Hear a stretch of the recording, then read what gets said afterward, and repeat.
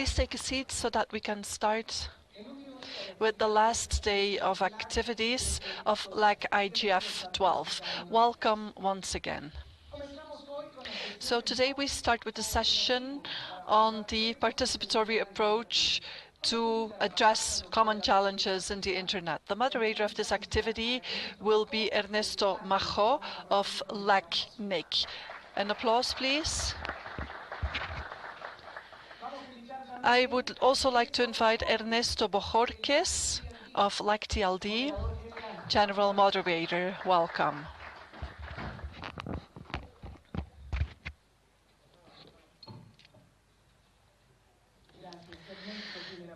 Ernesto, please. The floor is yours.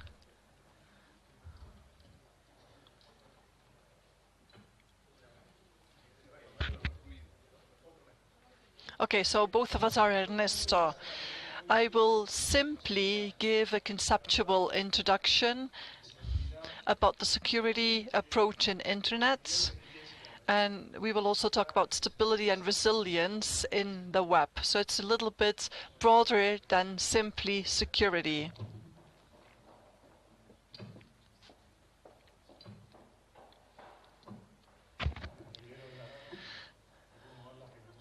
Okay, now I can use my hands, which I like very much. Okay, so the idea is to give you a very brief introduction about the concepts of security, stability, and resilience in the Internet. Here on this slide, here it is. So here you can see the 3 dimensions of this issue and how they should be considered. The technological aspect, where we have a number of stakeholders. Then we have the aspect of infrastructure, fundamentally the network operators and other stakeholders working on this and who face problems related to security of persons, security of the web, security of the services, and also related to stability and resilience of the web. And then we have the human dimension. Oh my God, this altitude is really affecting me.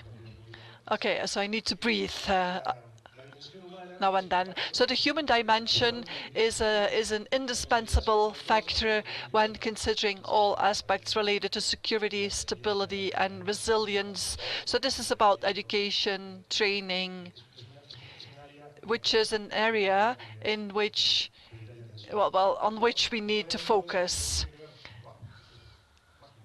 Okay, this seems to be magic. And all of this is linked by collaboration as an issue at the core of the other dimensions so that we can address the challenges regarding this field. Okay, let's continue.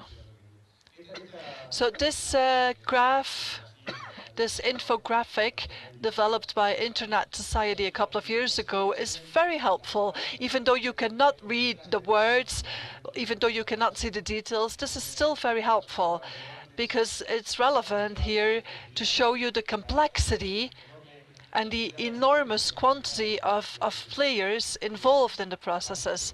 So there are some aspects related to training, aspects related to development of the web, the operators, the domain operators, the government, civil society. So all of them have responsibilities, have a field of action within this, a field of action within they can influence development of a secure internet ecosystem, which is the essence that I would like to underscore in my introduction. Oh my God, it's really difficult to breathe.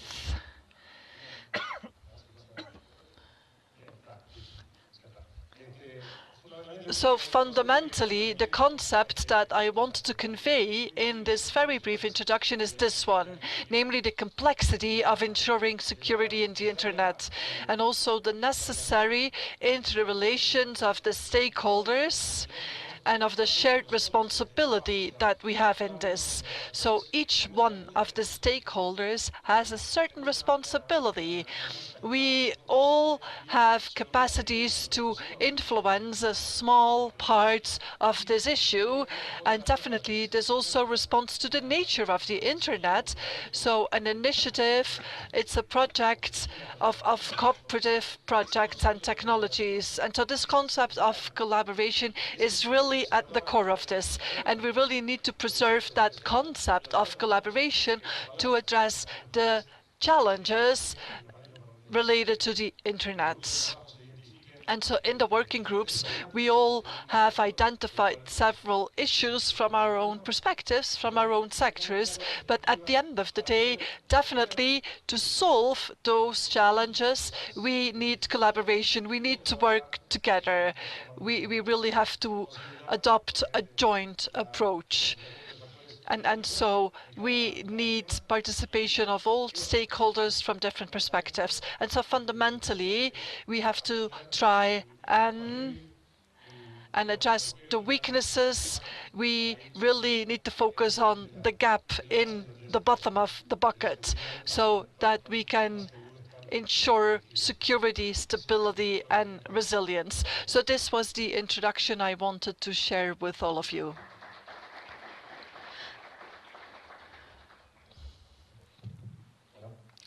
Very well. Good morning to all of you. Thank you, Ernesto. Thank you, Ernesto. I'm going to make an effort to speak slowly so that the translators can follow more easily, and also for me to be able to breathe. So once again, good morning. Before beginning, let me introduce myself. I'm Ernesto Bojorquez. I'm part of the board of IGF Mexico, and I'm also part of the Council of LACTLD, which is the Association of Administrators of Territorial Domain Names of Latin America and the Caribbean. I would like to thank LACNIC and the Program Committee of the IGF and the IGF community for this chance to be here today. I have really enjoyed participating in this forum and interchanging ideas with all of you. And it's also a pleasure for me to contribute my grain of sand to improve the internet. So I'm going to talk a little bit about how this session will be. First of all, we are going to work in groups by sector. There will be 4 working groups in the room, and the other moderators will be directing the different working groups. I will have a couple of questions for the groups to answer. You will have 30 minutes in the working groups. At the end of the group work, we will come back to the plenary session, and the moderators of the 4 working groups will have a total of 20 minutes to share the results of the discussions in the working groups. At the end of that activity, I will ask you another question, and we will address that question in a plenary session with an open microphone. So I'm going to ask you to divide into 4 working groups. On the left-hand side, we will have the technical community, and Sebastián Bellagamba, he will be the moderator of that technical working group. So and then here in the middle, we will have the private sector moderated by Andrés Sastre. Then here on this side of the middle, left-hand side of the center, we will have civil society moderated by Julián Casasbuenas.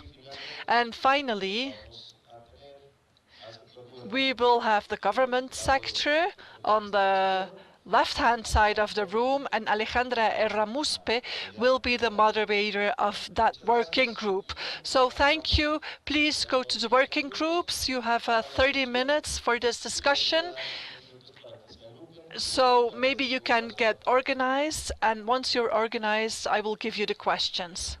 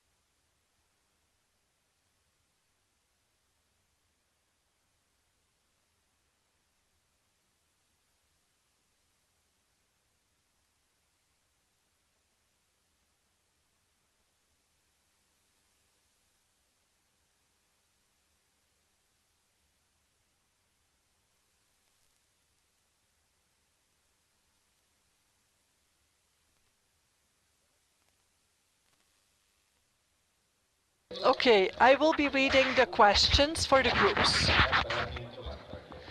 Okay, let me give you 1 more minute. So please get organized in the groups.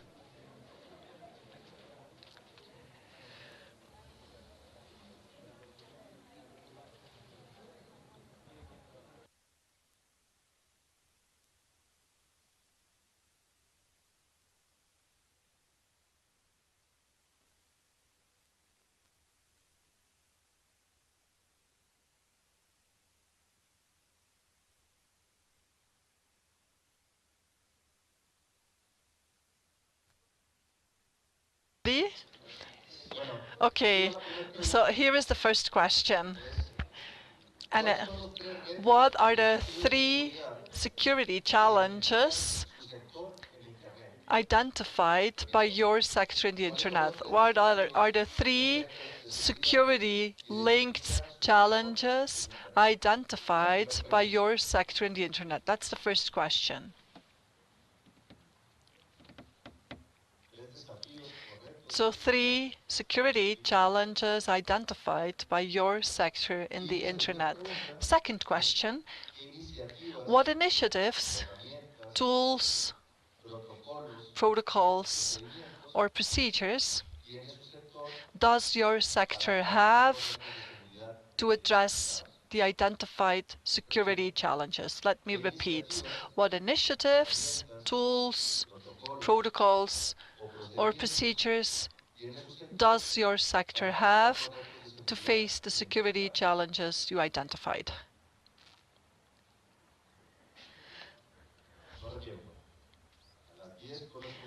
Okay, so you have 30 minutes, so please be back by 8 minutes past 10.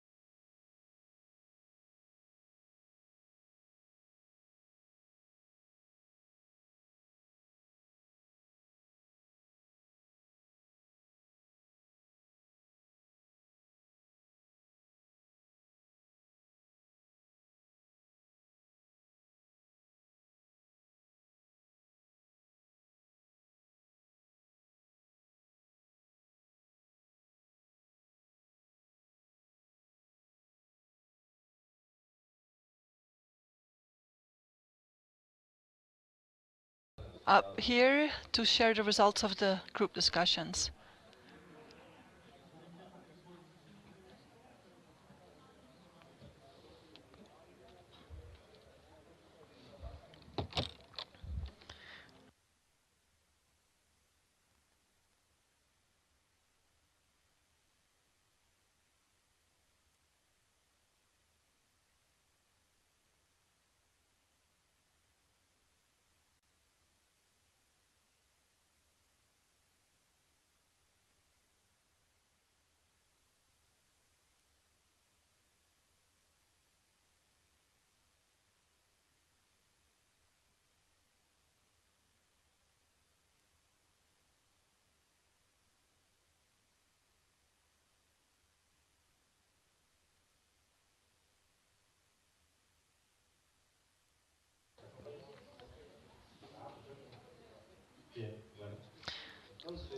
Very well.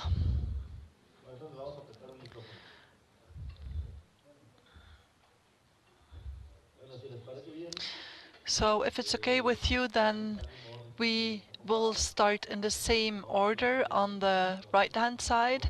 Can we start with the technical community? Sebastian, please. Very well. The exercise was not easy because we were asked to identify 3 challenges, and we had many more. And then so we took some time to consolidate different challenges. The challenges we identified are integrity of the information in terms of the packages and in terms of DNS. So in fact, there were 2 big topics, namely vulnerability of the DNS and security at the level of the DNS. Many activities are being conducted on this. Of course, and I cannot describe all of them, but I will mention some, and then you can find them in Google. All the ones here on the screen, like basically the organization of network operator groups, so for the network operators to get organized. Then the assets, which are related to IT incidents, DMAC, DAL, EDING, which are like efforts of collaboration between the operators. The second challenge is related to new vulnerabilities that are emerging and the dynamism behind those new vulnerabilities that evolve very fast, and how to cover this. And this includes several topics that we have discussed. For example, the deployment of the Internet of Things, the cloud, providers in the cloud, traceability, EP4, consolidation in different layers of the Internet. Some activities that we have defined here were, for example, regarding the clouds, the collaborations regarding the cloud, and then also the incident response teams, and then also the networks of operators with a view to collaboration and exchanging best practice, then the online trust alliance of Internet Society, and also the best practice groups of the IGF, which are also spaces for collaboration. The third challenge is related to poor regulation and the impact of poor regulation. So when regulation has a poor impact on operation of the web. So it's not about the regulation itself, but it's about the impact of the regulation on operation of the web. This is related to consolidation. This is related to encryption also, and well, because of time constraints and because of a lack of oxygen, the only activity we defined was that we need to build capacity. We need to work on capacity building amongst all stakeholders. Of course, this panel is about collaboration, and so we really think that capacity building should be a collaborative effort. So thank you for listening to me. Thank you, Sebastian. Okay, let's continue with the private sector. Andres, please. Okay, I will speak from here. Honestly, we have also identified more than 3 challenges, but we have tried to group them in 3 points. With regard to the challenges, the first one that we identified is failure in the public-private dialogue mechanisms, so a lack of understanding between public and private sector, which often leads to a lack of harmonized regulation. The second challenge we identified is that often the lack of understanding of security on behalf of the state, and also the cost implications of this, and often the problem related to privacy of the users, and that this may also lead to a lack of capacity for innovation in the private sector. And the third challenge that we identified is the loss of confidence because of a lack of secure surfing in the web, and that may cause delays, for example, in the evolution of e-trade, poor use of the platforms by the users, and that may have as a consequence the lack of confidence, the lack of trust, especially when we talk about minors operating in the web, and also the lack of confidence in terms of availability of products on the web. The solutions that we suggest is to improve the dialogue mechanisms, to establish a table of minimum requirements for the industry. And when I say industry, I'm talking about the industry beyond telecommunications and ICT. I'm also talking about the banking sector, pharmaceutical and insurance industries, etc. And then to also have a proposal of a dialogue with the state so that we can define minimum common denominators. In terms of security requirements, we have identified the need for a better dialogue within the industry, so for industry to prepare technical standards based on transparency, human rights, and certification. And in terms of the loss of confidence, we think it's fundamental to focus on digital education from early childhood, so that very young children know how to behave in the web, so that they can acquire best practices in terms of operation on the web, and in order to ensure greater security. Thank you, Andres. Let's continue with the next group.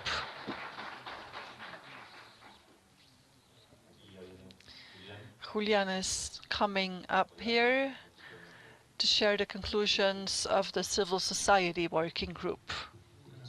Thank you. Very well. I will try to make a summary of my group.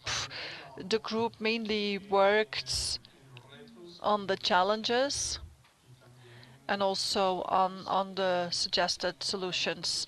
We have talked a lot about ownership, digital ownership, and education related to digital security, which is something that is very relevant and which is also important to ensure data protection. There is a great lack of knowledge in society regarding topics of security. This has to be addressed, and we recommend to work on the importance of education, to work on education starting in early childhood, as mentioned also by the other groups. So starting to work with early childhood is very relevant. So we need to invite the schools to participate in these processes, because often the schools are not engaged in this, and the schools think that this is not part of the educational process. The second challenge that we discussed is related to public policy advocacy. So we need to be more proactive and less reactive.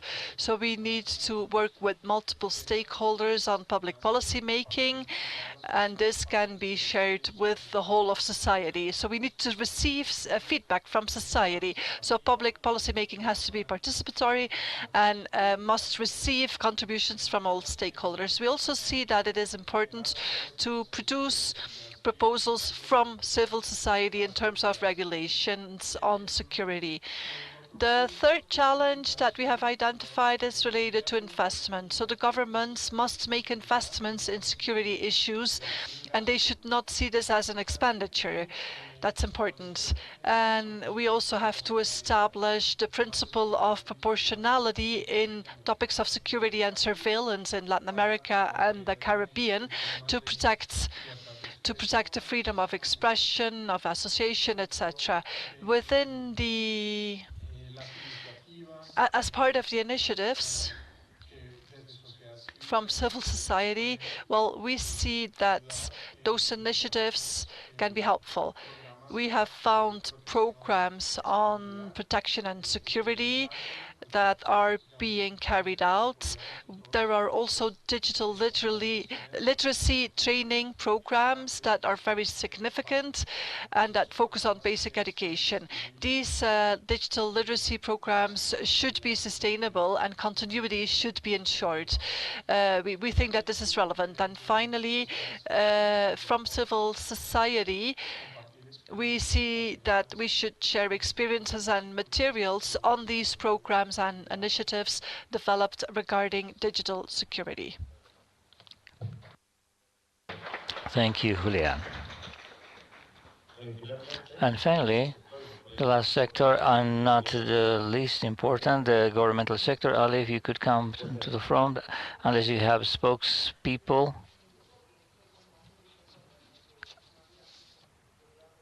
I can't hear exactly everything she's saying, but I understand it's going to be several spokespersons, at least more than one for this group. We'll see.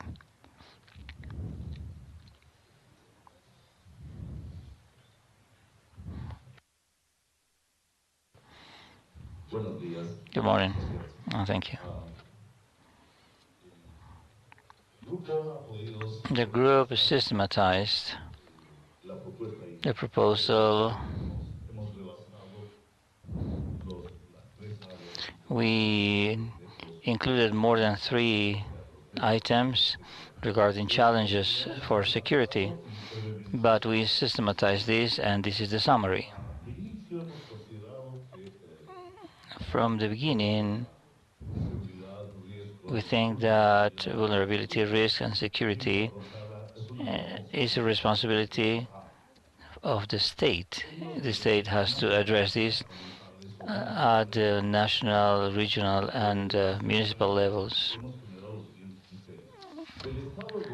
The government has to generate, identify the entirety of the problems of security for Internet. We have to identify after that specific threats. A second point is that once we identify these risks of insecurity in the different areas in the country, in each country, we need to generate public policies. These public policies need to reflect the need to address these risks.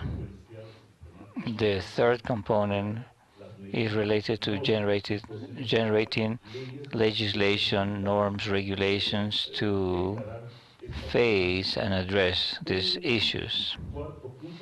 The fourth point deals with developing specialists. We need to train to find proposals of solution to address the problems mentioned before. Once we deal with this in detail, after training, we need to implement the policies, regulations, and laws. And this will be done through teams with capacities. And finally, we envision including this content in the educational system in each country, from elementary school to mid-school, high school, and above. And after that, we need to create a culture to include all the measures that will promote security, and the implementation of fines or other measures from the state to correct these situations. In the group, good morning, once we identify general frameworks, in the case of legal frameworks in Mexico, in Brazil, and Mexico, there are specific laws for the data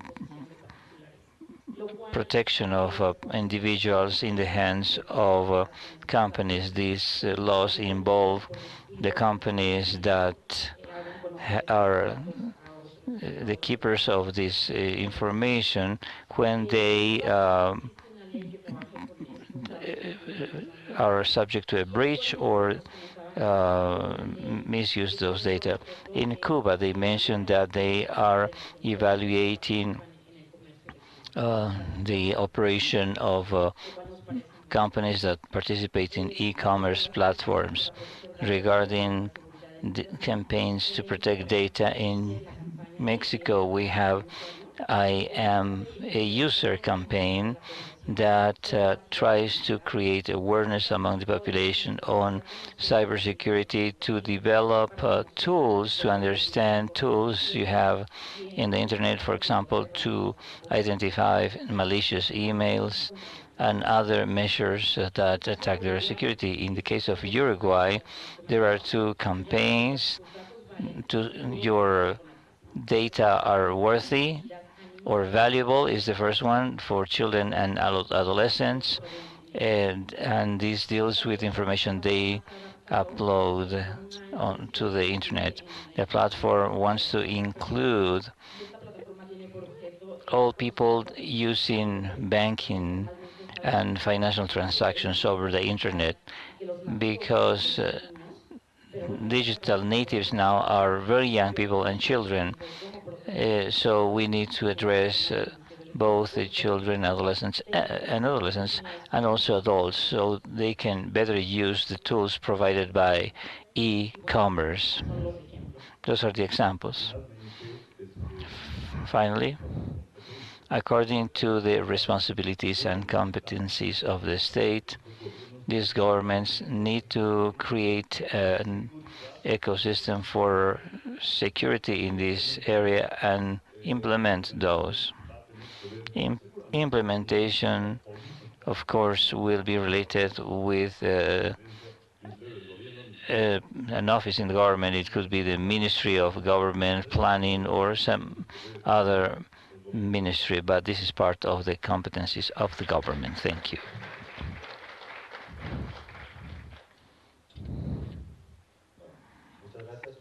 Thank you so much for your participation. We are going to now go to the next phase of our presentation. The microphone is open, and now I have a question for all of you. On the basis of these previous presentations, how do you think that the different sectors could work together to address the challenges that were identified by using the different tools that are available? That is the overall question. Anyone who wants to participate, the microphone is ready. Also, if we have remote participants, feel free to ask a question or share a comment. Thank you. If you first introduce yourselves, please. I am Joseph Levintal from the University of Amazonas in Manaus, Brazil. I am here representing the private sector, but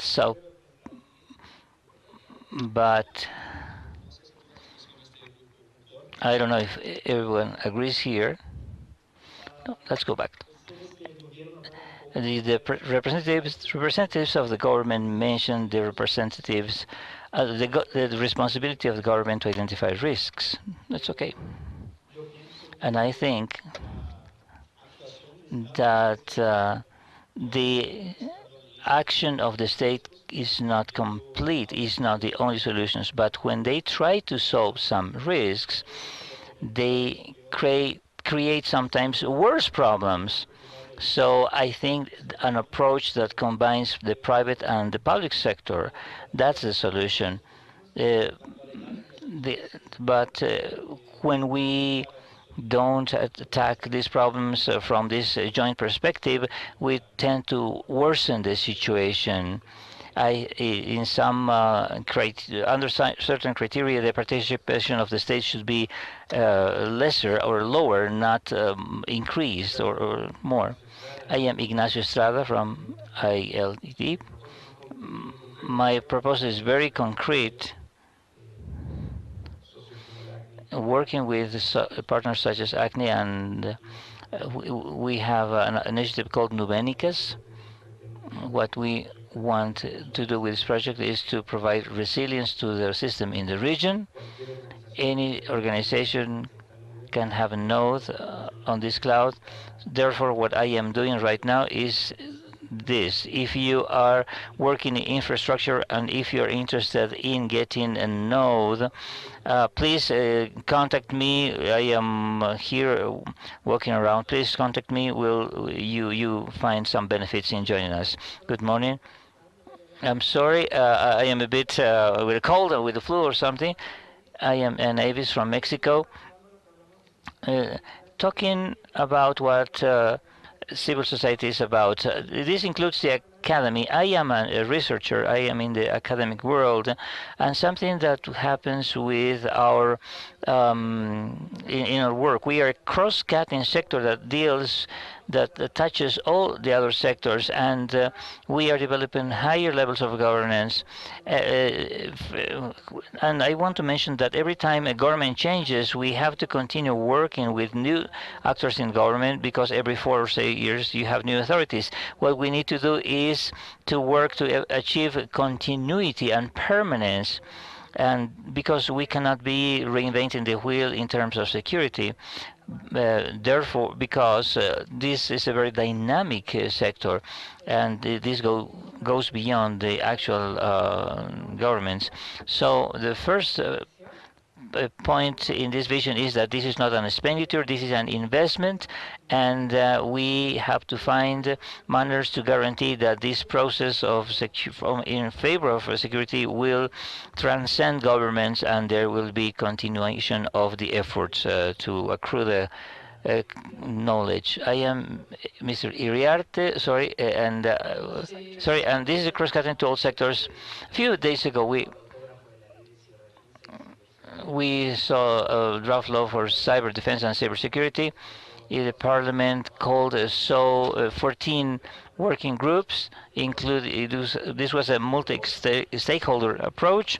We had a strong participation of the Peruvian government with armed forces or other law enforcement, and we created a framework law that has some flexibility, provides flexibility to certain institutions, both in the government and the armed forces institutions. What was included as part of the design is that there has to be a public-private committee that has to watch for cybersecurity in the state. And with this, it is not only the public sector that, of course, leads the process, but we are trusting a joint participation. Second, in an explicit form, this is recognition of the technical area, especially in terms of maintenance and critical services.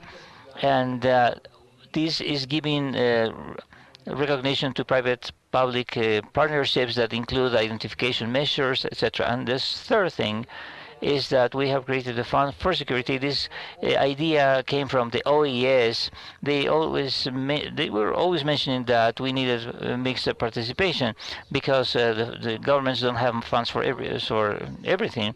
And the last point is that security is based on the respect for human rights. So let me go one step back. Every country in Latin America has some legislation to protect data. In some constitutions, you have the habeas data provision. In other bodies of legislation, you have mentioned to mechanize methodology or information of information in general. It is not a problem of norm. It is a problem of policies, and who's in charge of implementing these policies? The states. Let's remember that we're in Latin America, where you have a person in one family that is one family member is in the government, the other one is in the private sector. We are not chemically pure, that we are working only in the academic world for once and for all. People change, there is a lot of circulation. Therefore, we need to create some minimum regulatory frameworks. Without this, we might be facing serious problems trying to reinvent gunpowder, and this is going to be the never-ending story if we don't have this holistic approach. Good morning. I am Luis Rejas, represent civil society in Bolivia. More recently, I've been working a lot in the areas of inclusion and digital literacy, and I have a proposal for companies that develop economic activities on the internet. It seems that, at least in the Bolivian case, it seems that companies, for example, I am thinking of banks and telephone communication companies and e-commerce. It seems that they assume that consumers know everything regarding how to use the tools, and this appreciation, this assumption might not be correct. Something that we are lacking is the concept of digital security. We need criteria in order to use these tools in a safe manner, and to select what websites or resources we're dealing with or using. I think that the enterprises, the companies, have a huge responsibility, because perhaps they could, using their own phones for advertisement, they perhaps could use some of those funds to inform the user about their own tools, so that the consumer, the end user, can be better informed, so that the consumer can know what tools are the best for them. This is a manner to teach people and to create some awareness. We are working with the civil society. We need synergy and help, but we need to work together. Thank you, Luis. Next person, please. Good morning.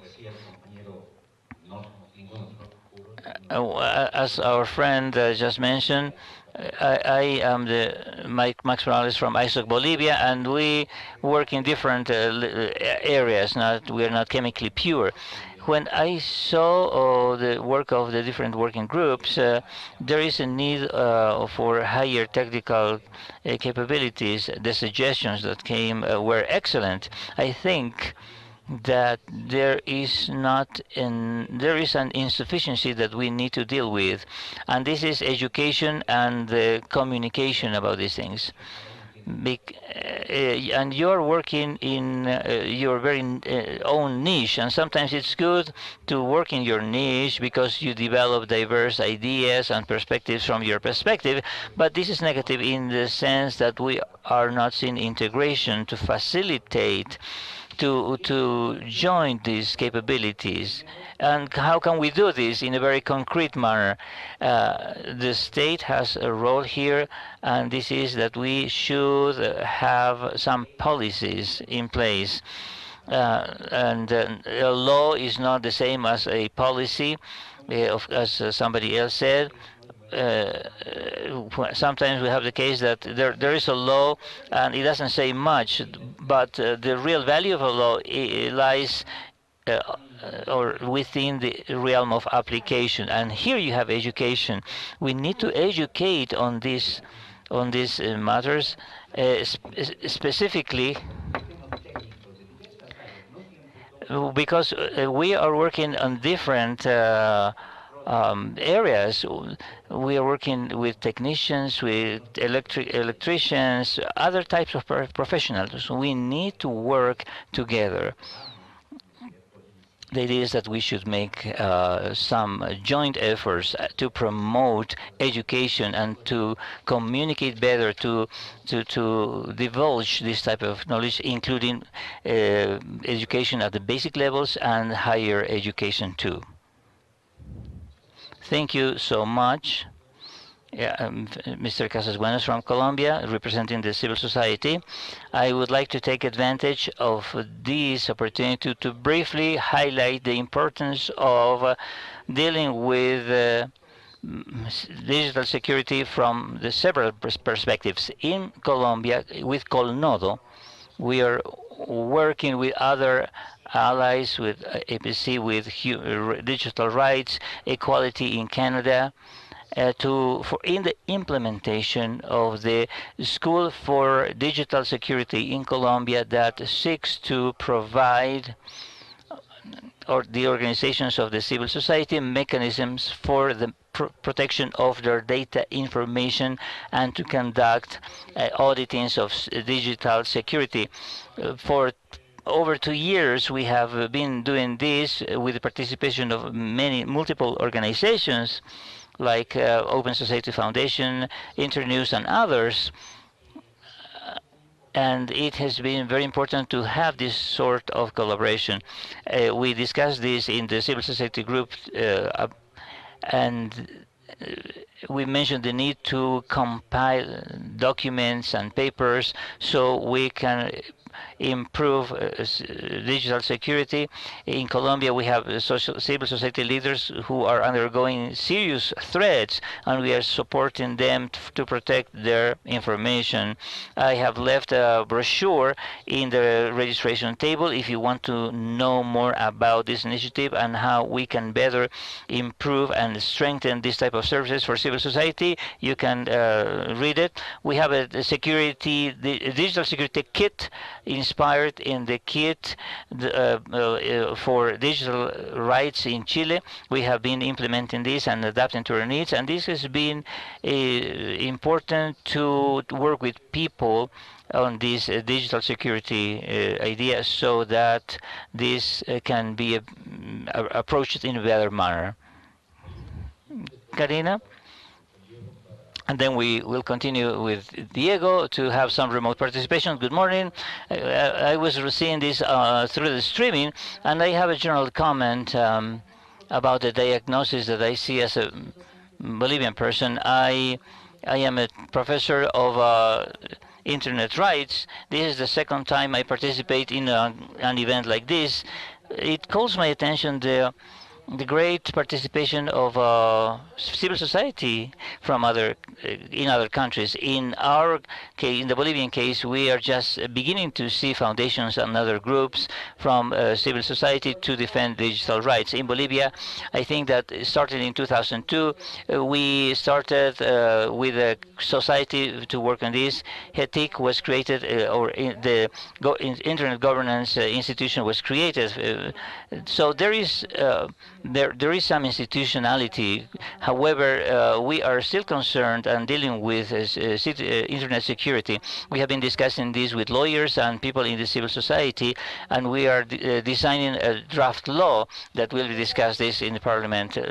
I would like to mention that that we need legal frameworks, but apparently what we don't see is that this is massive knowledge. For example, this we have a law approved in 2011, and but it took like 6 years until 227 at the year 2017. So the implementation of this law, and for example, the digital signature was created back then, and now it is under implementation now.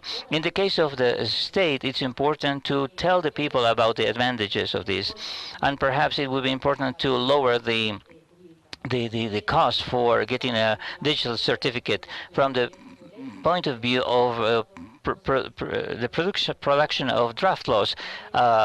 HETIC has been very instrumental in doing this, and this includes open data and security issues. But however, it would be also important to call on the academia. Perhaps we don't have as many lawyers that we'd like to have as we would like to have. It's important to call members of the civil society. Sometimes I have the sensation that the government calls to comply, to say that they called you and to put a check mark on the list of things they have to do, but it doesn't mean much.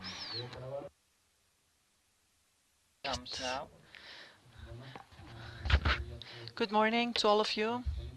We have two questions, two interventions through the remote participation. The first one is from Nicolas Deljut, IGF Uruguay. He says, regarding cybersecurity, how could we create public policies and regulations in view of conflicts of interest between, for example, privacy and surveillance?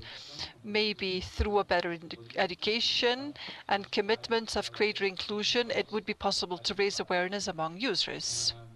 That's one. Norris Piñata, Justicia Penal from Buenos Aires, Argentina, asks the following question. What is the strategy of the government sector to include other stakeholders to work on this topic of cybersecurity? How can you include the users also in this? That's it for now. Thank you, Diego. I don't know whether anyone from the government sector would like to respond. These, especially the last question.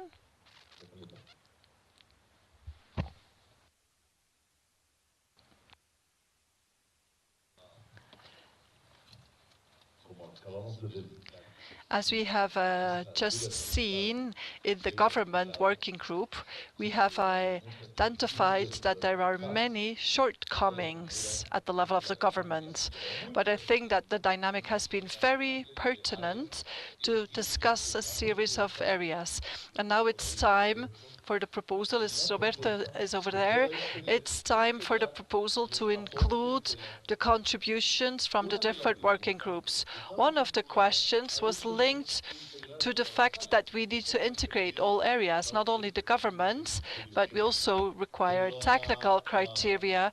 We also need to take into account the persistent demand of civil society, reminding the government of its responsibilities, right?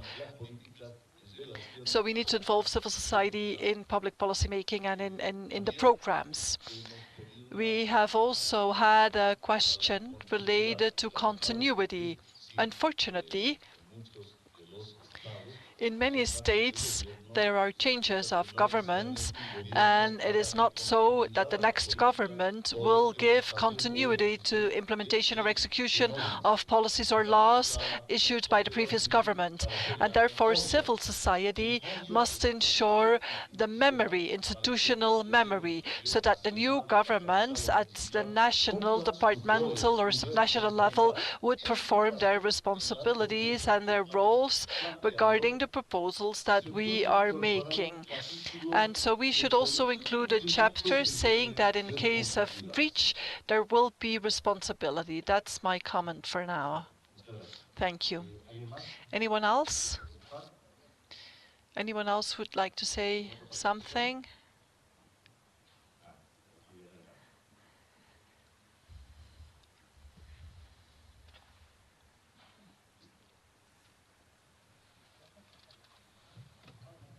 Hi, good morning. Thank you. Well, I don't know if I'm really going to respond to the questions. There was also this question from Uruguay, but I'm speaking on behalf of the government of Uruguay, not on behalf of all governments in the region or even the world. But for the government of Uruguay, this issue of security and privacy is always like a trade-off, right? And you need to have a balance, a good balance between the two dimensions. The government of Uruguay is concerned about these issues. In Uruguay, we have a data protection law, and in the most recent accountability, oh my God, I can hardly breathe.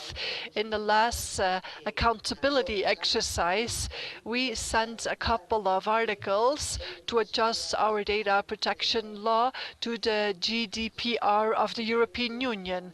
So in this sense, we are quite up to date. There is a data protection unit also that works on data protection very professionally.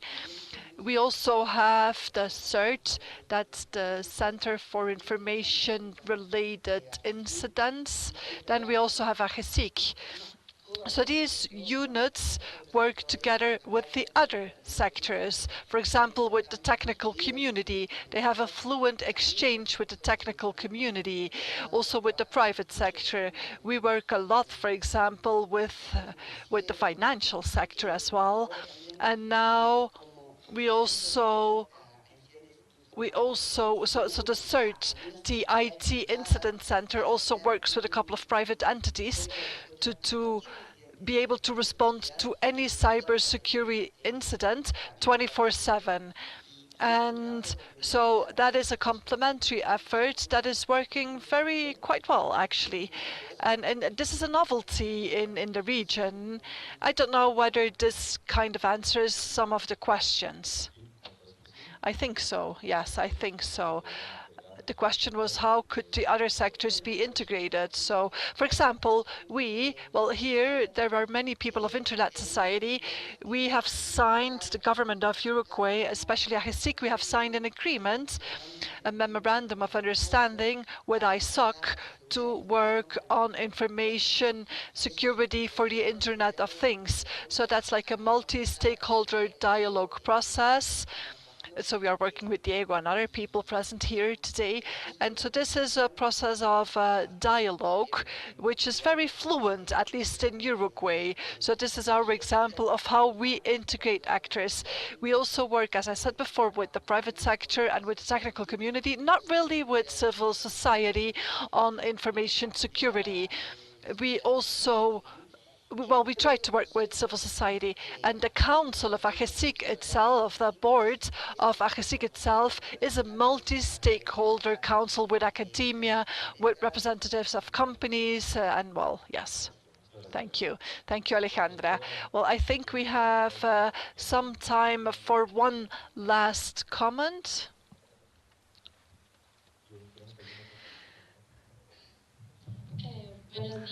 Good morning. My name is Flavia. I'm from Brazil. I'm a lawyer, and I am here representing the youth program. I will speak in Portuguese. No.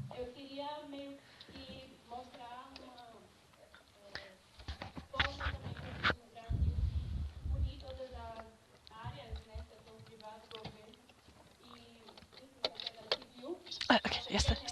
I wanted to talk about the participation of civil society in this. So in Brazil, we try to have agreements to involve the different sectors regarding this issue. So I think that it's good to have a cooperation to ensure a more secure internet. And in Brazil, we are really working on cooperation. For example, I personally have had discussions with the government, but I am not the government. But well, in the end, I think there are mechanisms for cooperation. We have also seen that Cuba has a secure internet day. That's also like a best practice mechanism that maybe could be applied in other countries. For example, you could also work with the schools on greater internet security. So there are a couple of examples in the region on how to cooperate towards the same objective. Now, one final comment, maybe? No, not anymore? Okay, okay, please. Okay, so one final comment, and then we finish this session. Thank you very much for the partial answers. For me, I have only received partial answers. And well, I'm a little bit skeptical regarding state participation and also participation of other sectors. She has talked a little bit about this initiative of one country, Cuba, to try and promote a more secure internet and a better internet. But in practice, in many countries, these policies are a little bit backwards. For example, in Brazil, we have regulatory authorities for the telecommunications for internet like Anatel, and their practices of those regulatory authorities are like aberrations, really. And so they are really like distorting the market. and they're really like worsening the market with their regulations. So that's my comment, and so I think that we really need to look at projects of other countries. But for now, I don't really feel satisfied with state participation in these discussions. That that's my comment. Thank you. Okay, so now to close this session, I would like to share. I have retained a couple of ideas, although all ideas are important. I think that all ideas regarding integration of multi-stakeholder participation is absolutely key. We have heard a couple of ideas about how to promote integration. We have heard several opinions about our perceptions regarding the present efforts in integration, but I think that at the end of the day, it's very clear that none of the sectors on its own can work on security. So I think that the bottom line here is that to ensure stability and security in the internet, collaboration among the sectors is essential. So in the next session, we are going to go deeper into the topic of cybersecurity. We are going to have a more palpable discussion on this. So I'm inviting you to come back for the next session after the coffee break. An applause, please. Thank you very much to the moderator. Let me thank all participants in this session, in this first session of the morning. We are going to enjoy a coffee break, and please be back by 11:30. Thank you.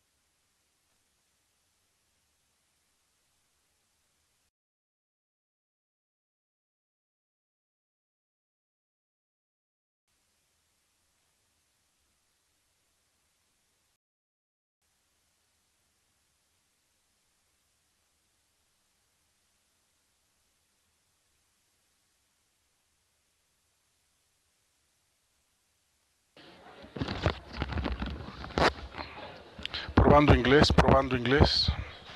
Probando inglés, la cabina de inglés. Cabina de inglés. Hola, hola, hola, inglés, inglés. Hola, hola, hola, hola. Hola, hola, hola, hola.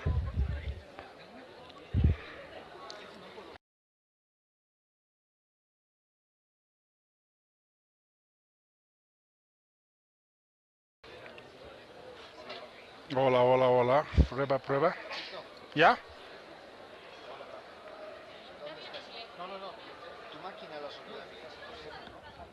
Aquí mismo puedo probar español si quieren, pero es lo mismo que piso. Ya, español.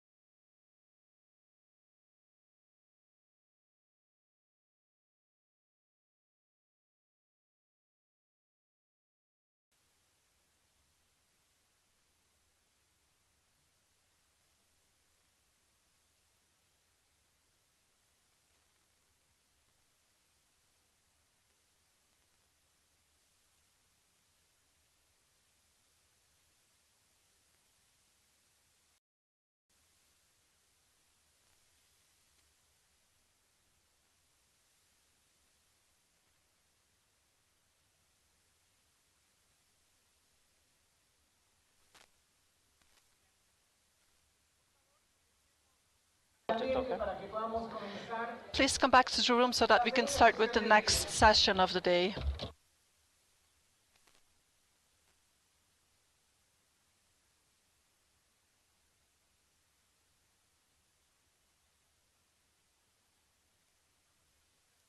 Let's begin with the second session of the day, cybersecurity and cyber defense, current reality and how to increase the resilience of our societies towards the future. Let me once again invite moderator Ernesto Borges, president of LACTLD, who will participate together with the other panel members.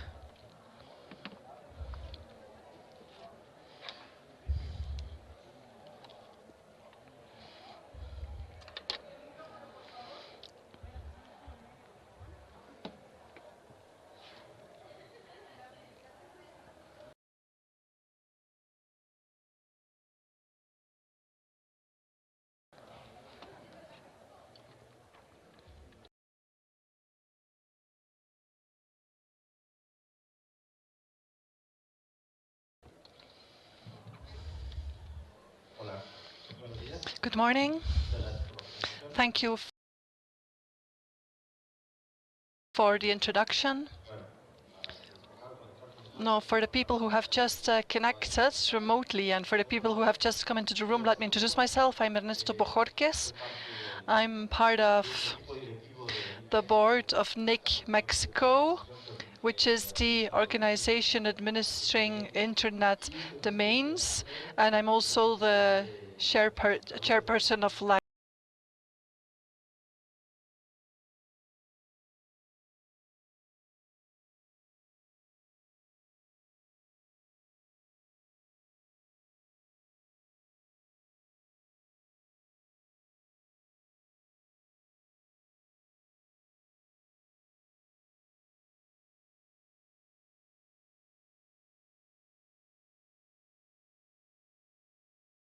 Secretary of ASIET. Very well. We will now continue with the panel of this morning, in which we talked about the way in which the different sectors can collaborate within the topics of resilience, security, among others. So now we are going to go deeper into the topic of security. Now specifically, we will now specifically talk about cybersecurity. I would like to start with a reflection about when the world became a cyber world. When we talk about cybersecurity, when did security become cyber security, and what are the implications of this? Now, the dynamic of the session will be as follows. I will ask a couple of questions, and I will give each panel member 7 minutes to give an introduction regarding these questions. After that, we will open the floor to the audience, and we will have a couple of additional questions so that the rest of the audience can also contribute and enrich this dialogue on cybersecurity and cyber defense. Very well. Let's begin with the questions. The first question is, what is the main progress or retrogression in terms of cybersecurity and cyber defense in Latin America and the Caribbean? I'm going to give you another 2 questions so that you can choose. The second one is, what efforts are being developed in the region to design best practices regarding cybersecurity? And finally, what type of cooperation is being developed in the region, in your countries, in terms of cyber defense? Okay.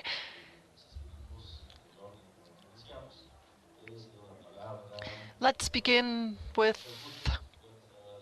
Okay, I will start on this side. Let's begin with Mariliana Asiet.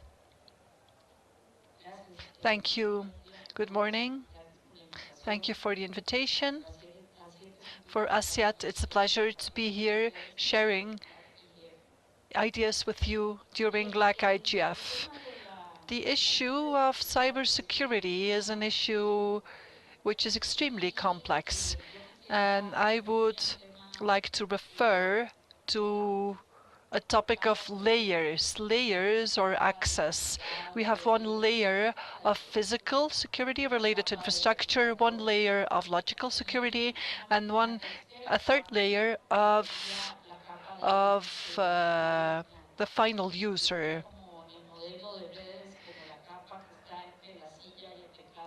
So that is the person who is sitting at the computer. Now, in each layer, considerable progress has been made because there are many incentives to make progress. So, I mean that the costs of cybersecurity worldwide, in other words, what cyber criminality costs the world is $600 billion, which accounts for 0.8% of the global GDP. So the cost of cybercrime is very high. We are talking about $1 trillion that is invested in cybersecurity. We are talking about the fact that between 2016 and 2017, the increase of cost of cybersecurity for the companies went up by 22.7%. Now, this is in global terms. There is also an increase of 21.4%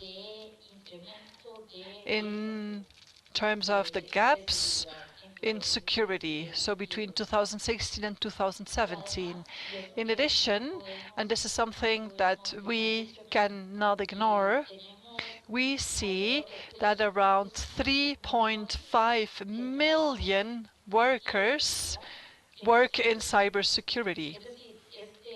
So this means that we still have a lack of capacity to fill the vacancies in cybersecurity. All of this was reported by the World Economic Forum in 2018, and all of this shows us that the problem of cybersecurity is a very complicated issue with multiple facets. So if we look at the different layers, we see that technological development has really moved forward.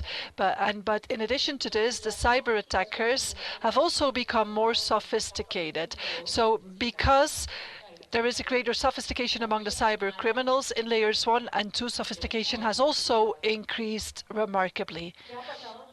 What has happened in Latin America? In Latin America, we can also, by way of source of information of IBM, we see that in Brazil, the average cost of a cyber attack is $1.24 million. That's the average cost of one cyber attack. Also, we also see that in Latin America, we have 8% of the victims of cyber attacks. In addition to this, what has happened in 2016 to 2018, what has happened regarding phishing specifically? Well, we see that in 2016 in Brazil, in the total population, 12.3% of the inhabitants of Brazil were victims of phishing. And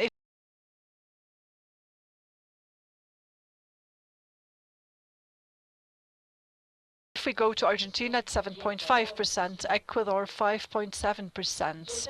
So we see that in 2018, the countries affected by phishing in relation to the population, while Brazil, this went up to 23%, Venezuela 17%, Argentina 16%.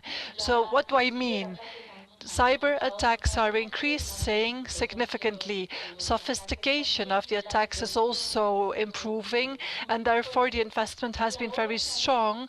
And now we realize that the upper layer, namely the layer of the users, is probably the layer where we need to work more, where we need more actions. The other two layers, because of their own interests, their own corporate interest, and because of the money that is compromised by the cyber attacks, well, those two layers, because of that, they have automatically taken actions. They have automatically made investments to protect their corporate interest. So they are making considerable investment. What happens with the third layer, the upper layer of the user? In that layer, the actions are still insufficient. Capacity building is still insufficient in the upper layer. Capacity building is the greatest weakness in that upper layer, and that's worldwide, but specifically in Latin America. So we cannot die because of success. That means that all efforts of the telecom companies, of the states, etc., have led to a constant growth of connectivity, the scope of connectivity. That is why for many years we have been fighting for that. We have been fighting for people to have access to people, for people to be connected and to be able to effectively use technologies. We have been fighting for that, to enhance access and enhance connectivity with a cost reduction, with a simplification of procedures to have access, etc. But now we should not forget that those people who are connected today must have access to security, and all stakeholders present here, we really need to focus on how to develop the capacities in that layer of those users so that they could have sufficient capacity not to be victims, and not necessarily victims,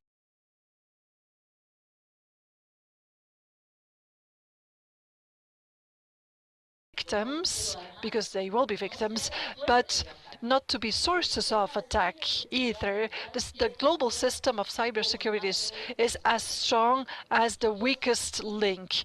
So if we have a software that is not updated, for example, on a PC, then that may be a source of attack worldwide.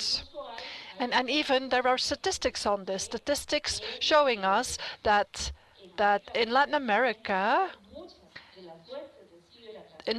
we have many sources of cyber attacks, and that is precisely because capacity development in that upper part of the chain is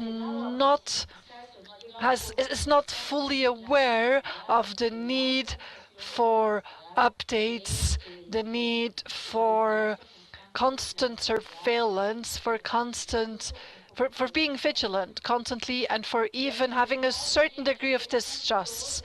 And you also asked when the word cybersecurity was invented. Well, that is when the economy started to be affected by digital development. That is when we had the great leap towards the term cybersecurity. That is when the term cybersecurity became prevailing. Thank you, Maria Elena. If I can have a short presentation now, going back to the initiatives in the region.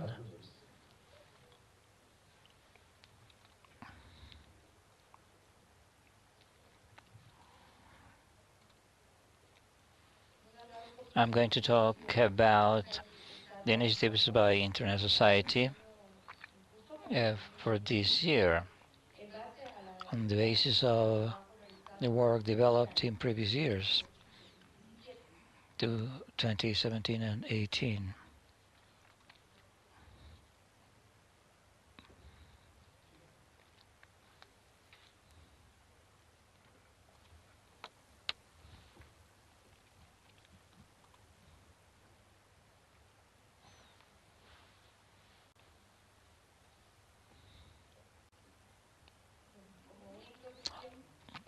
As introduction, Internet Society is a group that promotes connection to Internet, a safe connection, an open and globalized access for all users, focusing on the final end user. It has a distributed model that comprises chapters, and we have 230 chapters all over the region.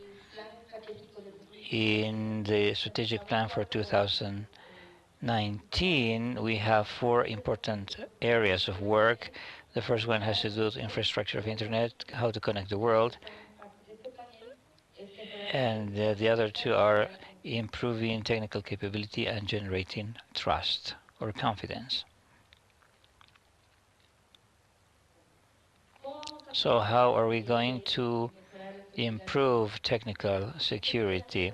As a background, connection to Internet is based on a single identifier. This is the autonomous equipment, the equipment that allows you to communicate among members of the network. Each device has an identifier.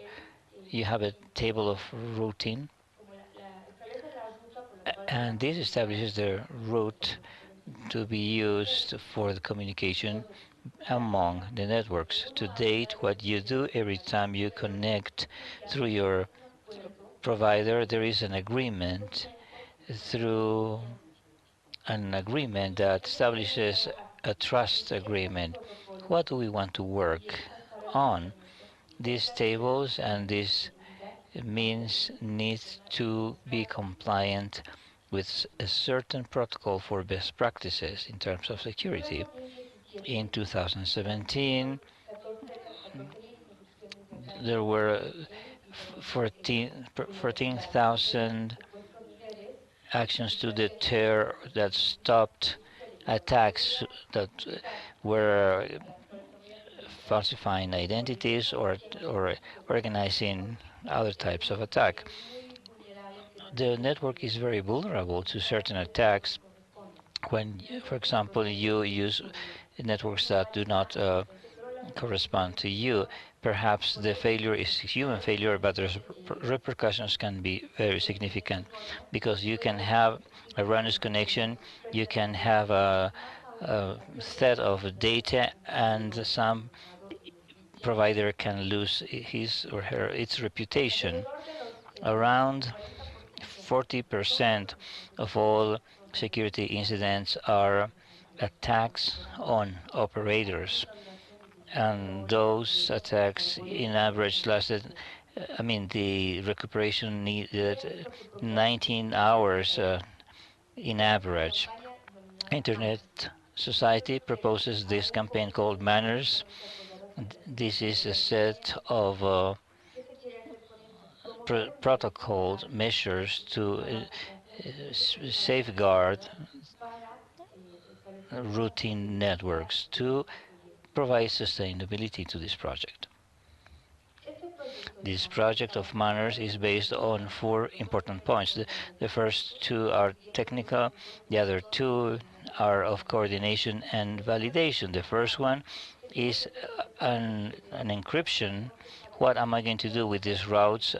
I want to encrypt what routing I am going to use. You have different policies, and many operators comply with those.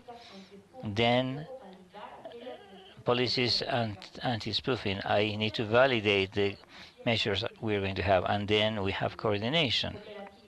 We are here talking about cooperative actions. You have a database where you have a contact with the supplier. Every time you have an incident here, the affected supplier can contact a specific person. This is important to have this relation, and these manners is promoting the constant updating of information to better serve the victim and to identify the attacker.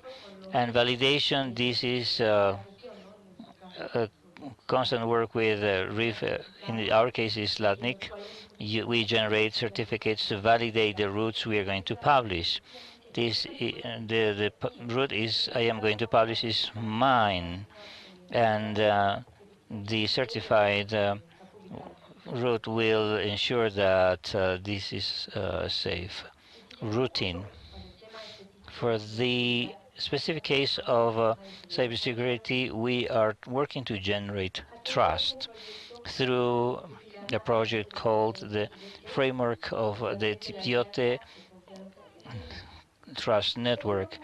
This document is a cornerstone to work to implement cybersecurity in the Internet of Things.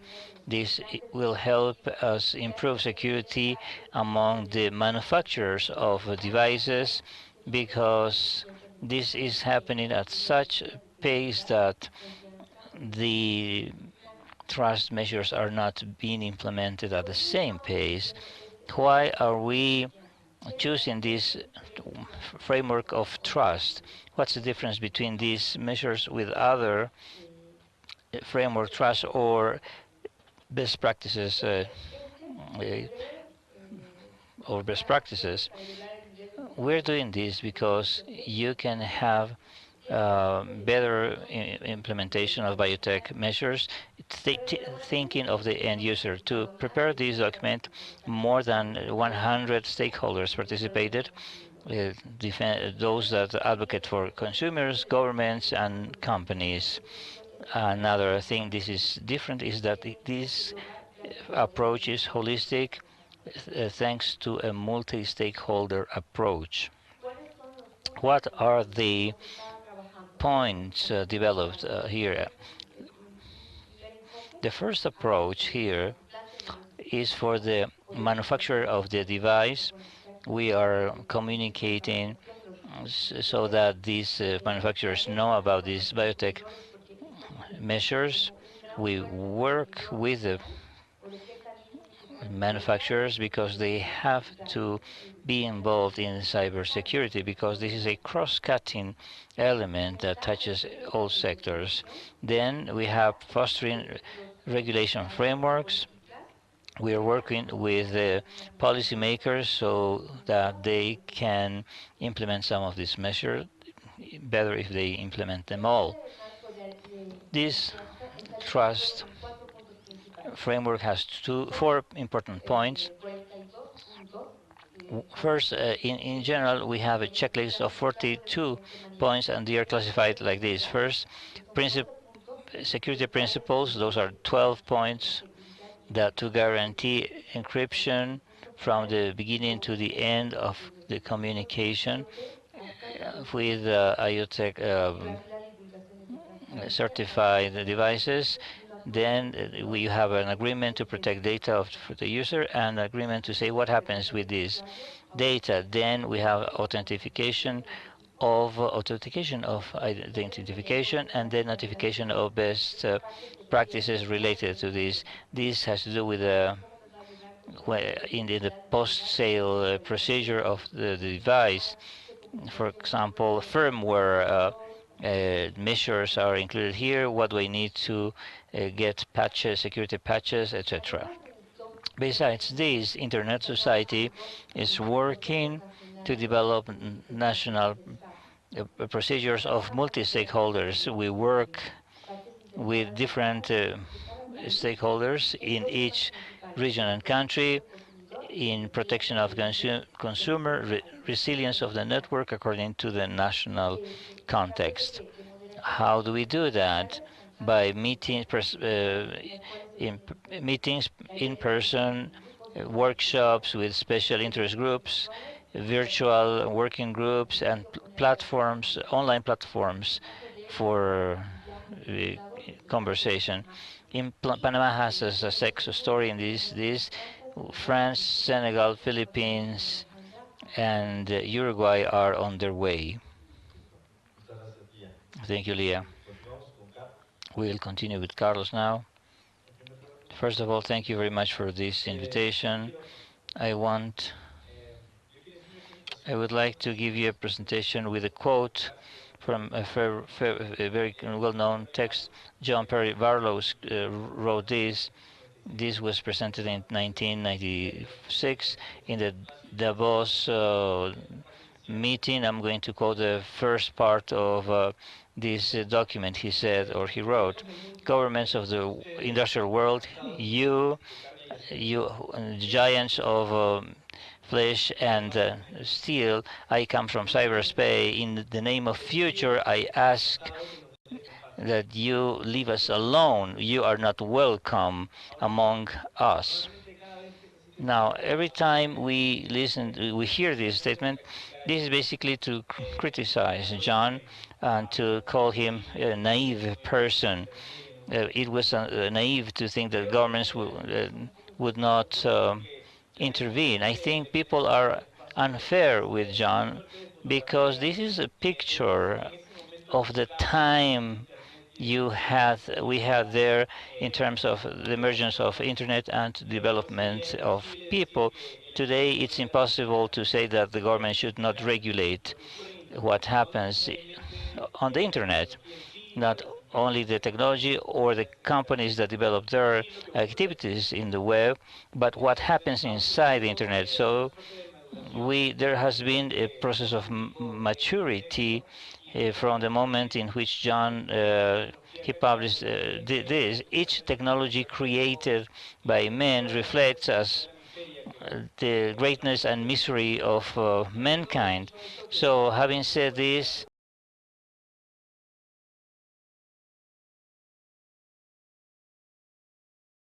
and this is something obvious for some of you. So after this, let me talk about cybersecurity. Cybersecurity, specifically in the region, has been a concern that started not many years ago, but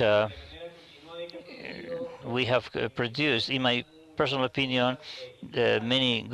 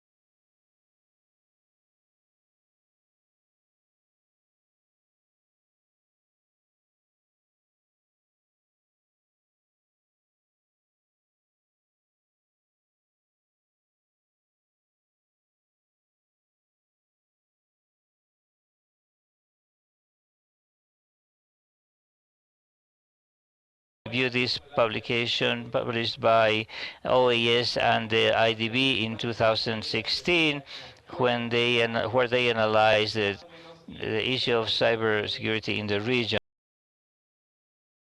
and they point out to the elements that need to be improved. But going back to the discussion itself, there is a perception, especially from the civil society,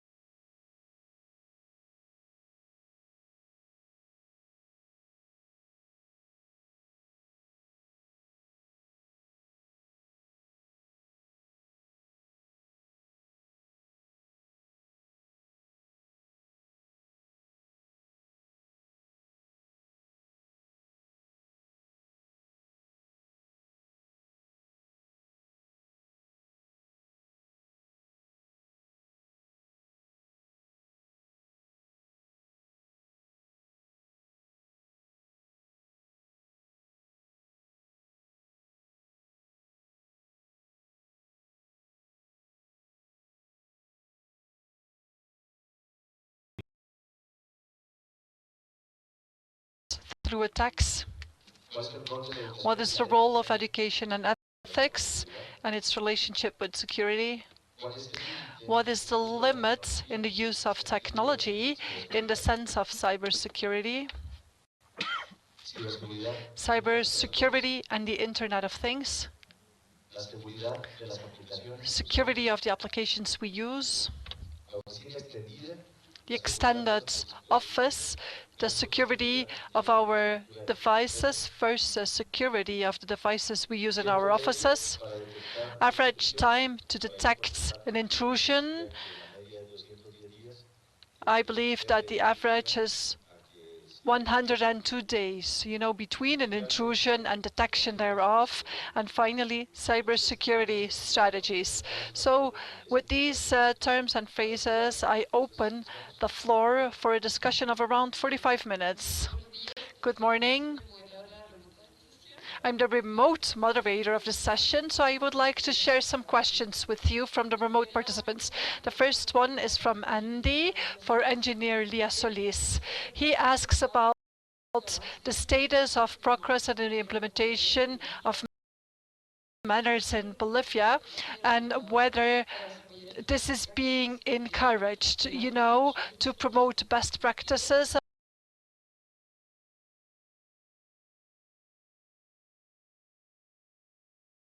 among the service users. Should I also read the other questions? Second question is from Walter, who is asking about the data on incidents, about 14,000 incidents in Bolivia. What is the source of that information, of that number of incidents? And finally, we have a question from Gutnar Tambi Villaruel.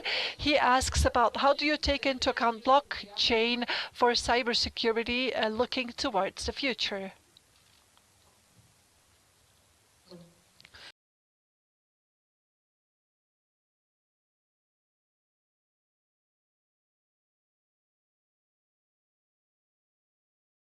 Very well. For the first question, the status of manners in the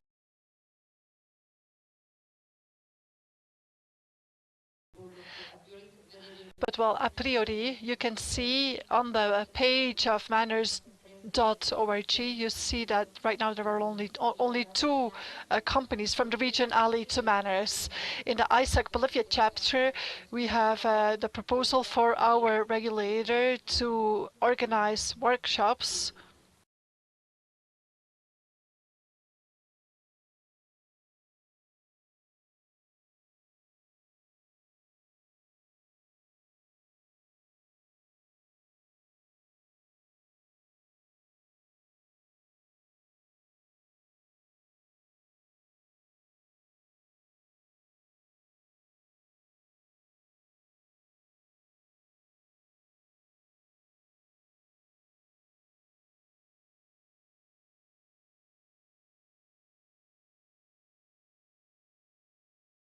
tender systems. They could have the requirement of a secure provider, and the secure provider would be the secure provider that has adopted the manners policies.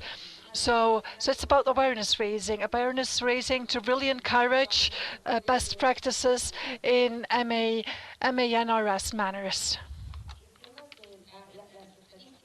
In terms of the statistics, the data on incidents, well, I haven't mentioned any specific number, but this is a collection from several sources. I do not know the precise sources at the moment, though.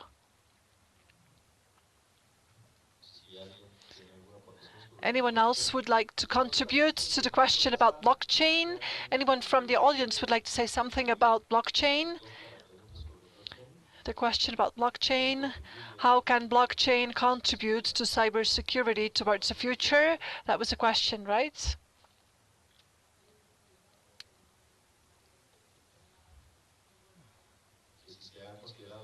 Okay, whether blockchain is being considered in cybersecurity. Anyone?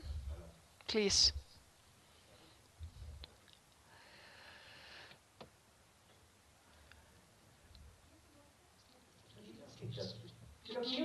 As far as I know, in blockchain there is a protocol, the Ocean Protocol, which is being suggested as an alternative to generate a level of protection at the level of privacy. That's a new protocol in blockchain. And also because, well, blockchain is an initiative, is a technology, it's an emerging technology. So it offers potential in terms of security because of the level of abstraction it has. But I would like to learn more about this from the people who are really involved in blockchain development. Now, the other day, I was speaking with one of my colleagues from Oxfam, and she said that there is an initiative within Oxfam called Blockchain for Good. So I think that this question and that this space should be helpful for the people working on these topics to look into alternatives like the one I mentioned, which is a new proposal, an innovating proposal, an alternative, even though it is still emerging. It is something that is not yet mature, it is still under development, but I think that this may provide many responses to security and privacy issues. In this sense, I think that it's also important for well, as mentioned by some of the people in this meeting, well, I think there is a need for involvement of the private sector, for private entrepreneurs to really engage in this, in providing a response to this. And finally, I would like to take advantage of this space to share a reflection with you. There are many young people here, young people who are activists, who understand the problems related to cybersecurity and privacy. And I think that, in fact, the challenge is in your hands. And I think that this absence of a specific response regarding blockchain in this forum is something that should really call your attention. You should be at the vanguard of technologies and at the vanguard of giving answers, because technology is not waiting for us. Technology is not waiting for academia and civil society to reach an agreement. Technology is moving forward, and you, the young people from different entities, from different foundations, you should be at the vanguard, and you should do this hand in hand with the ones developing these technologies so that we can really offer solutions at that level. Because I think that, well, yesterday in one of the panels, someone said that technology in itself is not good and it's not bad. It depends on how we develop technology. So it's up to us, especially, it's especially up to the young people. They need to understand the mechanisms. So I want to invite you to investigate this protocol and to look into different alternatives and to try to understand these dynamics so that you can help develop solutions for the problems discussed in the last couple of years in this room, because I'm convinced that, well, there are no simple and easy solutions yet. I would like to make a comment on two projects we are working at the National Directorate of Public Data Registers in Ecuador that involve blockchain. And, well, those projects are not really projects from a cybersecurity perspective, but we have considered this to be an alternative to ensure transparency, because in the long term, this leads us back to cybersecurity. Namely, the National Directorate, one of our functions is to designate, subject to a prior merits competition. Well, one of our functions is to work on this. So we provide technological infrastructure for the processes of the merits competitions, like the assessment of the merits of a person and how you assign a score to this based on a series of questions, so to then designate the staff with the best merits. This whole process is something that unfortunately has many possibilities of corruption. And one of the mechanisms that we have found to give a greater guarantee of transparency in the process is to use blockchain through hash chains, so that you can not only make an assessment of the different elements, like the professional diploma, master's degrees, publications, years of experience, but also to assess the number of questions, the type of questions, response, the content of the questions. So basically we are using blockchain in this assessment process to ensure greater transparency and to avoid corruption in these staff recruitment processes. So that is part of our digital transformation process in the trade registers in Ecuador. Because in the trade registers in Ecuador, we really want to have better staff. And then in the other process in which we're using blockchain is the distributed ledgers, in the distributed ledgers. So that's about registration of the goods, and it's about what mortgages are applicable to registered property, and to avoid manipulation in the appraisal of property subject to mortgages and subject to taxes and levies. So in order to ensure integrity in that process, we are also using blockchain. Thank you, Lorena. Maria Elena? Okay, maybe I would like to say something about blockchain, namely that blockchain as a technology, because of its distributed storage capacity, it is more resilient to cyber attacks. So it may be an alternative of protection in terms of industries. It's important to point out as well that at the level of the private sector, several industries exposed to cyber attacks, like the banks, they have already applied artificial intelligence solutions to prevent, so this is preventive, to work on prevention. So they analyze the transactional behavior of users, and by way of prevention, they identify, so before effectiveness of the transaction or before effectiveness of the embezzlement, through artificial intelligence, they look at the pattern, at the normal pattern of the user, and if there is a transaction that falls outside the normal pattern, then there's an alert. So in the private sector, in industry, especially in the telecom industry, in partnership with other technology providers, and also in the industries that are often part of the digital world. So they are already applying technologies within the perspective of prevention. So of course, this means this entails enormous investments, and you also have to keep in mind that within this risk assessment in terms of cybersecurity, many of the attacks, well, the source of many attacks are people within the organization, because those people do not have well-developed capacities. So there is an area of work in this. And you need to attack that issue of capacity building. But indeed, the new technologies or the disruptive technologies help us in turn to strengthen cybersecurity, or to have a greater focus on prevention. Thank you, Mariliana. Sorry. First of all, I would like to apologize. Before we continue, I would like to apologize. It seems that I'm affected by the altitudes, because I would like to apologize to my colleagues. First of all, to Ana Laura Suarez, who is the one organizing all these sessions, so well, I used her name instead of Maria Paz. So sorry, I got confused with the names, and I want to apologize for that, basically. Maria Paz, do you have any other remote questions? Questions from remote participants? Thanks to you.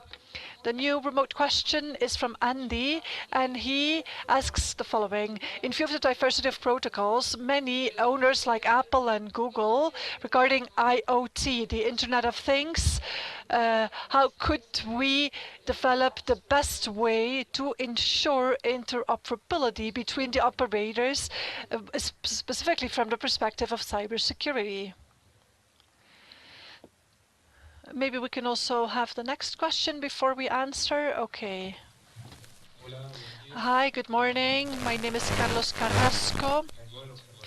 I'm from the Fiscal Expenditure Observatory in Chile, and I'm also a scholarship beneficiary of the Youth Observatory. I have two questions, especially for Marilena and for Lorena. The first one for Marilena is, okay, a broader study is being made. Has a broader study being made? Well, you have given us a couple of figures, but what is the public expenditure worldwide? Do you have more details about that? Like the world, what is being spent on cybersecurity in the whole world? And is that expenditure transparent? Because those amounts are quite significant. So do you have further details about the worldwide expenditure on cybersecurity? And is that expenditure transparent? That's one question. And my second question is for Lorena. You have talked about the importance of homologation. But well, we see that there are different stakeholders, the US, the European Union, China, who have their own cybersecurity policies. So my concern is, aren't we at risk of not having an own criterion, and that at the end of the day, we will somehow be submitted to the cybersecurity policies already developed by others? And in line with this, I don't know whether this is the adequate space for this, but maybe as an activist related to political rights and human rights, I'm very much concerned about the fact that there is about sovereignty and how we are going to integrate sovereignty into the cycle, because that is not easy to do. You know, you read in the press that many representatives, military representatives, say that sovereignty is no longer about controlling a territory, but that sovereignty is also related to data, which implies a series of challenges. So I don't know whether from your experience as a government, whether you have had a chance to reflect on these matters, because I really think that sovereignty, at least in Latin America, sovereignty is a very sensitive matter, and sovereignty is no longer only about natural resources and about territory. Sovereignty also has a link to data right now. So these are my questions for now. Very briefly. Oh, okay. One more question. Hi, I'm Jorge Enrique. I'm from Brazil. I'm with the youth program of Brazil. And now I will speak Portuguese because this is how far my Spanish gets. So,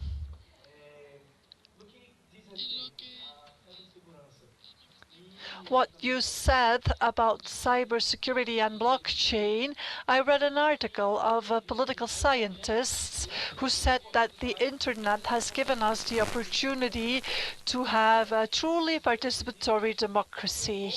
And that scientists also said that one difficulty is to have a security system that is sufficiently strong to avoid problems in terms of invasion, interference in elections, for example.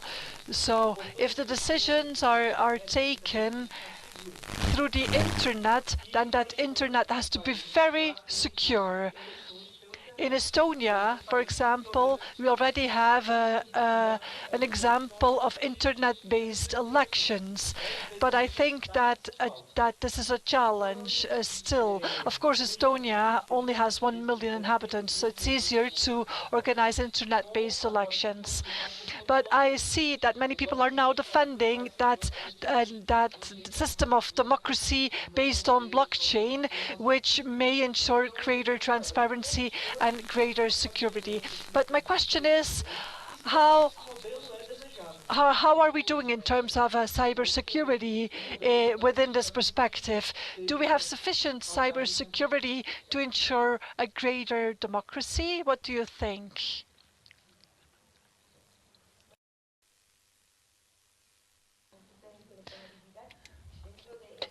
Ah. Within the work of Internet Society, as part of our work, we have the ITF group. In that group, we are discussing issues of interoperability, for example. And also, we also have points related to this, because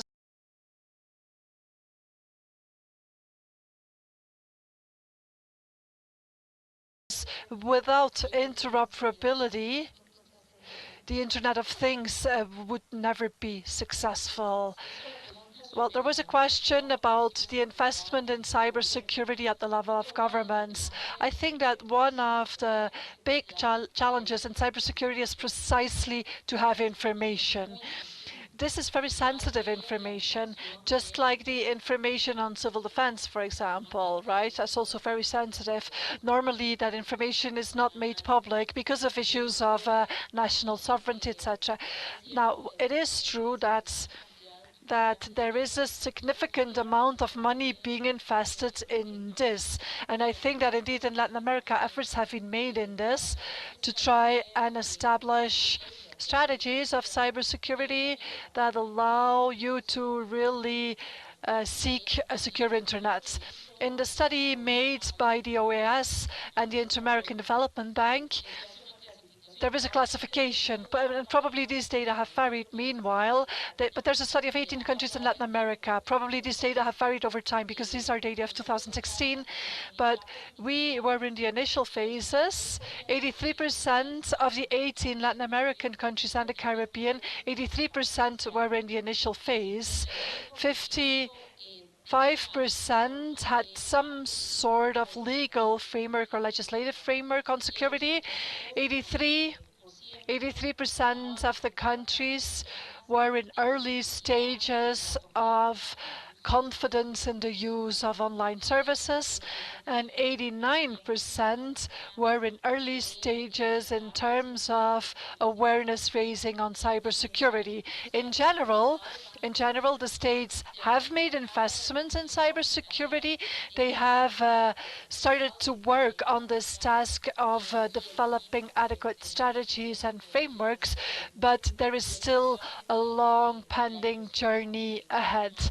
And so the investments, even though I do not have the exact numbers, the investments will increase gradually, the investments in cybersecurity.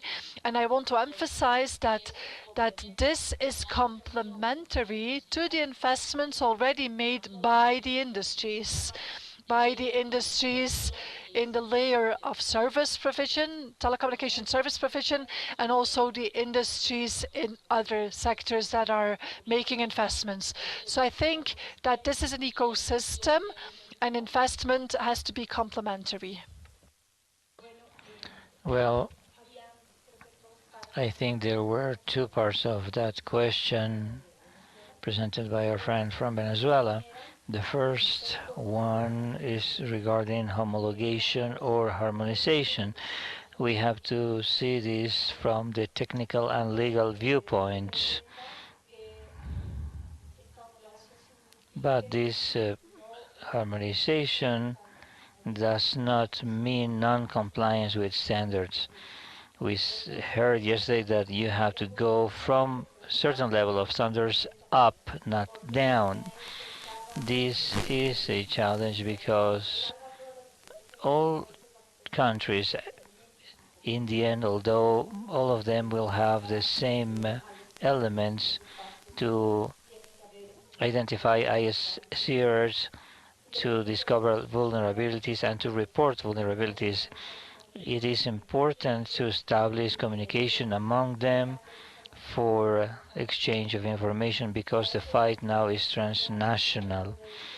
That's why I meant by homologation or harmonization. We should have real cooperation, not standardization, because this means that our standards need to go above all the time, and we have to analyze what other elements we need to identify for measures that can actually improve security measures. The other question is related to data sovereignty. This is gibberish. This is gibberish because when you start talking about, we say, what do you mean by that? Copyright, personal data?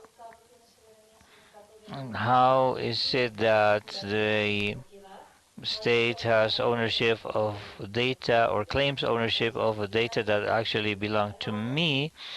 Is data are inalienable rights? So what type of sovereignty you're thinking of? The clouds, where they are located, where the servers are? We don't know where our data are stored. We have to use terms that better reflect reality. Sovereignty does not help do this. And when you have the nature of data, you have other language. This is a lot more useful to understand. Is, for example, the best language is human rights, not sovereignty, because regardless of where you are the same, even if you are living in China, and this is the importance of adopting a common language, and this convinces us even more when we to understand that this data, the importance of this is that this is you, and these mechanisms should actually guarantee these fundamental freedoms. A question, this is to answer to obligation and sovereignty. Let me use this idea. The Convention of Budapest. This was created in the year 2000 for Europe and European countries, specifically to talk about Peru, as it happened in many other countries. Before the signing of this agreement, there was anxiety and nervousness because we said if we don't sign this, we're going to be in diapers in terms of cybersecurity. Peru signed this document last year. And what does the Budapest Agreement offer? Three things. First, a model scheme, a model for cybercrime, so that the countries can have more or less standardized criminal codes to attack this. Second, the same thing in terms of investigation techniques, uh, access to geolocalization, etc. And third, being a part of a community with governments around the world.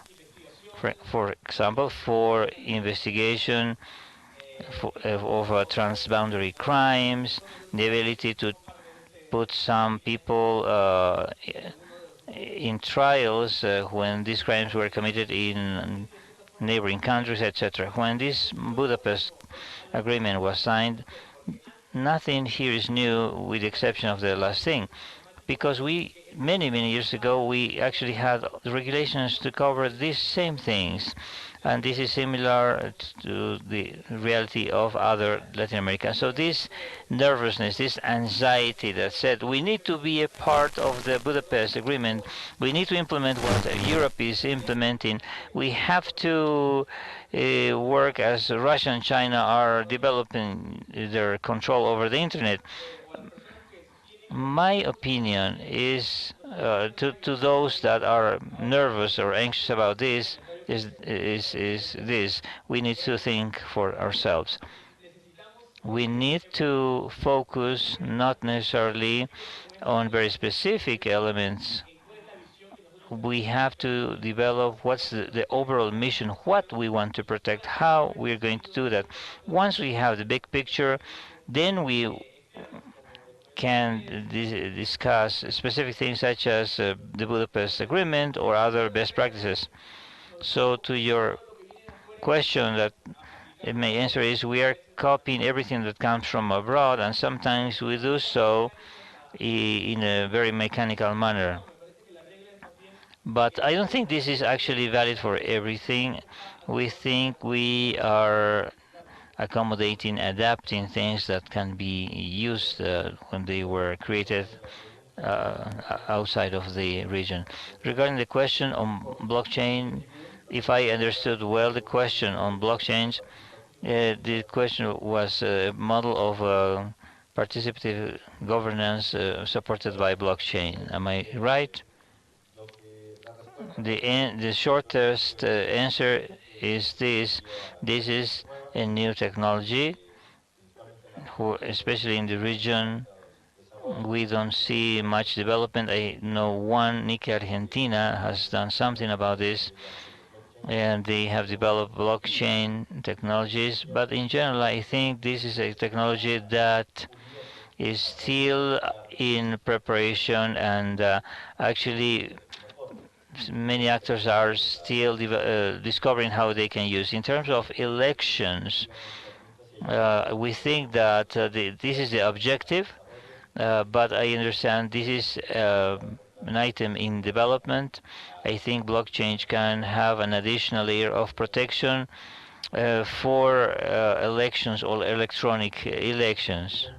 I am Walter Morales from Bolivia. OGP, Alliance for Open Government. Regarding blockchain, I think it is important to discuss blockchain in regards to cryptocurrency, because we see that there is a parallel market that is operating in Venezuela, has created its own cryptocurrency, and India is studying the possibility of doing that. And Libra, as Facebook wants to actually impose on us a similar thing.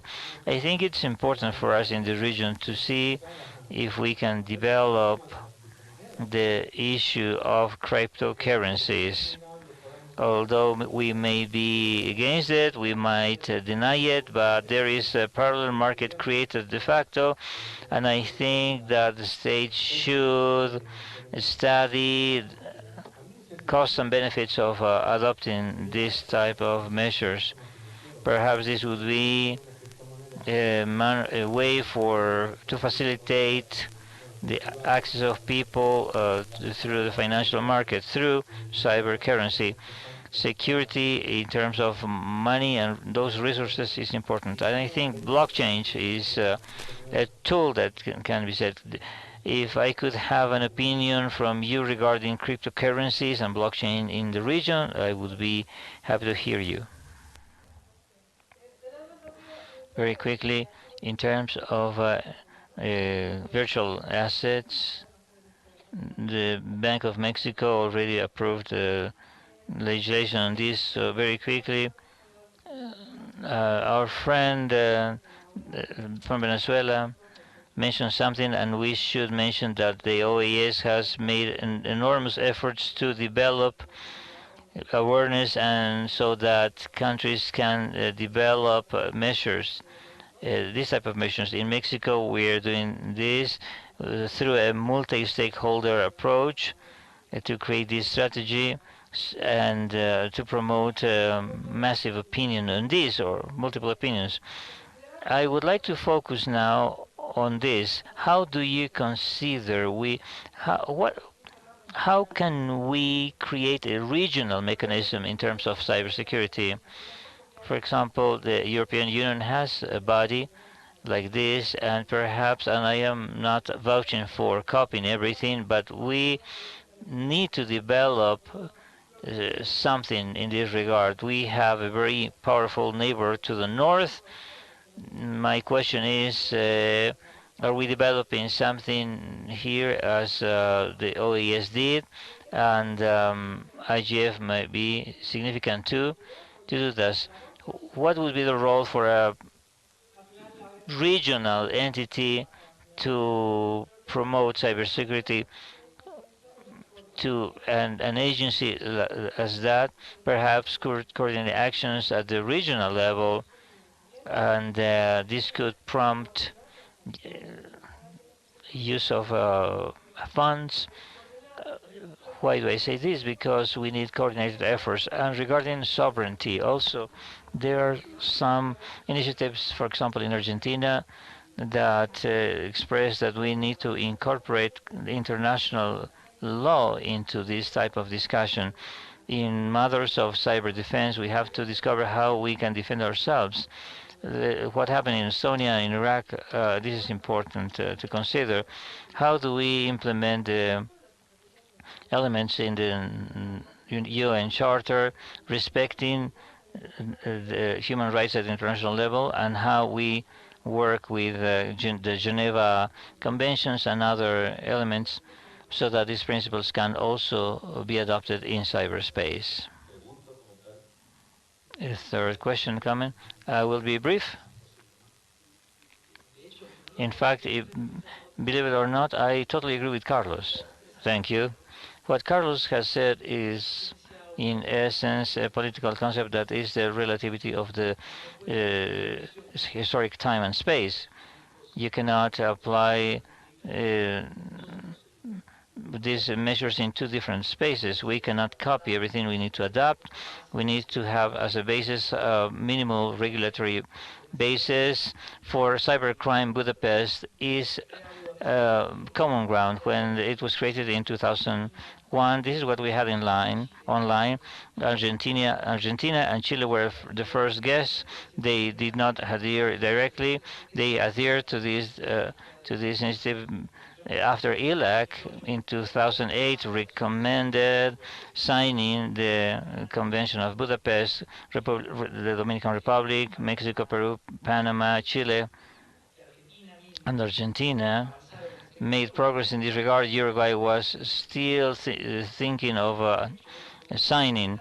What happened is, as we went ahead to have a minimal common ground, because many crimes in cybercrime are transboundary crimes, and since I am being attacked from Romania and I don't have an extradition treaty with Romania, or we have different characterization of crimes, I cannot get the extradition.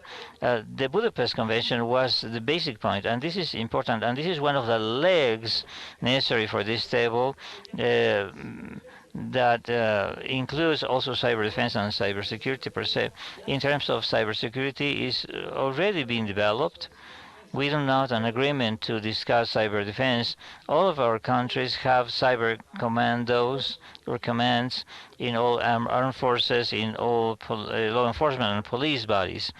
Then we go back to the minimum regulatory standards.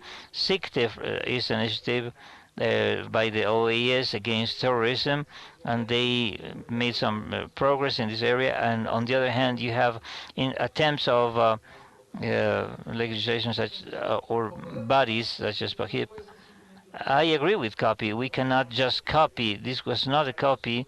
What we did in Peru, what we did was we adapted to complemented what we needed in Peru. We have two other measures, legislation approved by Congress that were based on the multi-stakeholder approach.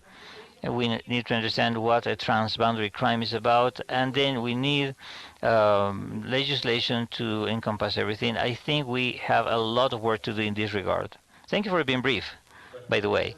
Okay, once and for all, we're going to listen to the finance. My name is Luis Felipe. In fact, I'd like to share three important notions. First, Internet was born with LinkServe and other entities to make knowledge universal and make information universe. And through the Internet, we have circulation of information. In terms of cybersecurity, blockchain, and before that, somebody run research. I don't.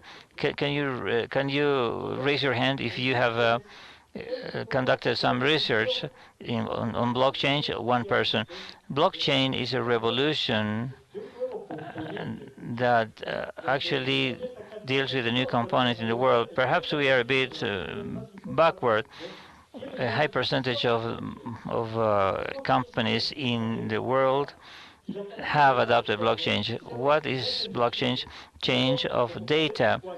When this basically means that you have chains that cannot be violated very easily. Actually, it's almost impossible to crack them.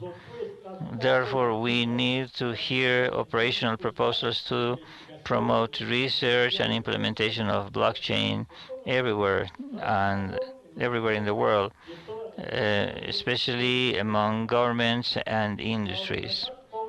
Now, Saltcoin and Bitcoin and other companies, in a parallel manner to the discovery by Satoshi, are using blockchain, and they are using blockchain because they are sure that their registry are inviolable. This is why it is important to develop research and innovation.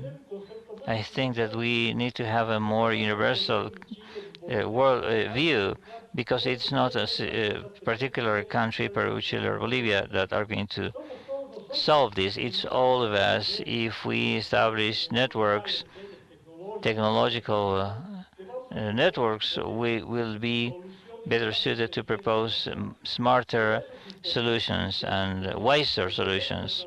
It's important to work as chains with wills and technologies.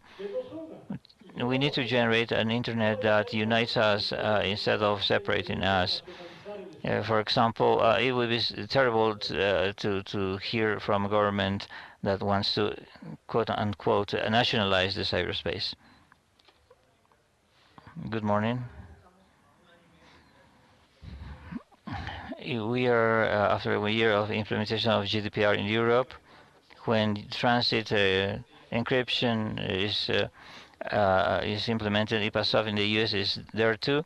My question is if we have a regional regulation or legislation, or perhaps we have an example in one state that can be replicated throughout the region. And my question is, when we're using European models, we have to accept the GDPR model from Europe. I would like to know if there is any parallel initiative in the region of Latin America. Let's start talking about cryptocurrencies. It's important to point out that cryptocurrencies, the main problem of those are the levels of fluctuation of currencies, since there is no single organism, such as a central bank, for example, that control fluctuations in currency. This is one of the main critiques or criticism against, and specifically in terms of Bitcoin, it was born, Bitcoin was very cheap, and one Bitcoin was valued in equal to $19,000, and then it dropped in a matter of months to less than 10. Some experts say that eventually Bitcoin could serve as an instrument, as an investment tool, more than a normal currency. The central banks have also have been interested in regulating cyber currencies, at least to establish certain limits, the use of certain cryptocurrencies. It's important to mention that another important critique against Bitcoin is the quantity of energy that it uses. There are some statistics that says that Bitcoin uses more energy than Switzerland in an entire year. Therefore, you have certain challenges, and Another question is, how can they become actually forms of payment or investment forms? Some people say that what Libra is proposing is more a form of payment than a cryptocurrency. There are other interesting forms of payment, such as Apple Pay, in developing other regions. So it is a matter of this has to do that many sectors of in the economy are they see that they are subject to these innovations in technology. Some regulators have reacted faster than others. I have to recognize that the topics of Basel and central banks have reacted relatively fast, especially considering how fast the speed at which these cryptocurrencies have developed. And this is okay, this is fine. Basel says in prudential measure that these ETECs are part of an integrated approach of this regulation, of prudential regulation. There's a lot to be done in this area, but the regulators have reacted relatively fast. Another thing is that the IT regulators have been slower to react against certain disruptions that have been longer in the market. Okay, very well. In 5 minutes, we will have lunch, and I feel the pressure of all of you to finish the session. So I would like to invite you to start closing this, wrapping up this session. Here I have a question about how can we start setting up a regional cybersecurity system, and something related was whether there is a regional regulation that is being drafted. Leah, would you like to add anything, or do you have any final comments? Well, the suggestion given to us by NIE of creating a regional agency seems to be an optimal suggestion, because the context of our region is not the same as in other regions. And also what the last participant said, the GDPR directives that we are inheriting are maybe not adequate for us. Even though we live in a globalized world, they are not in line with our region. Another comment is once again related to the engagement of all parties in this issue of cybersecurity. We are all part of the cybersecurity issue. Thank you. Very brief. Regarding how can we generate a regional mechanism to work on cybersecurity proposals? Well, I think that the natural development of what is being done with the OAS and through CIPTEC, well, that will be at the core of building some sort of space, a multi-stakeholder mechanism to produce well, not a Budapest agreement, but like a regional space that takes into account regional characteristics. That will happen. I think that will be the normal development. I agree with my colleagues. I think that Latin America tends to create its own spaces and is tending to create its own spaces to exchange experiences, and will be able to build a Latin American position on this and other issues. With respect to how the general data protection regulation is doing, the GDPR, and how it is affecting Latin America, well, I think that this is like a universal issue. It's not about a regulation that simply has to be imposed. It's about a need, a local need that says that we need to start looking after our citizens, the people who make up our countries, also in the cyberspace. And so from this perspective, right now, the treaties, the free trade agreements among countries of the region already include personal data protection provisions. They do not necessarily say that you need to approve a GDPR or something like that. No, they say personal data protection mechanisms have to be implemented. That's what they say. So So we do not have to believe that nothing has to be done. No, no, that's like, like covering the sun with your finger. In our countries internally, we need to apply clear data protection rules. We need to have sectoral rules, and we need to enhance the standard of protection. And the criteria should be multi-purpose. So the valid protection criteria are only valid when they are homologated, when they are managed in all spheres of the public and private institutions. So it's not only about the private sector being obliged to manage security standards and having protection mechanisms, but also the public sector should be obliged to do this. In addition, we see that like in the Mercosur, for example, in order to sign trade agreements with Europe, we need to start reflecting on how we are protecting our citizens, and also the citizens of the other countries with which you want to have a trade exchange of goods and services. Because right now the protections are no longer physical protections, but also virtual protections. Thank you, Lorena. Okay, and then to finalize, I think that something which is very clear is that there is a lot to be done. Once again, this is cross-sectoral. There are various proposals, various challenges, even at the regional level more than at the local level. And finally, I would like to invite all of you to continue participating in this discussion through Twitter, etc. So once again, thank you and enjoy lunch. Okay, an applause, please, for the panel members. Thank you to the moderator. Thank you very much. And we now invite you to have lunch in restaurant Margarita.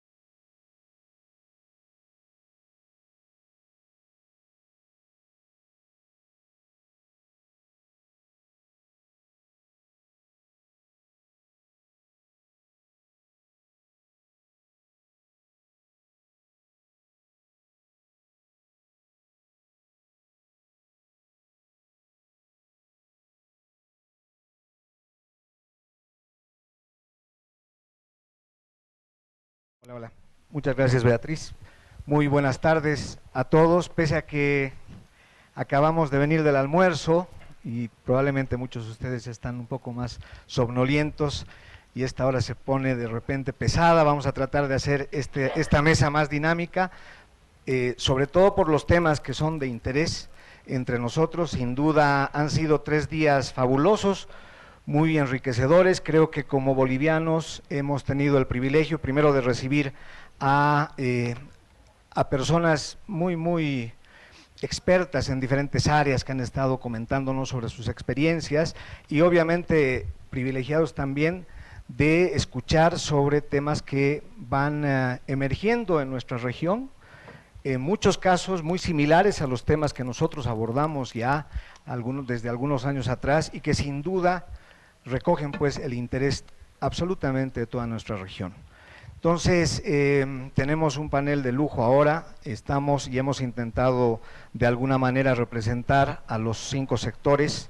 En mi caso, y particularmente como moderador, también voy a tratar de representar de la mejor forma posible a la sociedad civil. Creo que como parte del equipo que conforma a Internet Society, el capítulo Bolivia, tenemos esa visión y creemos que representamos en primer lugar a nosotros como ciudadanos que comulgamos los mismos objetivos de ISOC y a continuación todo el aporte que pueda venir de las diferentes entidades de las cuales somos parte. En todo caso, vamos a hacer inicialmente una pregunta general, de modo que en una primera ronda podamos escuchar qué es lo que nos comentan cada uno de nuestros panelistas respecto a esta primera pregunta. Y a continuación ya en función de cada uno de los sectores vamos a escucharlos sobre temas particulares de interés. Bueno, y decíamos que a lo largo de estos 3 días hemos tenido la posibilidad de escuchar una importante variedad de temas muy destacados, muy importantes. Nos ha permitido conocer experiencias muy concretas en la región de la manera en que se han abordado los diferentes temas. Además, esto va a permitir seguramente tener un enfoque mucho más certero, mucho más preciso, más adecuado y pertinente cuando nos toque hacer nuestro tercer foro de gobernanza planificado inicialmente para el mes de noviembre. Por lo tanto, en ese marco y comenzando con Eduardo, nos gustaría conocer por una parte, sabiendo que Eduardo ha participado también en la organización, junto con otras entidades, ha dado un aporte de tiempo importante dentro del comité de programa para nuestro primer foro de gobernanza. Pues, ¿qué oportunidades tenemos de mejora? ¿De qué manera podemos incrementar probablemente la participación? ¿Qué elementos deberíamos sumar como sugerencias importantes para hacer este foro mucho más exitoso, este tercer foro mucho más exitoso? Y eventualmente también qué temas deberían ser los que pudiéramos incorporar en nuestra agenda, en esta agenda del tercer foro de gobernanza en Bolivia. Y bueno, como les decía, quisiera que cada uno de nuestros panelistas pudieran responder a la misma pregunta de igual manera.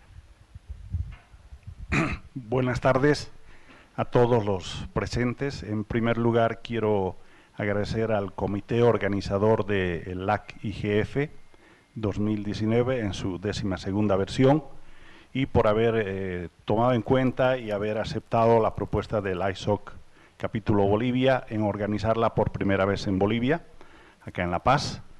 Consideramos que va a ser un evento que va a tener una importante repercusión dentro de lo que es el desarrollo del Internet en nuestro país.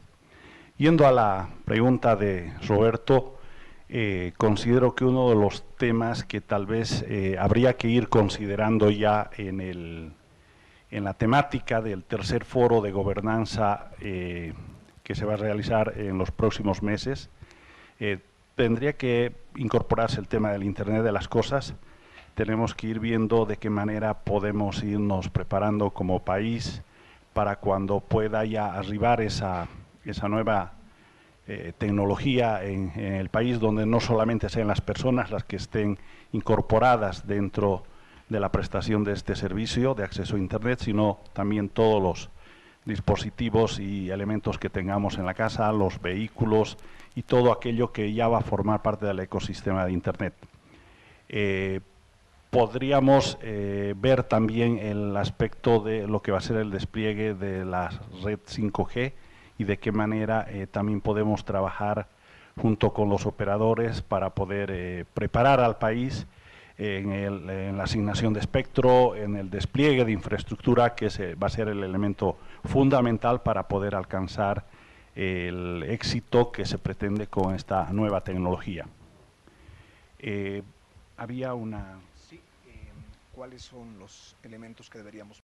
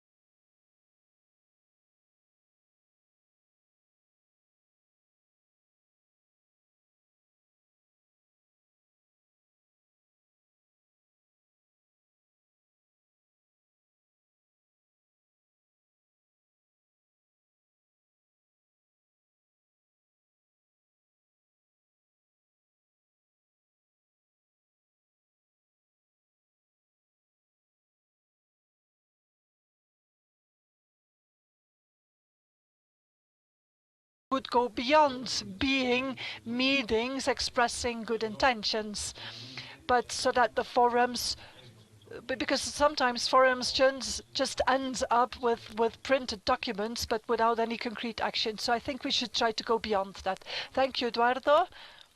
Elia. Thank you, Roberto. Good afternoon, first of all. With regards to the question on the topics that we suggest for the new governance forum in Bolivia, I think that we could include the model itself of multi-stakeholders, so involving more and more our own community into the model, and how this model is having success, how it can be more successful by including the opinions of more stakeholders, of more individuals. So to take into account the opinion and experience of more communities. And what elements, what opportunities for improvement do we have? Well, I think that maybe we could have a greater link among the stakeholders prior to the event, contacts, conversations prior to the forum itself, so that the forum could be more productive thanks to those prior meetings among the stakeholders. Good afternoon. I would like to thank the organizers for this invitation and for the initiative of organizing this event. I think that this is really very important to have a reflection in a very diverse setting. I think that the next topics of importance are cyber democracy, deepening cyber democracy with some technologies, for example, blockchain, because we really have no experience in that technology that may have many benefits. And I think that what we should improve as well is, well, we should try to seek to ensure a greater participation. We really have to make an effort for many people to participate in this sort of events. I have been following the live streaming, but that's because I was fortunate enough to have the link for live streaming. But so I think that we really should try and seek some additional mechanisms to ensure a greater citizen participation in this type of forums. Thank you, Roberto. Good afternoon. When you said that this is a luxury panel, I feel that I'm cheating. I feel an imposter because I understand that there are a couple of topics that we have not taken into account as a society, as a country, especially two topics. The first one is the topic of of local content, which is very poor, honestly. In Bolivia, Bolivia's presence in the web is very disproportionate in relation to the rest of the world community. And the other topic has to do with effective inclusion of the unconnected. Let me share an anecdote with you. I have a friend whose mom is 90 years old. And a couple of years ago, 2-3 years ago, that lady, she told her daughter, "What are you doing the whole day looking at your phones?" She didn't understand what they had on that phone. In her experience, she had no idea of what the internet is. She didn't know what that was. She had no point of reference regarding the internet. So that's a challenge to explain someone who has never consulted the internet what the internet is and why the internet is good and why she should be integrated into the internet as well. Why she should also look at that screen sometimes. Now, that lady, now she is also on the internet. She's also on the internet, and now her daughter asks her 90-year-old mom, "What are you doing the whole day on the internet?" So it is possible to integrate people into the internet, and we must make an effort to do this. We really must make an effort to incorporate people into this, because and that's not only the elderly. Not only the elderly are marginated or excluded from this, we also have young people, people living in the rural area, people who do not speak Spanish as a first language. Many people are still excluded from this, and we have to integrate them. That is something that we have to do in a planned and effective manner to, well, we have to work on this in the short term. And one of the tools to attract those people is precisely the content, relevant content for those people. Because honestly, well, practically we do not have a lot of relevant content to include more people. Now, regarding the opportunities for improvement towards the next National Governance Forum, well, I think that maybe we could have a prior effort, a prior sectoral effort, because there are sectors that should be prepared, that should have internal discussions within their sector before coming to the forum, so that the forum could be more productive. For example, educators, they are a group that could make considerable contributions. Another group is the journalists, the press, and so there are several sectors that can be identified for participation in the forum. So we could ask those sectors to have a meeting prior to the forum and to bring some sort of official positions to the forum. And as possible, we should also try to make more noise in the sense of well, that it's not productive if you come to the forum merely to complain, but that the forum should focus on finding solutions. So I think that we should really focus our energies on proposals, on solutions, and on a proactive approach rather than on complaining. Eduardo,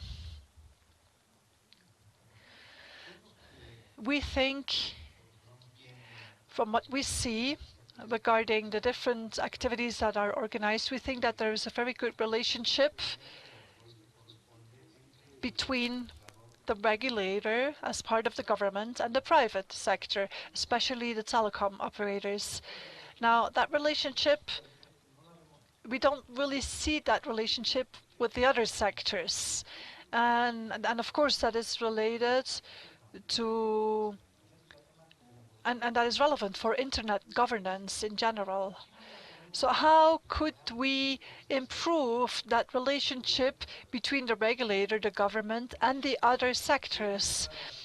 And I'm not going to mention the technical community because of course they are part of the genetic composition of the regulator. But for example, how could we improve the relationship with civil society beyond the social corporate responsibility programs, and what could be the benefits of a closer relationship with other sectors? Very well. As you mentioned, Roberto, we have a very close relationship with the regulator, and because of that relationship related to supervision and regulation, and also with the Vice Ministry, that is the head of the sector. But yes, with the other sectors, as you mentioned, civil society and academia, it's true, we don't really have a very close relationship with them. Even though we have had some contacts at the local level with those sectors, specifically regarding the deployment of infrastructure to disseminate information, for example, and especially to avoid rejections and to avoid problems with the neighbors in the area where a certain antenna, for example, will be deployed. And with academia, no, we have not had any relationship with academia, and it would be important to really establish a link with the academic world because of the because of the productive element in this, both for the operators and for academia itself. So to be able to have projects and activities with the operators, and so for work to be done by trainees of the universities, for example, or by the research centers of universities, for example. So this would be good to obtain good products with Bolivian labor, with Bolivian intellectuals at a reasonable cost, and without having to resort to external consultants who are much more expensive. But this is something that we have to build step by step. I consider that the operators should take into account these initiatives in due time, because this will be enriching for both parties, both for academia and for the operators. So together they can set and reach certain objectives to implement new technologies that are emerging. With regard to civil society, we should also find a dialogue space so that we can know the demands and requirements of civil society, and so that the operators could evaluate and analyze those requirements and keep them in mind in their commercial service provision plans or in their plans for the expansion of coverage, etc., so that all people could be communicated with the best possible quality and the most accessible prices. Thank Dear Leah, because of your participation in the chapter, you are the vice president of the chapter, and this is the reason why you have a very close contact with the people who organize these two forums, and with the exchange that we had in the program committee. That's why I want to ask you, and I would like to ask you to evaluate the result of these two fora that were complicated at some point, on the one hand, and looking forward, what are the expectations we should have if the lessons learned in the first fora had any sort of impact? We would like to know about decisions or maybe actions that are the result of the fora, of the two previous fora. And finally, what would be the threats to continuity for this effort? In general terms, evaluating the two fora is something we can do, and we summarize saying those were success stories, although these events are not binding. We have excellent results after the first forum. I would say that exchanging information between providers and content providers and other providers that didn't have any international relation, we saw some changes in this regard because we have a space for dialogue. We had good participation. The themes were discussed broadly, and everybody's interest was represented. Although it is complicated to participate or to achieve the participation of the technical people, sometimes we want to learn more knowledge, and however, it's important to actually foster participation among the technical community members. We want to hear their voices because influence can be exerted there. It's important that the technical community understand that the efforts are mainly dedicated to the design phase. We are doing design with security measures, and we're discussing this in governance forums, taking into account the perceptions of the final user. With all this input, we can design better tools. I think that our two forums were important in this regard, even though we didn't have a strong participation from the technical sector. I think that this event is going to boost that sort of participation for our third forum. If I analyze the first two forums, if we compare the first one with the second one, I would like to say that it is important, this is a lesson learned, we have to respect each other, because the idea of coming to a governance forum is to speak, but also to listen to the other parties, to improve the products for our communities or for the overall community. Empathy, respect are important. Respecting the other parties is really important. I would like to encourage that these governance forums can become a space for learning, so that each participant can learn significantly. Rosita, I call you Rosita with affection. The, it's interesting that we are a very small community in we have a very small community in Bolivia, and we have this level of confidence. That's why I dare to call our expert Rosita. But dear Rosa, regarding academia,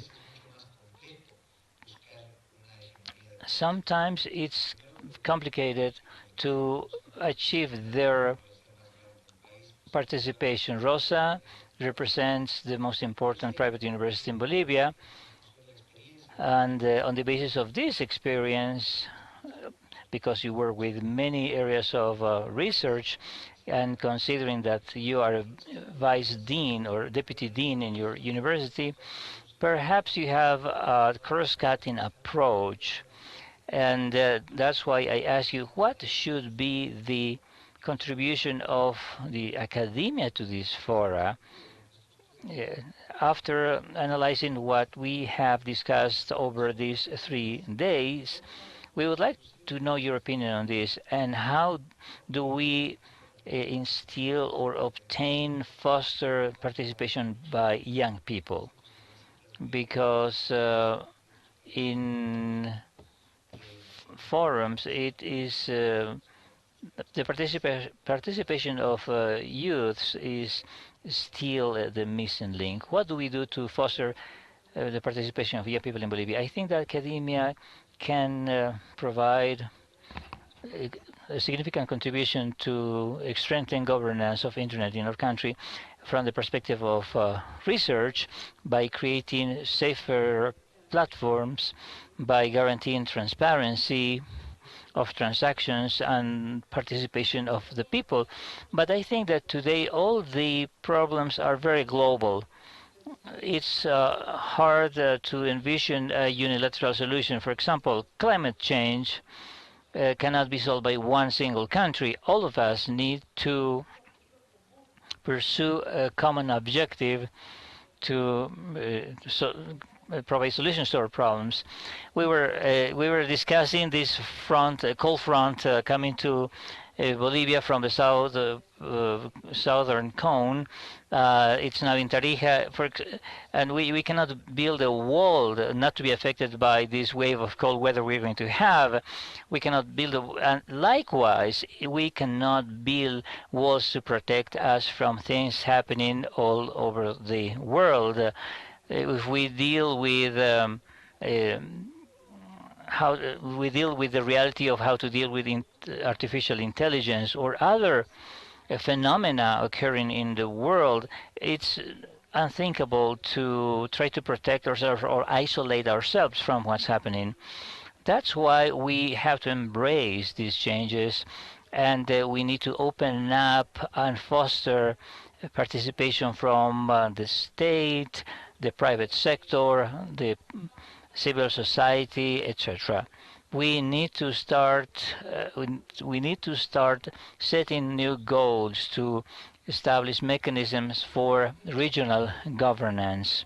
I think it is important to make these contents known using all the available means of communication, because when we adopt, for example, policies, and all of us are affected by those policies or regulations, sometimes it is too late to try to react after a norm has been implemented. So to the degree that young people and other sectors feel that they are being attacked or they are losing in this in these new realities, perhaps then we will have a chance to foster more participation.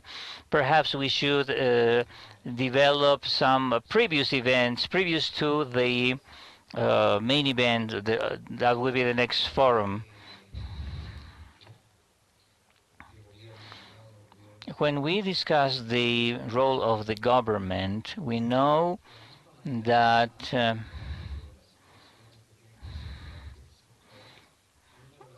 there is a significant role that allows the government to develop policies with legitimacy if they work with the civil society and the private sector. However, perhaps the government does not have the same level of relation with other components and sectors to be able to draft legislation or regulations.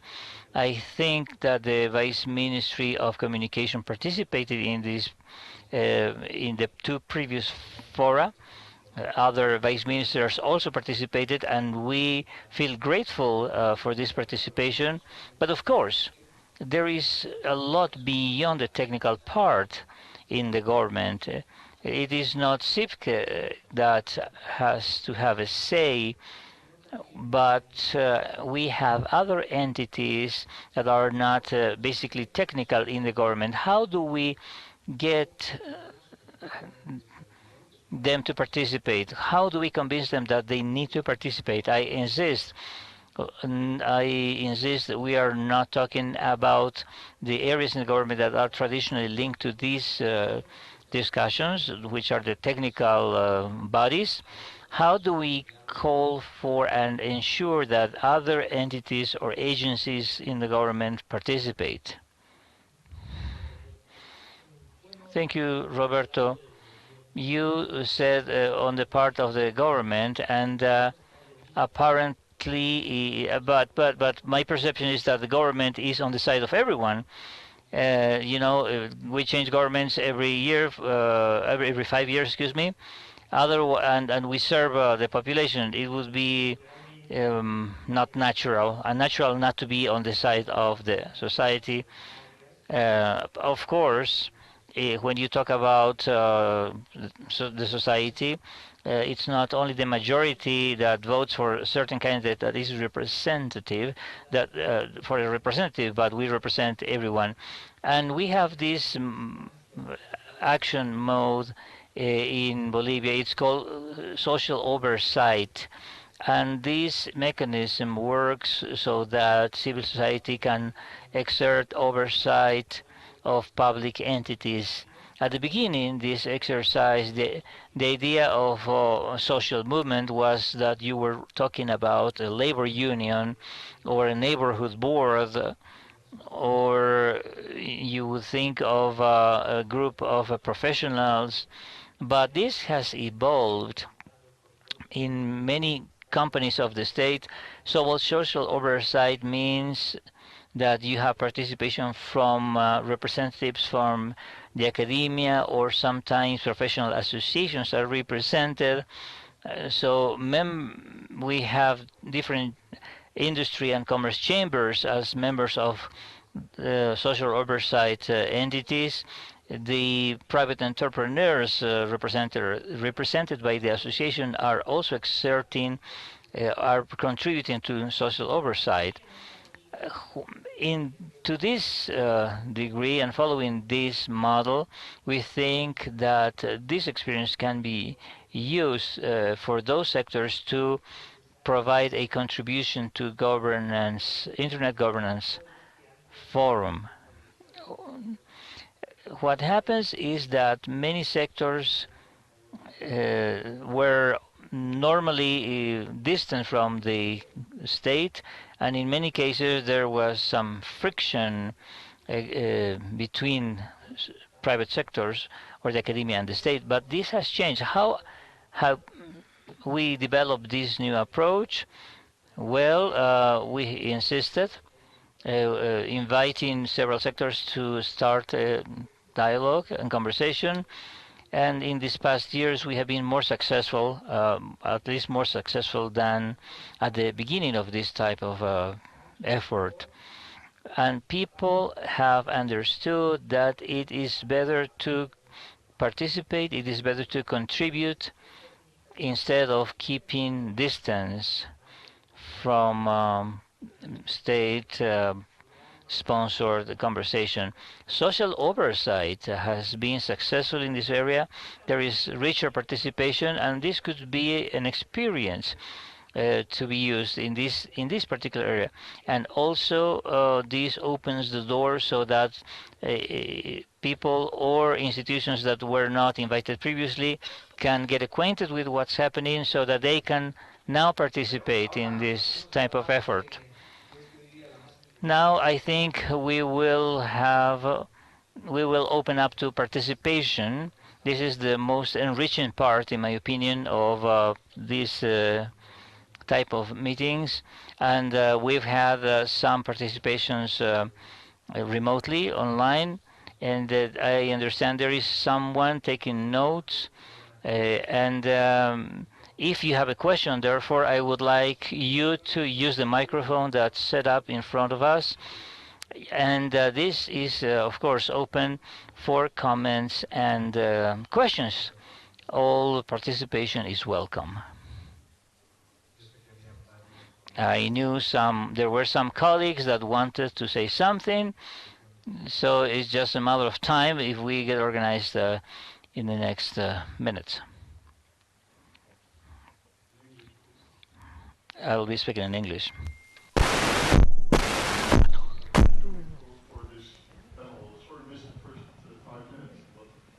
really like what I hear, because this is so true. We can learn so much, and we've had good conversations throughout the week with many of you of how you can learn and, in a way, jump on the experience already elsewhere. And of course, you're developing all this in a world where we have to be careful, because privacy and security threats are out there that are big. And so you need to take that into account from the outset. Will you be taking that into account in developing your access and the use of these means for your society? Thank you, Martin. Totally, yes. We're going to take this into account. My name is Emanuela. I am from Brazil. I am part of a program of youth. I would like to ask how the involvement process for youth in Bolivia has occurred. How did you involve the young people? How did you work to involve universities in La Paz and in other cities? I would like to know this because in our universities we have like 5 groups that are studying digital law and related topics, but sometimes in Brazil they do not know about governance discussion. How do we get the participation of young people, people who are studying these areas, but who at the same time don't know about governance? And the other question is that if you have teachers, professors participating that could serve to attract other students into this type of discussions. I think we can ask other questions. Let's have 2 or 3 more. My name is Ludwig Valverde. I come from the Political Science Institute of Research at the Public University of UMSA. Perhaps participation of civil society in the country is in countries is very significant, and this is leading to new concepts.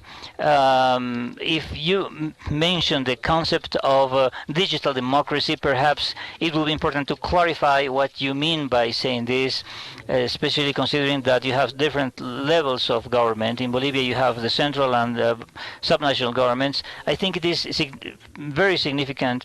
For example, it's a very important moment that we are living here. For example, in Bolivia, we have this movement called 21F, or February 21st, that refers to the referendum that denied President Morales the possibility to run for a 4th time, and this has been an example. So I have a question for you. What are the concrete elements that our university could be supporting? I don't know if the vice or deputy dean could refer to this thing. We have some information regarding, we would like to know about what the public university in Bolivia and the one in La Paz, UMSA, specifically is doing to incorporate these topics into their daily work. And I have a question for the representative of the government. What project, what public policy does the government have currently to promote or strengthen internet governance? Good afternoon. My name is Bianco Malquis, and I come from La Salle University in La Paz. I come from the School of Law. I would like to talk about youth participation, even though it's very important to promote this type of events among the young people and students. The problem is that the youth sometimes feel that their opinion is not important and that their opinion will not generate responses or actions. And it's important to overcome this perception because we young people have ideas and projects. We need more support. We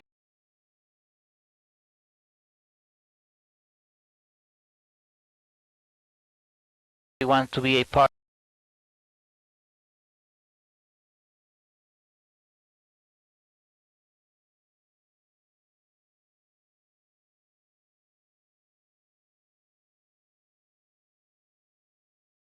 of this development.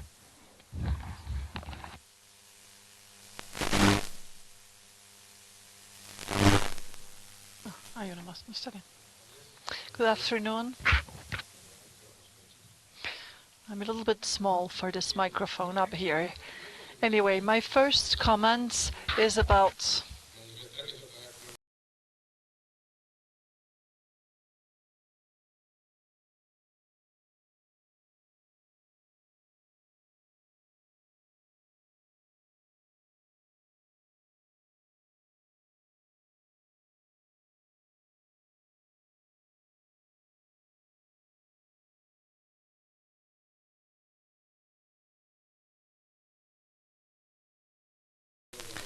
expressing my full agreement with what Eduardo Trigo has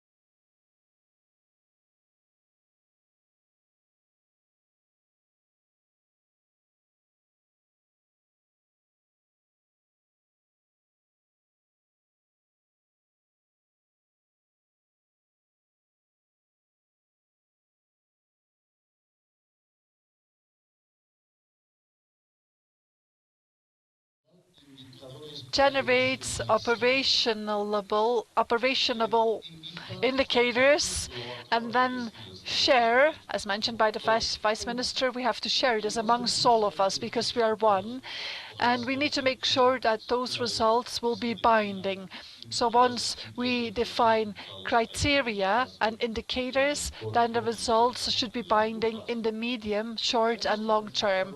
We have identified many topics, for example, topics of inclusion, topics related to principles and values of ethics. I have, and then also the Vice Minister has given a very didactic example, namely that we need to have digital literacy training programs on a large scale so that people could become part of the ecosystem, right? So we need to build all of that. We require, and we have been saying this over the last couple of days, that for once and for all in the country, we need to make a qualitative leap forwards. So going from the primary or the tertiary sector to the fourth sector, namely the digital economy, the orange economy, and that's with digital startups, etc. And well, we have a couple of draft laws on this, but we need to further develop the technological platform for this. We also need to develop and implement the social fields, healthcare and education. Today, this morning, we analyzed the topic of data security, and that's not the only thing, but also cybersecurity, because we have great difficulties in terms of cybersecurity. We have problems in terms of data security. So there are strong challenges, and I think the time has come for us to produce those operational indicators, and the government needs to commit to those indicators through the Vice Minister so that this would be binding, so that this would have a binding effect. This means that we need to work on lobby in some ministries according to their functions so that this would be included on the public agenda and in public policy making and in all processes for the implementation of follow-up processes and execution of the policies. So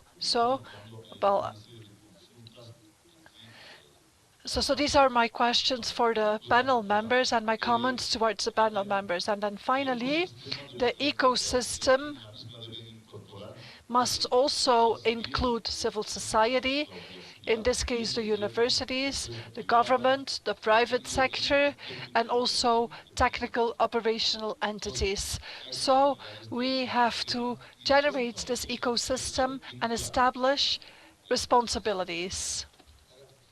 Please. One final question. Hi, how are you? I'm Hugo Miranda.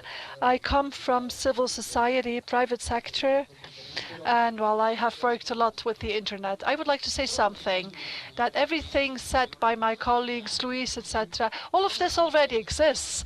We have launched our own satellites, we have digital television, but the ATT does not always say what does not always do what it says. For example, in terms of 5G, sometimes we have plans. We have this e-government plan, but we don't comply with our plans. And so there are many pending things, and those things have been pending for a long time. For example, all institutions should have submitted their e-government plans, but they're not submitting their e-government plans. So what is happening? What is happening? We do have the plans, but we're not implementing the plans, and it seems that there is no follow-up. We have been discussing all of this since 2010, 2011. We have had plans, we have had programs and meetings about e-government, etc. And we also are discussing the topic of cryptocurrencies, but while the central bank has prohibited the use of cryptocurrency here in Bolivia, we also have the Information Security Center together with AGETIC. That was built 3 years ago together with AGETIC. So I think we have made progress, yes, but mainly in terms of plans and programs, but basically, those programs and plans are not being implemented. Now we are planning to have a law on startups. and well, well, we don't have many startups in Bolivia, but despite that, we want to have a law. We are also talking about a digital agenda. But, you know, we haven't even executed the e-government plan. So what we do is we always have new proposals and new suggestions, etc., but we never implement them. Basically, that is my comment. I think that we should review everything and insist on implementation of the plans and programs that we have. And I see that the same problem is a problem all over the region, namely that we try to do things, but that it's not possible, that there's no support from the private sector. So let's do something. I have seen very interesting things, but I really suggest that we start implementing things and that we start insisting with the governments so that the governments would actually implement what they plan and what they suggest. Okay, now let's inverse the order. Rosa, would you like to start now? Very well. Well, I cannot speak on behalf of the whole university because I represent only one small faculty, but a faculty that is very powerful because it represents 60% of all research conducted at the Universidad Mayor de San Andrés University. And I think that the studies conducted by the faculty, well, I don't think that all those studies seek to ensure cyber well-being. No, we only have one research center focusing on this. We have research on other areas as well. Despite this, I would like to mention that the Research Institute in ICT is working on local content that is very rich and that is often not well disseminated. But let me remind you, for example, of a project, an interesting project regarding augmented reality. That's a project with local contents, and well, the faculty is also working on academic deconcentration right now in terms of digital literacy training. So by taking academic programs to the rural area. So the university is being deconcentrated towards the rural area. And there is one program, for example, on IT to reach out to, for example, provinces like Patacamaya, Caranavi. And so the university has several academic deconcentration centers in those towns. I imagine also that several of our institutions, of our research institutes are working in the same line. And well, the Faculty of Humanities, for example, is a faculty that is very active, working on the defense of human rights. And I think that any policy, any regulation within the cyberspace and within the internet should safeguard human rights, because, well, the human rights in the cyberspace are collective rights. And in addition to this, well, as mentioned in the book that says 21 lessons for the 21st century, there Professor Harari says that soon we will be living in a digital dictatorship because many algorithms, for example, if we look at Netflix already makes a pre-selection of the movies that might be of interest to us. So there is like an automatic selection of algorithms for individuals regarding who we should vote for, what we should buy, etc. So I think that research within the university about this is very important, and that the research should really focus on the neutrality of the web, should focus on cyber well-being, should focus on security and transparency of the platforms, etc. So, and well, we have not worked on this intensely, but we are working along these lines in our research institutes. In addition to this, from what I have heard this morning, I think it's important to make sure that the universities train professionals, highly trained professionals, to respond to this challenge, which at the same time is an opportunity, namely the digital space. which is not, well, it's not only a challenge, but it also offers risks and opportunities. So our professionals should develop within this framework. Also to avoid that, we have to hire professionals from the outside. So this is basically what I would like to answer to the comments and questions. Thank you, Roberto. What I wanted to say is related to the regulatory challenge that we may have henceforward. In fact, we consider that the laws regulating the telecom sector in Bolivia need an update, need adjustments in several aspects because the many laws that we have, well, some of those laws are very old and are outdated and focus on different characteristics of the telecom service. But now with the convergence of services, we need to update our laws and regulations. We need to have ex-post regulations more than ex-ante regulations so that the market could evolve in self-regulation and so that we could take into account the new technologies way faster than what we do today, so that all Bolivians could have access to technologies. Now, with regard to one of the other challenges, namely achieve the granting of permits by the municipal governments, for this to be faster and for this to be more expeditious, because in some cases there are delays and impediments in the granting of licenses to the operators, causing delays in their projects. And that is like an enormous obstacle. So, well, we have made progress in the granting of environmental licenses and permits, but in the granting of permits by the municipal governments, well, we still have a very heavy bureaucracy, or we still have many constraints in that matter. When we are implementing 5G technologies, this will be a critical element because deployment of the infrastructure will be quite abundant, and if the licenses are not granted in a timely manner, then this will be an enormous obstacle. So we consider that in some aspects we have made progress, but we still have pending challenges in terms of updating of the regulations, expediting regulations, just simplification. We still have challenges in terms of simplification, and maybe we could follow the Colombian model in that. And so we need to do this within the framework of the convergence of services in the markets. And so we really have to update the regulations and the laws to facilitate deployment and investments in quality services. Thank you, Eduardo.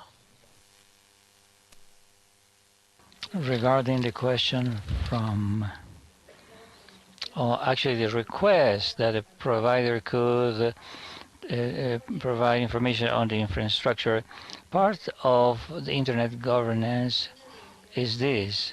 The private sector. What does the private sector provide in this regard? It provides basically infrastructure. Therefore, what it does is to invest for the growth of internet, and this is based on infrastructure growth. And this is basically development. All private enterprises or companies have social responsibility obligations in our country, and those are documented and reported. In the case of the company mentioned in the question, this company has demonstrated that it has contributed, it has total coverage. The idea of sharing infrastructure has to be seen from the perspective of investment and the possibility of retrieving investment to develop other areas. Internet is considered a basic service. If a person in a remote area demands this internet, this service has to cater to that need. Also, we have to make an effort in terms of the creation of contents. We don't have access to the ocean, and this is something I want to mention this. We have a very expensive internet, and thanks to the implementation of infrastructure, we have been able to decrease the cost of internet. One thing we can do to improve this situation is to provide local content. The plans of the state are going to conclude in the upcoming year, next year, because the government this administration will conclude its period of government next year, and they have given priority to coverage. A satellite was launched. Today, this satellite is offering connections to internet in any part of the country at the lowest price in the region for services provided by satellites. It is possible that a person demand a connection in any part of the country, and this has to be up and running in 10 days. This is a progress that we want to highlight, although it is not the ideal situation because the costs are still high and most people cannot afford those. In terms of electricity, we have cases in which the population, the residents of a town is available, but people are not aware or they do not know how to use that electricity. The same thing happens with the internet. Some people do not realize how important it is to be connected to the internet. This is something that we have overlooked. We do not have a strategy to integrate more people and users, people who only there is integration. People do it. I would like to mention that we have 15,000 radio bases. Most of them are 4G, and a fourth part is 2G, and a fourth part is 3G. There is a lot of internet. A significant portion of the Bolivian population live in areas where they can connect to the internet. Perhaps this is not the most significant problem for the installation of internet connections. If President Morales is re-elected, new plans will be drafted for the next period of government. In those plans, hopefully, there will be space for contributions from the civil society, from all the sectors that are related to internet governance. Throughout the world, not only in Bolivia, we have seen that these governance forums are effective to make progress in this area. In terms of sharing infrastructure, it is subject to debate. It is controversial. It is written in the law. The fact that there is no compliance might indicate that it is not enough to have a law establishing this, as it happens in many areas. In Bolivia, we have wonderful laws that unfortunately are not complied with in fullness. In terms of this particular area, we had to admit that we have not made the progress we wanted to achieve. Digital television was postponed at the request of the operators of TV channels or stations, who were not able to invest the amounts necessary to improve and to have digital signals. There are channels that have somehow subsistence economies. They do not have the resources you have in other countries. In other countries, we have more than 300 TV stations throughout the country, and you understand that the advertisement funds are distributed among many participants, and these investments are not enough to improve the service. When you meet the deadline and those TV stations were not able to implement digital signals, you have to understand that and sometimes expand the deadlines. We need to find manners or ways or methodology to include more young people. We are lacking interest from young people in topics such as this one. Of course, not all young people will be interested in developing this area, but I think we need to foster youth participation in schools and universities, and that's clear. I don't know, I have forgot to mention something, Roberto. We're going to have one more round of participation. Perhaps you want to say something. Now, please excuse me, I will become a panelist now because there are a couple of questions that are related to the organization of our two previous fora in 2017 and 18. One of our colleagues from Brazil had to do with how to foster youth participation. I want to mention that in 2017 we had only one working group with one young person, and this forum was criticized because of this reason. One of the participants came to the front and she said, I want to protest and I want to say something. This is not enough. This participation is not enough. And also there was other opinions saying that we need to have gender parity. In some cases, such as in this forum, we have some panels when we had only women participants as the panels. In other panels, you have both men and women. We want to be fair, and we make an effort to achieve important balances in our fora.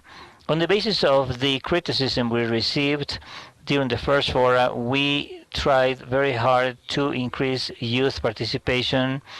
The second fora included young people, and one of them actually is part of the board of our institution now. He has participated and he has actually worked in meetings of youth IGF, and on last Monday they had their meeting and I saw this person there, and actually we learned that young people are willing to have meetings more often, and they want to multiply the possibility of participation, of course using the internet. It's interesting, but most young people are using instant messaging. For them, telephone calls are kind of obsolete. We are using the new means of communication to actually open up to the participation of not only a few hundreds but thousands.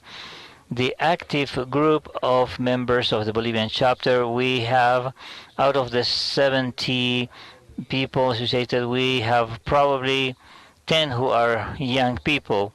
We have made an effort to include them. We have asked them to participate to organize this forum. I think we have been successful in part.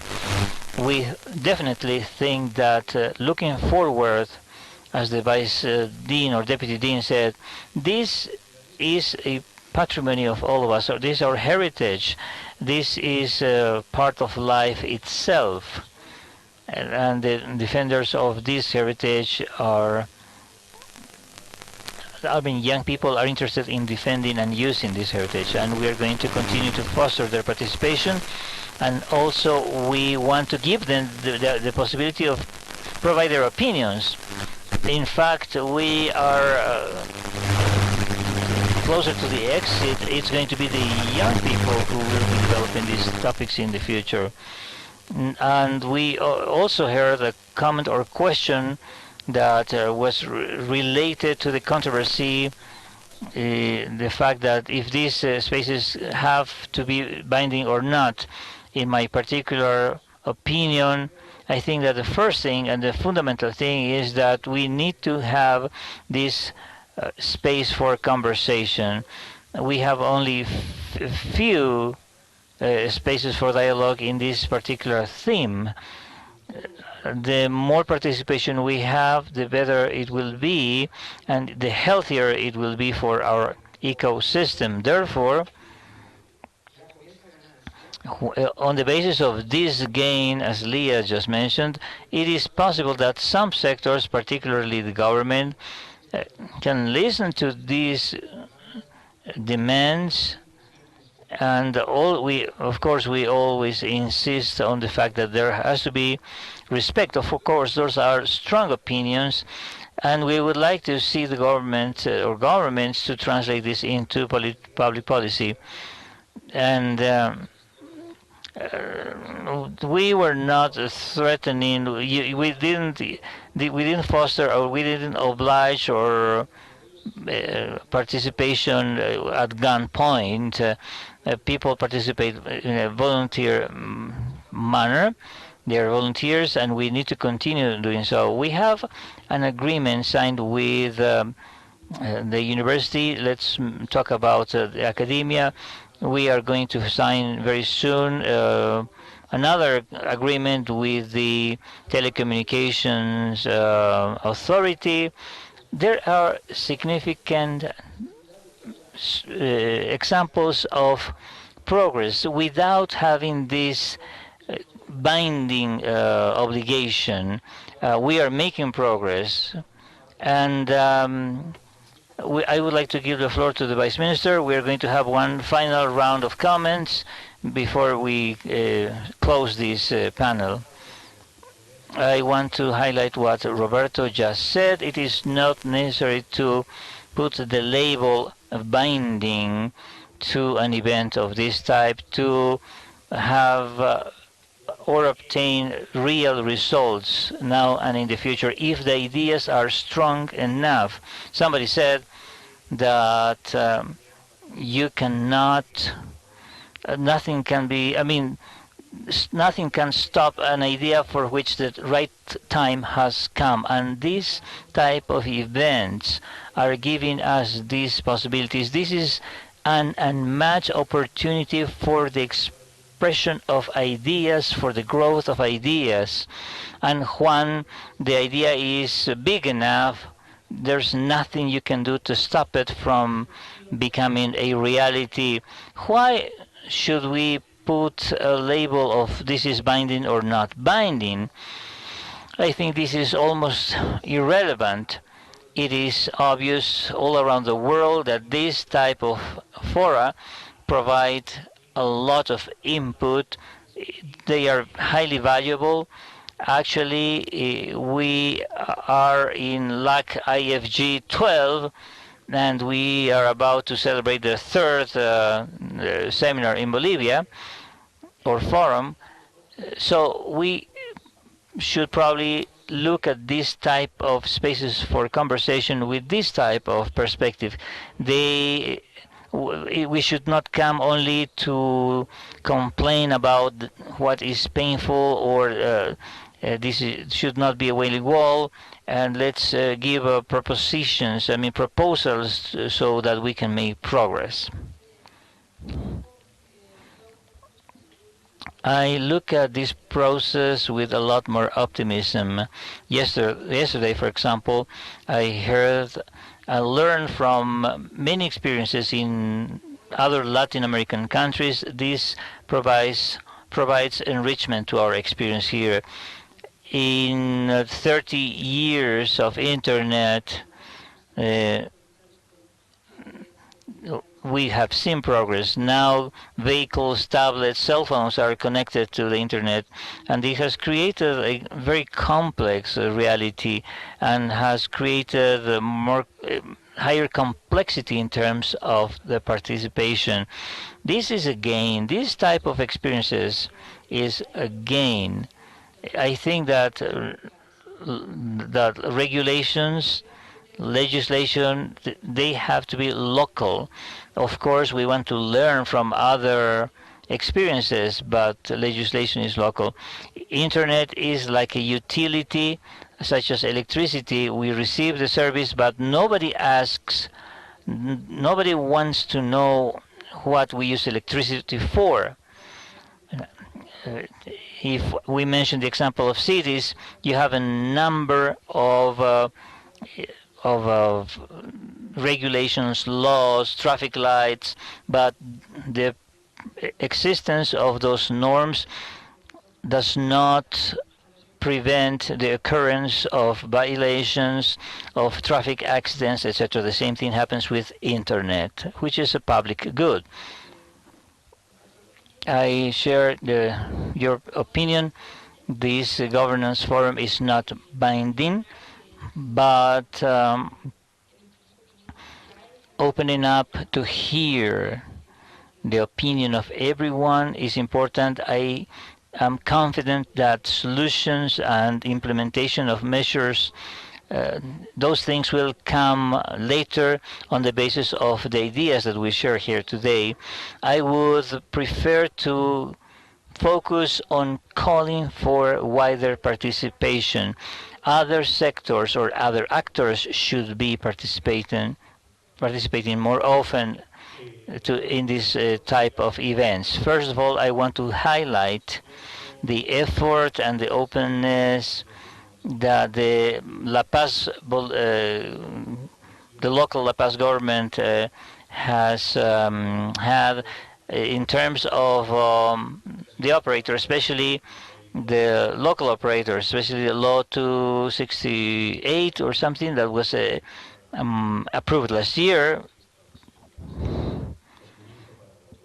Actually, I am referring about the law that approves the setting up of antennas on other stations, and the municipal government has been a leader in La Paz in terms of approving new regulation for the sector. This was the first municipality to support the use of electronic means for paperwork and in terms of the request for new transmission antennas. This process is done digitally now, and this is really progress. Taking advantage of the presence of the representative of Cabase from Argentina. Yesterday we had a meeting and with the board of traffic exchange in Bolivia. We wanted to know about the success model they are implementing. Cabase manages over 30 points of traffic with massive participation from all sorts of institutions, academia, operators, state institutions, and they operate obviously in very coherent and successful manner. They have committed to provide support, assessment, and help to analyze and those exchange points. We are in the middle of getting the approval of our incorporation papers so we can have very lively and effective interaction not only with Cabase but with other entities to better implement exchange points. I think that the approach of multi-stakeholder, the multi-stakeholder approach is significant, and this is a wonderful opportunity to have these 5 components, including academia, government, civil society, the technical sector, etc. And this is significant to achieve progress up to the moment in which we can consolidate the ecosystem of all the stakeholders involved to promote development in the country and in other countries in Latin America and the Caribbean. Very well. There are many aspects and comments of great value. We will take them into account, and also the recommendations in terms of organization, consolidation, and progress in this dialogue space with this multi-stakeholder participatory approach to build this internet governance in our country. I am saying that there are many things of value that have been mentioned. I would like to highlight some of them. For example, the importance of having prior dialogue spaces, which I believe to be very important to get organized by sector and to promote sectoral discussions so that they can bring their voice more effectively to the forums. Because sometimes they cannot participate massively in the forums, but through this prior meeting that would be possible. And well, that we will continue to move forward in this construction process. I want to thank each one of you for this, and I repeat this luxury panel, and I hope that this will not be the last time that we come together. I hope that we will be able to intensify the frequency of the meetings. Thank you.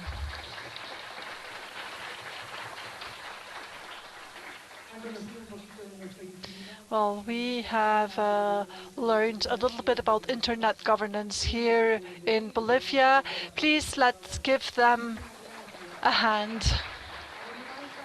Thank you to Mr. Ivan Zambrano, Vice Minister of Telecommunications, Rosa Flora, Vice Dean of the Faculty of Pure Sciences, Lia Solis of NOC Bolivia, Eduardo Trigo, General Manager of the Chamber of Telecommunications of Bolivia, and our moderator, Roberto Zambrano of ISOC Bolivia. Thank you for being here with us. Time for a coffee break. Let's have a coffee break, and let's be back here in half an hour.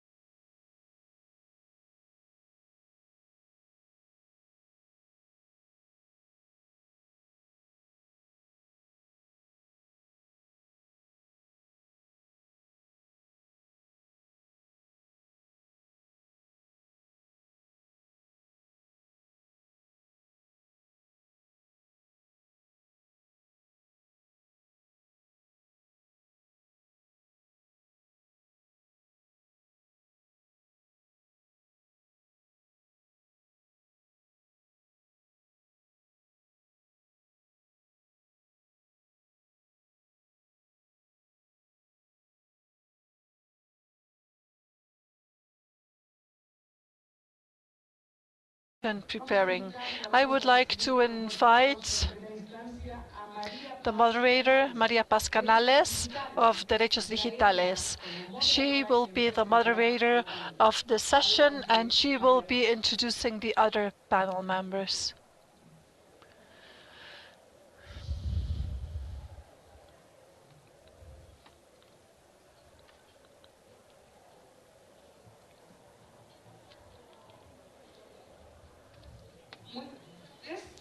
Good afternoon. For me, it's a privilege to share this last session with you of LACIGF 12, held in this beautiful city of La Paz in Bolivia.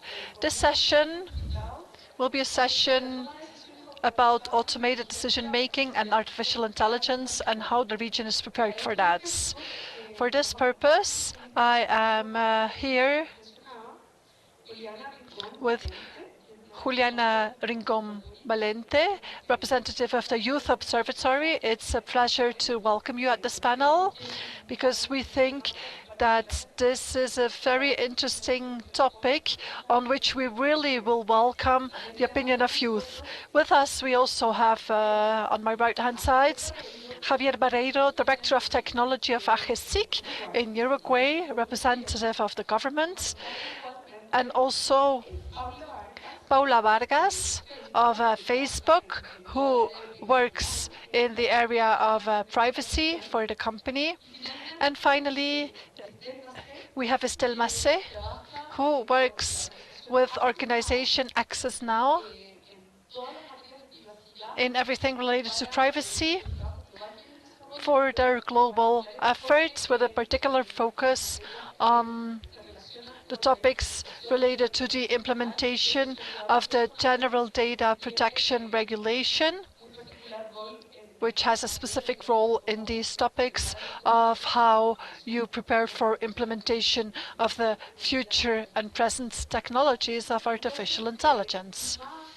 So without any further formal introduction, I would like to share a couple of comments with you about the general approach of the content of this session. And after that, we will receive comments from all panel members. As we know, as happens around the world, today data have become the essential driving force of economic development. And so automated decision-making and capacity development is essential for this, and this is also an opportunity for improvement of the efficiency and equal distribution of economic resources. There are many initiatives regarding open data developed in the region with this purpose, namely to promote models that allow for social ownership of the benefit of data accumulation. However, that development is also linked with a growing capture and processing of private and public sectors of the processing of data, which somehow transforms our lives into data flows. The result is a new social order that is based on continuous follow-up of the people through the information we all reveal through our interaction with public and private actors. This offers new opportunities regarding public security, regarding effective resource use, but at the same time, this also entails a risk regarding the influence on the collective and individual behavior. Within the setting, there is an urgent need in the region to work on regulatory frameworks that accompany the process of implementation of these artificial intelligence technologies. So to have adequate protection of personal data and to ensure transparency, agency and responsibility. To discuss what could be those processes and how each of the stakeholders represented here in the panel, well, they will each share some experiences with us regarding the challenges and regarding how they face this challenge, how they face these issues. So we will have a couple of brief presentations from the different panel members, and after that we will also receive questions from the audience. So we will start with Poliana.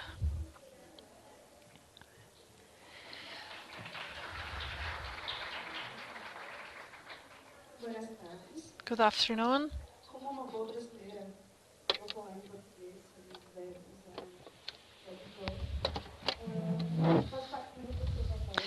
I will speak in Portuguese. I'm part of the Youth Observatory, and I would like to represent the technical perspective regarding artificial intelligence issues.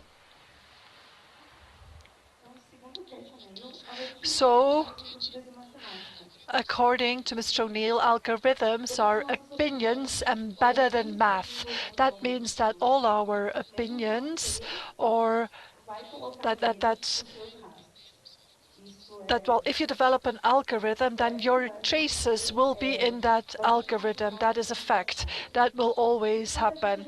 It's very complicated to be impartial, and that is why we have several cases and examples in this sense, several cases of success in this sense that I would like to share with you. Here we have 4 cases. Why do I call them success cases? Because the algorithm as such worked, and for us, from a technical perspective, that is very important. So this means that from beginning to end, we have a functional software that is working well, and that is not always the case. But well, here we have a couple of success cases of algorithms that work well. So these are algorithms that we have found in programs developed by software developers. For example, software of Amazon. That software was developed for the recruitment of new employees. So it was based on receiving a database of 10 years of CVs. And that software was very machista, was very male-dominated, because it gave a higher score to men than to women, because over the last 10 years, most of the CVs were CVs of men. So it started from the assumption that men were better. So that software was deactivated. Then MIT created artificial intelligence with a psychopath trend. So this was like artificial intelligence which they created in terms of responses to exams. This is quite an interesting software. You can find it on the webpage of MIT. And this was a software developed for exams. And so this was not really a mistake as such. This was on purpose, so specifically to make this analysis. Then we have the Compass software developed by the US government for a couple of states. So they hired a private company to test this intelligence that makes an examination of the profile of people to see what is their trend in terms of reinciting or not. So this was based on a study conducted by communities, external communities outside the government, and so it was discovered that the algorithm was extremely racist. So a black person had a greater probability of having a score of 10 in terms of criminal activity. So this process, and a judge could then decide whether the person would be on death row or not. So a judge used a report on the basis of this software, and so this was a big mistake. And it's important to know that this software was developed by a private company. They sold the software to the government. The last example is the well-known example of the intelligence of Microsoft, of TyTweets, which started as something very sweet, which was like a beloved type of intelligence. But after starting to receive information, it started to make publications, for example, like Hitler was correct, or I hate everyone, and things like that. So things that were completely out of the scope of what is expected of artificial intelligence. So these are like emblematic cases regarding software and artificial intelligence. So in order to analyze an algorithm algorithm and artificial intelligence, well, that is not easy. You need to know what data are being used and what data will be returned. So sometimes you don't know very well what is happening. So the questions that we had in the context of this panel is that we as a technical community, how can we intervene in matters that show matters that will change automated decision making? I would like to show this difference to you, because we as technicians, as developers, or people working in the technological area, we are questions, but don't feel bad. They ask, don't you feel bad for doing something that goes against people? What is the ethical approach in this? And sometimes we are not always the decision makers. Often we are the final technician. When he develops the algorithm, well, it's not his idea. He simply develops or executes an idea that is a decision taken by a company. So how can you work in favor of this? Because, well, particularly I have my own ethics, and I would not like to be forced to develop an intelligence or a software that goes against my own principles or that interferes with the right to privacy or with the rights of other people. Next one, please. So one of the ways to work strongly on this is the issue of using free software, open software. Free software, not only in Brazil but everywhere, that is a quite united big community. And since you use open source codes, you start from a free software. And so we as a technical community, we can always work for the benefit of several types of intelligence or for the benefit of things which we think are more ethical. There are problems with this, yes, there will always be problems. For example, the algorithm for face recognition. Well, the idea was for this to be something good, but in the end it had a negative impact on some parts of the population. So in the end it was like an artificial intelligence against certain communities. So all sorts of intelligence that we have to create must be very well thought, because I may be thinking that I'm doing the best thing in the world by developing something to improve the city, for example, but the repercussions of this may be quite negative.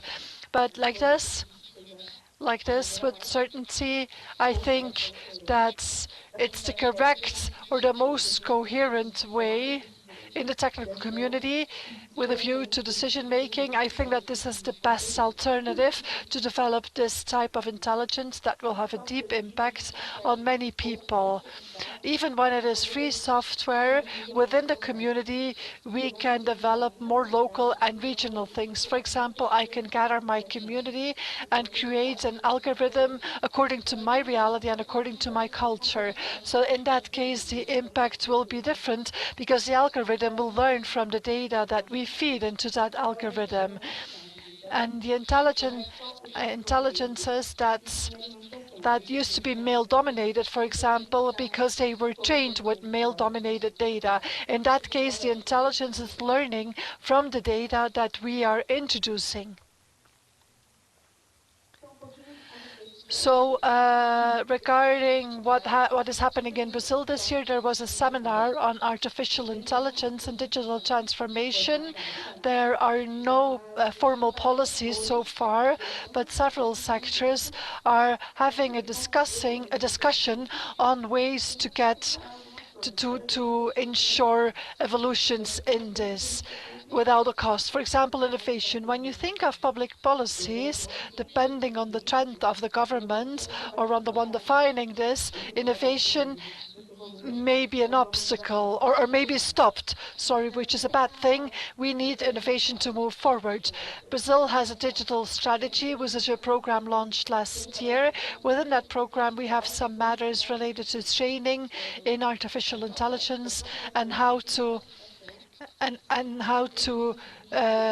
connect this to actions of training and how to define the risks related to this, so that you can prepare a policy based on reality. Other topics which are not only relevant for Brazil, which are common, is, for example, transparency, human determination, ethics, consumer rights, because while the experiences will be related directly to market topics and not only to individuals' privacy, security are other points discussed. Some examples from the rest of the world, outside Latin America and outside Brazil. Some countries are investing quite a lot in this. For example, the United Arab Emirates, they already have a minister for artificial intelligence. So that's a very specific thing. China, for example, is making absurd investments in having an AI policy which will be like a reference. Then the US has never stopped researching this topic, even though they spent quite a lot on this. Japan is also working on public policy matters through an encounter of society with artificial intelligence. So basically, Japan is preparing its population to coexist with artificial intelligence.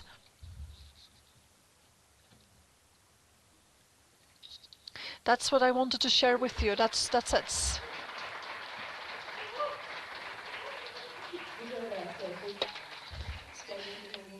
If anyone has any questions, then you can ask them later. Thank you very much, Poliana. Thank you for the presentation. And on the screen, you can also see her contact data. Next, we will be listening to Paula Vargas, representative of Facebook. She has also prepared a presentation.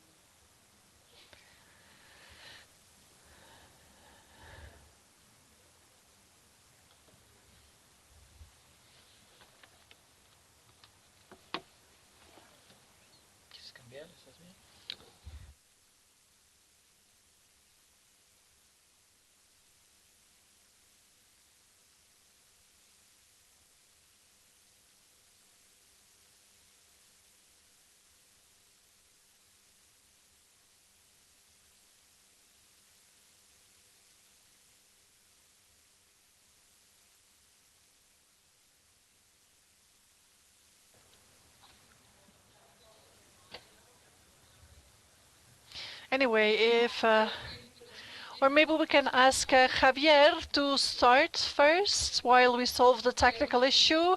Okay, so Javier. Good afternoon. Thank you for the invitation. I'm here as the representative of AGESIC. AGESIC is the digital government agency of Uruguay. It's a technical agency within the President's Office of the Republic. And so our task is to define and follow up policies related to digital development of Uruguay, specifically development of digital government within the country. And so regarding digital government development, well, last year we started developing a strategy on how the government should face the use of artificial intelligence with the specific objective of improving public administration and internal processes within the 8 entities. That was the premise, the starting premise of the work that we started developing last year. And so right now we are implementing the AI strategy with a view to digital government. Why? Because artificial intelligence is not an emerging technology. It is a technology that has been developed over the last 50 years, but today we are in a condition for those developments to be put into practice in a simple manner. Because while we have data, as a government we have data, we have a lot of data, and the infrastructure is also in a condition to use those data. So combining infrastructure data and algorithms, we can use artificial intelligence techniques. And well, so today the algorithms can be used and we have the data to use them. So because of this, although we are in the middle of a boom of artificial intelligence, Unlike what happened last year or the year before that with blockchain, for example, when we thought that blockchain would change the world, well, this AI that has existed for 50 years, well, we think it's here to stay. Artificial intelligence is here to stay, and it has a capacity to be a technology that is a tool, and that is how we have to see this. Artificial intelligence is a tool, it's not a purpose in itself. And so that is also why we are having this dialogue space. How did we start working on this with AGESIC? Well, in AGESIC we had two ways. First of all, we looked at international references. We had like an expert committee on the topic to have discussions about the strategy. And well, we thought that the journey would be long. That was one possibility. The other possibility was to do this internally with people from the agency, so to start preparing a draft within the agency, putting it on the table as like a starting point. And that's the path that we chose, the last one, namely to have like an internal discussion with stakeholders of the agency. And so those experts explained to us why they wanted to work on the strategy for digital government. Many people applied for participating. We selected 20 people with different profiles: lawyers, doctors, IT people, sociologists, communications people, because, well, communications is very important in this. And so with all of them, we started working internally on preparing this digital government strategy. The first step was, what is the basis? What is the starting point? What are the starting principles to be taken into account by the public administration and development of the strategy? So we prepared the principles, and then we said, okay, let's prepare the principles and let's submit them to a public consultation. So we received feedback from civil society, feedback from citizens who were aware of the initiative.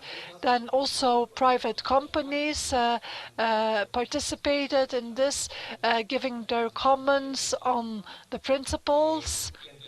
Then also people from academia and also researchers and also academic institutions gave their feedback on the principles and also later on in the process. So different stakeholders participated by giving feedback. The principles, well, I can share the principles with you, but well, we have many principles.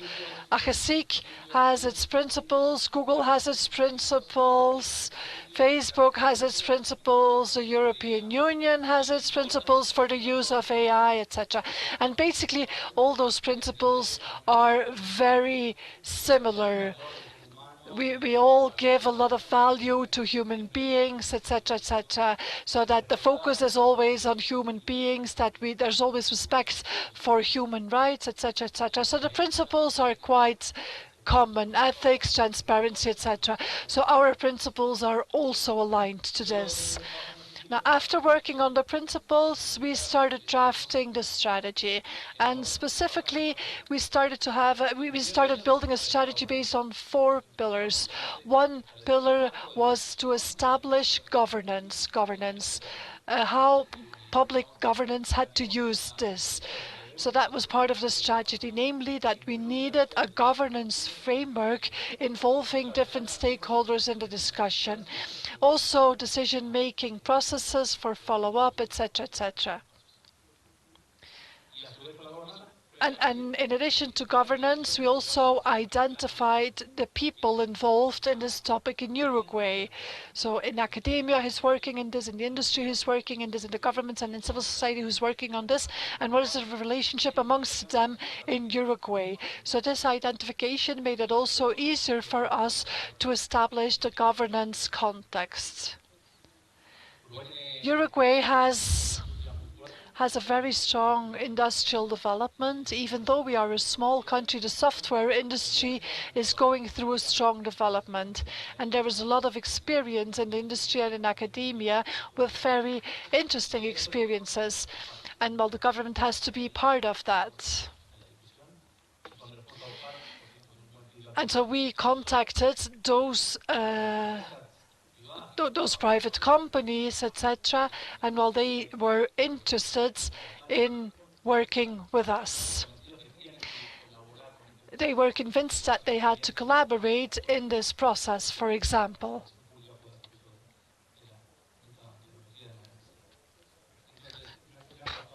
So that was the first.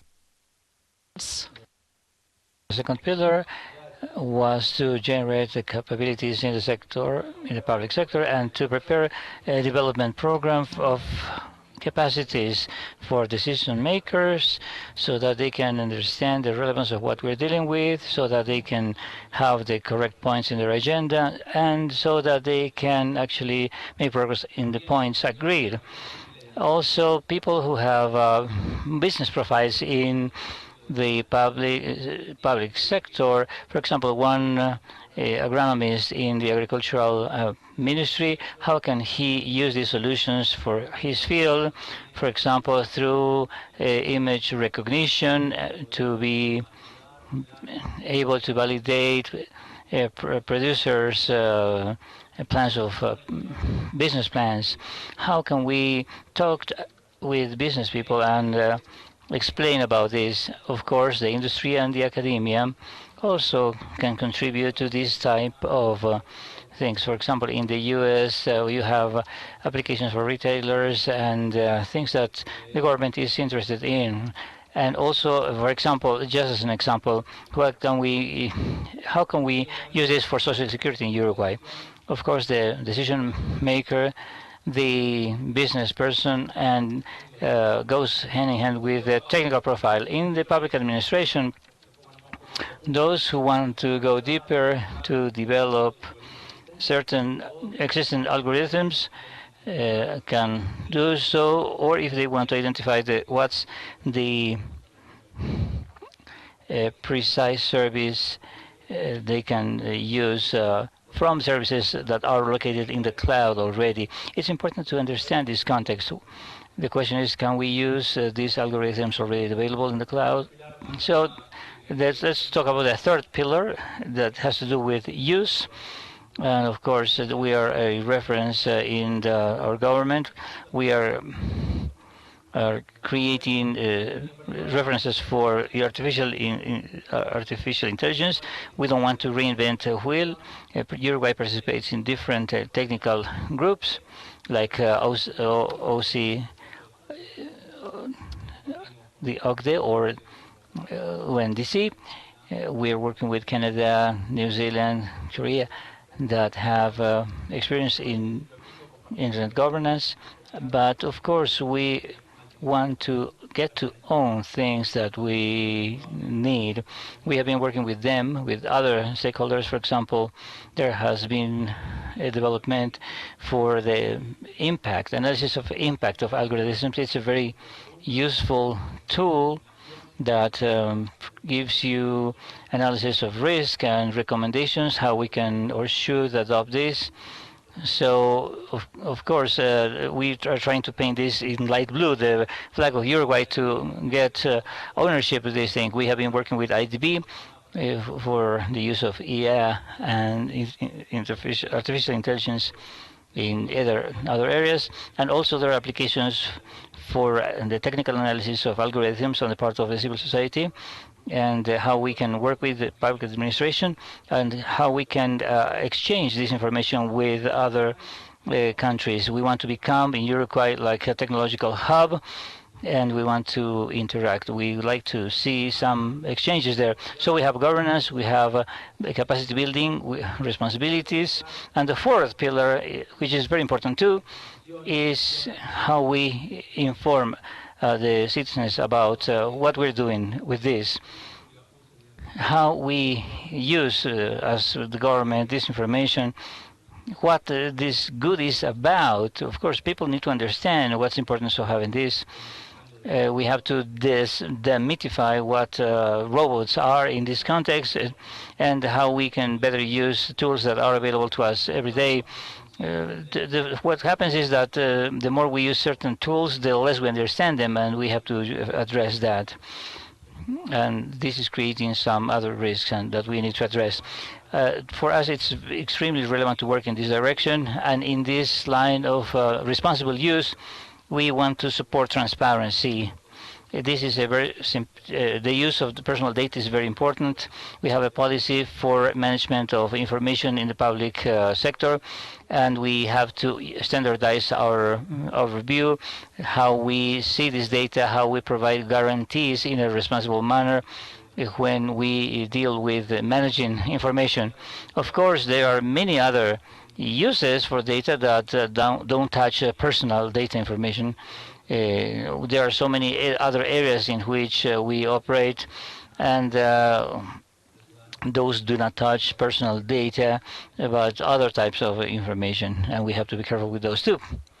So just to close, what I told you about is this. The summary is this: we are trying to complement this with a timeline that was led by the Ministry of Industry, but also had the participation of multi-stakeholders, and this roadmap included the component of the economic development of the country, and this has to do with creating or supporting departments, universities, so that we can build capacities for among the people and the students. Thank you very much. Thank you so much, Javier. This is very interesting.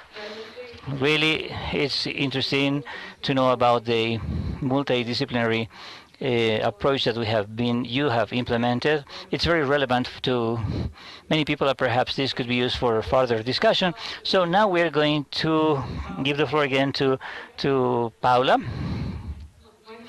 It's obviously this is not artificial intelligence we're dealing with here now. There was a mishap.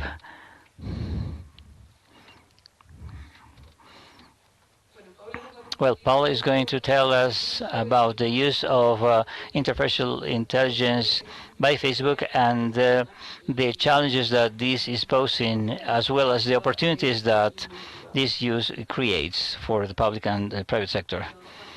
Good afternoon. Thank you, Maria Paz, for inviting me and for your insistence to have my participation here. It's an honor to be here, and I'm happy that I can tell you a little bit about some things, some internal processes, and how we are thinking about the development of norms and the ethical development of AI in our company. And I want to start mentioning something that you already mentioned, these two panel members. First, that AI is a commonplace thing now. We are not talking about robots that will replace humans at this point. We are talking about day-to-day activities in which there are automatized decisions. And we are also talking about automated decisions that can improve the lives of everyone, and the industry, transportation, healthcare, whatever. At the same time, they create concerns that are very relevant. Concerns regarding biases for this discrimination, the probability of changing algorithms, security of algorithms, and everything leads to this thing. What's the ethical framework, not only the legal framework in which this technology operates? I would like to start with a high level. This is not necessarily Facebook. So the question is, what are the basic assumptions for the private sector when they think of how they will implement in their industry certain elements of artificial intelligence? The first thing is that this technology has to be centered on the human being. What's the benefit of society? What's the benefit for mankind? And this has to be governed by an ethical framework based in fundamental rights and on social values. So what you can see here, these are some bullets that try to explain how you translate this into a private sector organization. Okay, first you develop a ethical framework. You have to train the workers to detect the ethical dilemmas or challenges. Sometimes they are obvious when after something happens, but when you implement those, it's not that obvious. Then how you can create internal processes so that algorithms can be explained to the people on which those are going to be applied. This is how can we make algorithms understandable and what the mechanism will be to mitigate undesirable results of an algorithm, for example, space bots or discrimination, as somebody else said. Sometimes it is these things happen not because someone wants to do that, but those are undesired effects. Then how do we give the users tools to control these results? What will be the efficient tools so they can intervene in these processes? Another thing that Javier said also has to do how we make people understand that technology and AI is a part of their daily lives, and that what the benefits are and the risks too.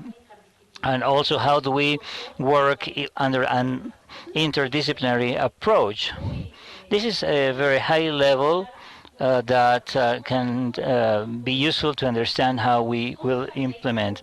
The question is, how do we Facebook artificial intelligence as the center of all of our activities? All or our services are based on this. For example, the news feed that creates a rank for what you see is basically interpretation intelligence, because this is a personalized service through which you need on the basis of what is interesting to you, for facial recognition, for what is a topic of interest for you. For example, how we use data not only for products on Facebook, but for societal welfare. You have maps for on density of the population, connectivity maps. This has to do with AI, and this is useful to humanitarian relief organization, for example, to address questions in the case of an emergency, where people are, how we can help them, etc. You know very well also that we use this to moderate contents. We have a platform that has 2.7 billion people, and we have community standards that we have to enforce, and AI helps us manage the millions of reports that we receive on content. For example, hate speech is very difficult to define.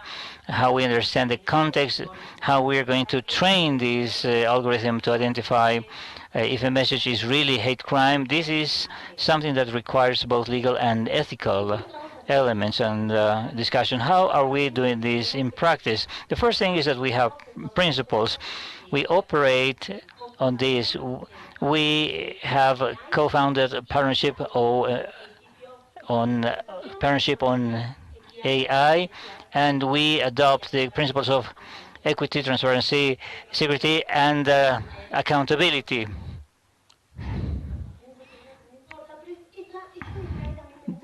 I like this slide because this reflects very well what we mean by AI. This is deeply human. AI reflects what we are. It's made by humans, and it reflects what we are as a society or an individual. And here you have the problem of biases. Why do algorithms are biased? Because why are they biased? Because we include this bias in this. Now, why do we use AI? Because we want to take better decisions. When the algorithm learns, and it learns what bias is involved, it can learn how to avoid these undesirable effects. So how do we approach this of bias? And this is a source for concern. We work hand in hand. The technology and the ethics work together. How do we create tools based on ethics that can help us in our development on the basis of these principles? The first thing I want to share with you is that what's our internal process to implement this? What is what we call our global program of privacy and risk analysis? How does the internal procedure operate? How do we measure the risks of a given product throughout the entire cycle of this AI, this algorithm? The first thing we do is to work, the approach is to work on people, on data, and on the resulting algorithm. Why on people?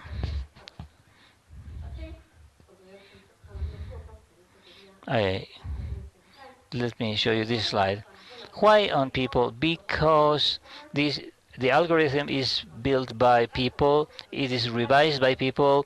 This internal process I am talking about is a review or revision process conducted by human beings, and also because data taken for AI are data on people.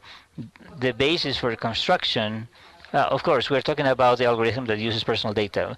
You may have a different algorithm if you are not dealing with the same thing, but we are talking about personal data now. If we do not take into account the people who are the basis of this algorithm, if we have only few, if the sample is not representative, if we are working if the group is small, you will have a bias in your algorithm, and you have to identify this when you're developing the algorithm.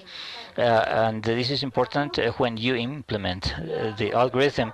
Also, we work on data. Why?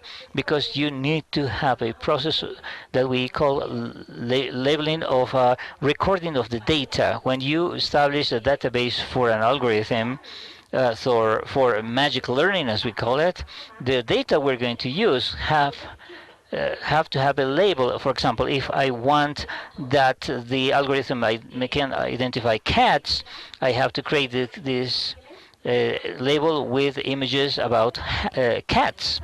It's easy in some cases, but in some other in other cases, you can have information that is considered sensitive, and this is really complex. How do we create the label, the appropriate label that says this is a cat? This is an algorithm to identify cats or basketballs. There is someone who is deciding what a cat is, and they're going to see this is a label for cat. Now, with cats, that's no problem, but when you have the appearance of people, if you don't have measures in place to decide what the appearance of a person has to be, if you don't have the trained person, your algorithm will have a bias. How do we do that? We have to take all those things into account. The people that we use for this process have to follow certain procedure. After this analysis of risks that we have, after that we approve the labeling of certain data to be used in an algorithm. Now, you can have an algorithm which is diverse, taken from a diverse group. The data can be very well labeled. Let me go back to labeling. We allow, for example, to create avatars. Imagine a person is created on the basis of a picture or photograph. For the avatar to be similar to the picture of the person, the group to which this person belongs, the physical characteristics of that person have to be present, otherwise the person will not be represented. Even for Latin people, I mean, we are similar but so diverse at the same time. We need to have so many manners to define a beard, long beards, short beards, because there are many men sporting beards. So this labeling perhaps needed a lot of samples.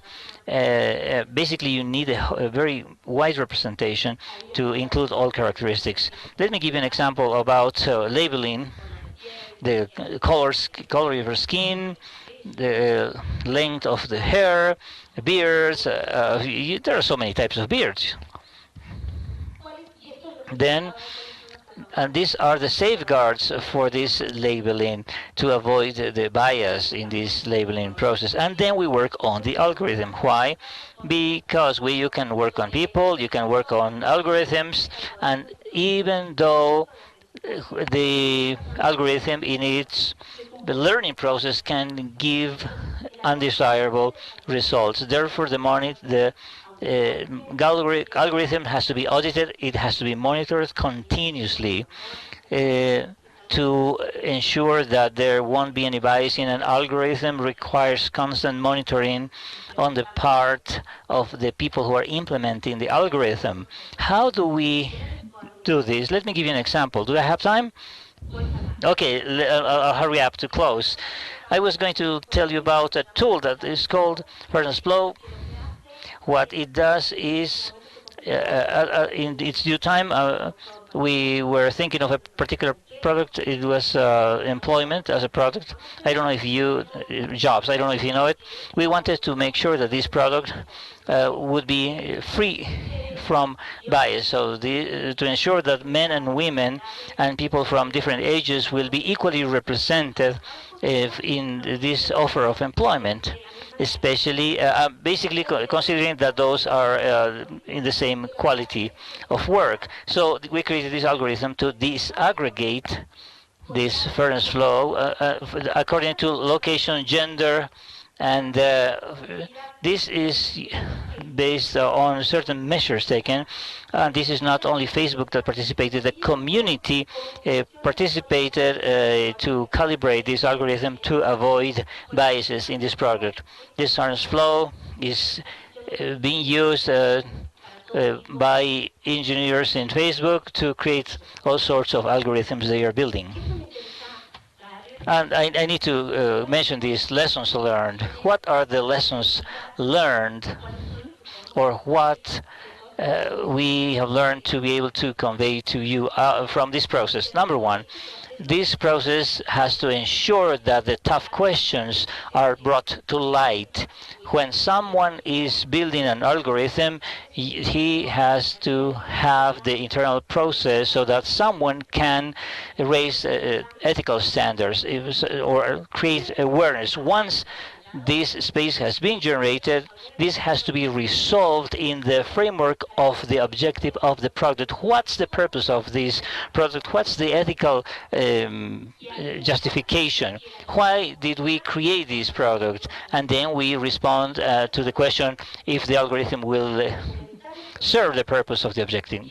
Then we have to document the process. This process has to be documented because there is a continuous processing or monitoring of the process. Then you have to identify the risks in each step of the process, not only in the development, not only in implementation. You need to have this identification of risks everywhere.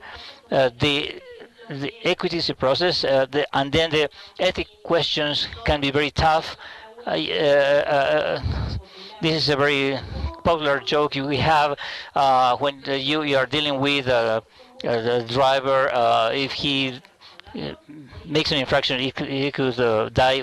You can kill one person, or you can kill three if this is the wrong driver driving a car or something. And then we need to share this with the community.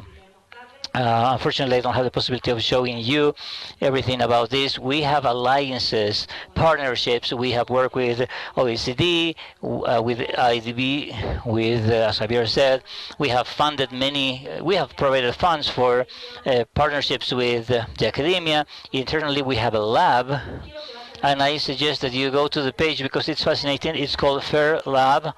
FairLab is an internal Facebook lab funded not to create new products for Facebook, but to make progress in state-of-the-art artificial intelligence solutions. The person that leads this just won the Turing award. This is a significant team. We don't have one with 17 headquarters or sites.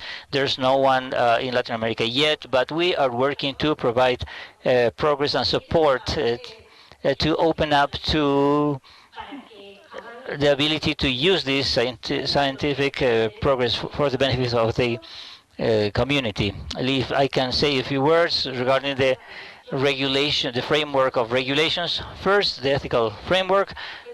Then we are thinking of it's important to regulate not the technology but the results. We want to regulate the harmful or possible harmful results. Do we exert a regulation on the technology? No. On the results, we have consumers, you have civil responsibilities to cater to, we have so many regulations, anti-discrimination laws that can be applied. And one concrete topic we have to consider when we are talking about the ethical framework for Latin America that we can work together is how we create a methodology, a taxonomy. This is the cataloging for these automated responses, because those are not the same. What are the results that we consider that certain particular request needs to meet? It is not the same to have an automated answer response or action that has a high social impact compared to other one that does not have this social impact. So this categorization is significant for us to work together. Thank you very much. If you have any other question, I'll be happy to answer to those.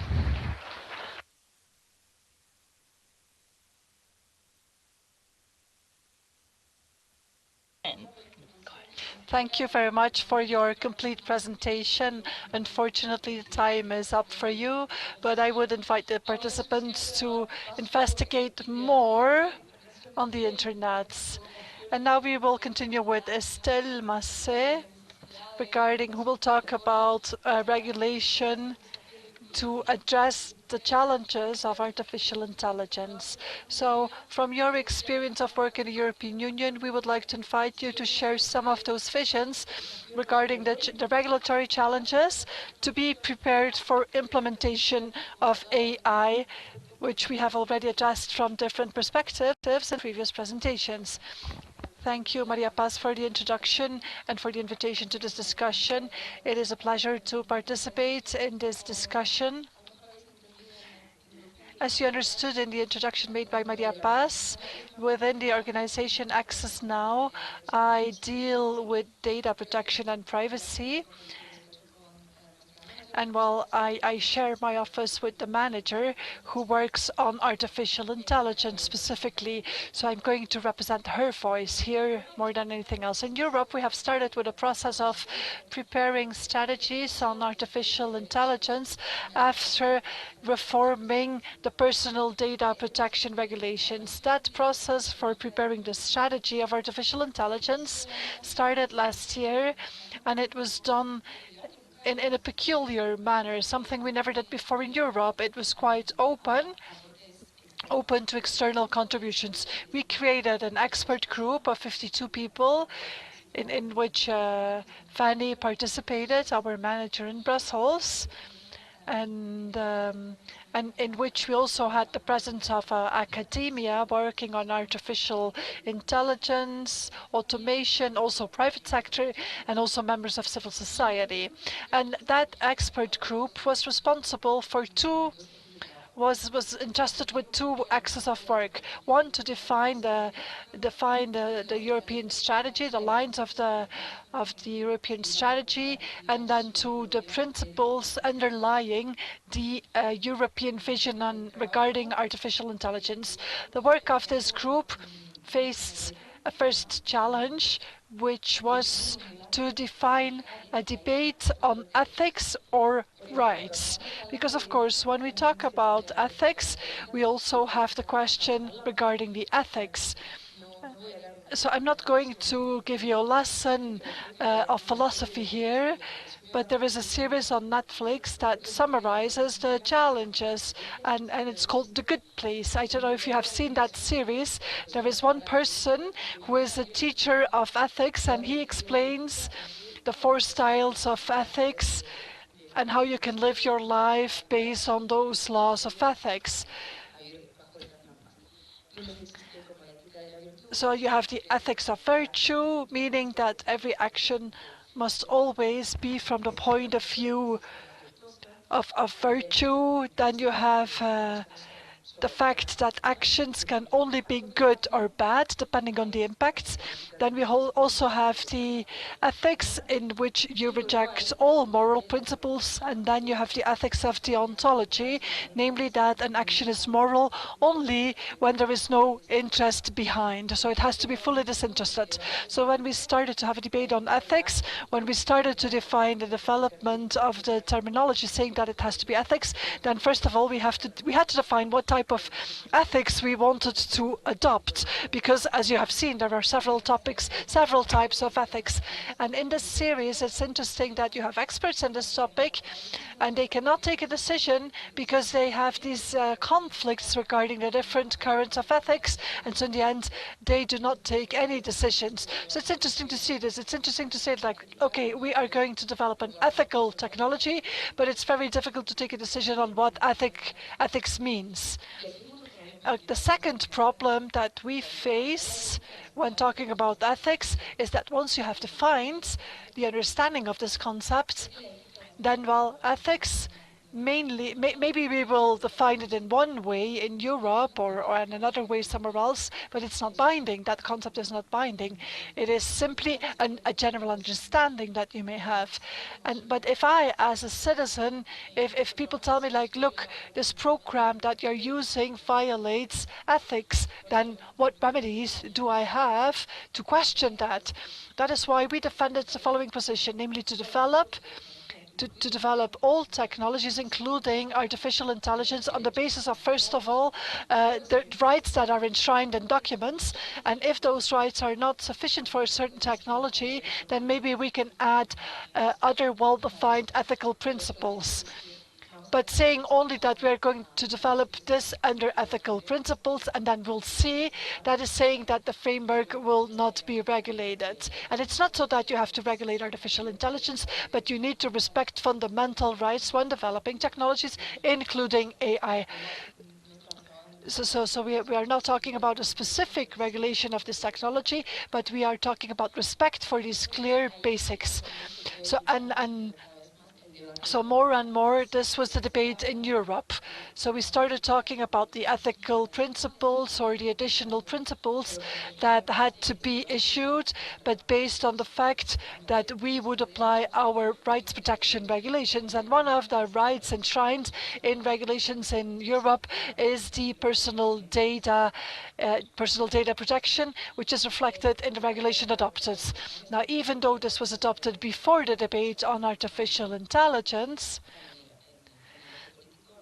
before that was really in the public eye, well, various rights and various principles have been included in the regulation and which are quite important for the development of AI. The first one is the right to an explanation when you are taking an automated decision. So that also includes the use of AI.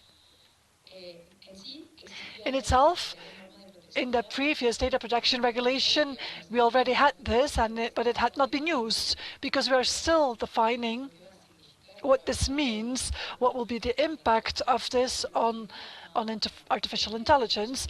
But well, this right says that, look, it's not about publishing algorithms or technical decision-making methods, but this forces the people using technologies like AI to think of, why are you using this? What type of data will be included in this technology? And what decision do you want to reach? So I, as a citizen, will receive information when an AI system is used.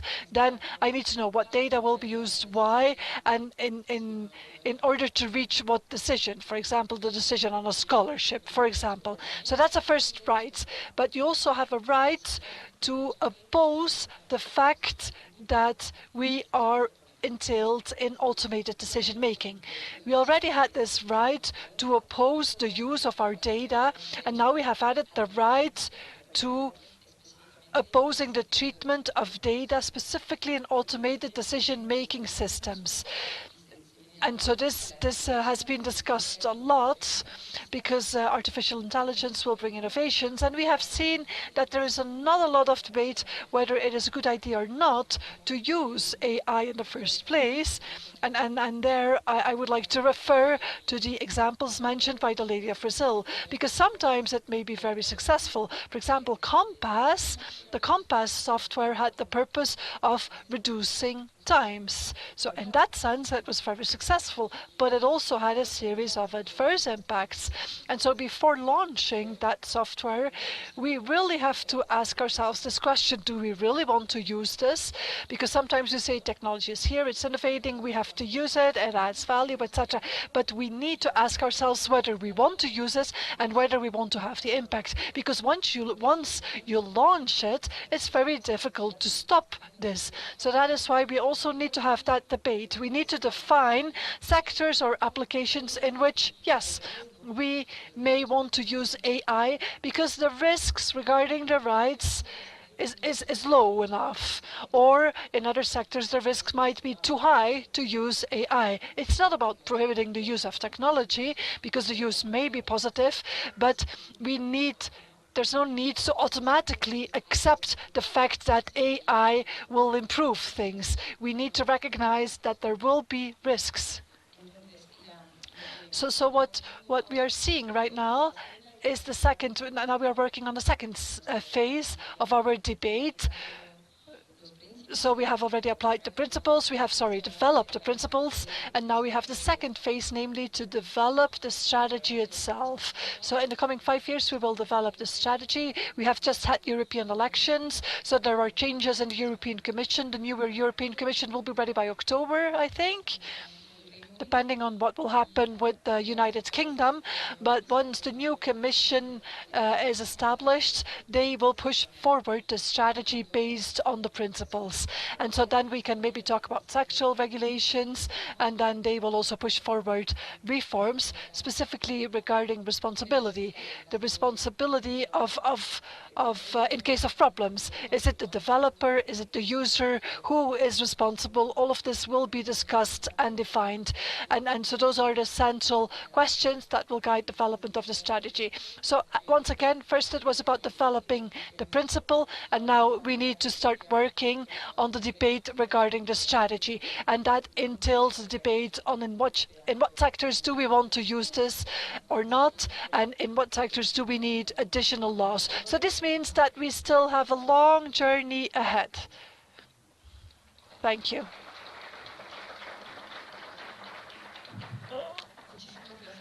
Thank you very much, Estelle, for your presentation that gives us the approach from different angles. And now we would like to invite the audience to ask questions to the panel members. Here is the microphone. Please say your name and also specify to what panel member you want to direct your question. I'm Raúl Echeverría. It's not really a specific question.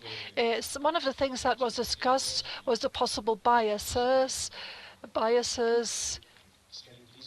that are intrinsic in AI instruments, technologies. That's a very big issue, and I think that without doubt the large technology companies are working on this to avoid that bias, but maybe they're not achieving this.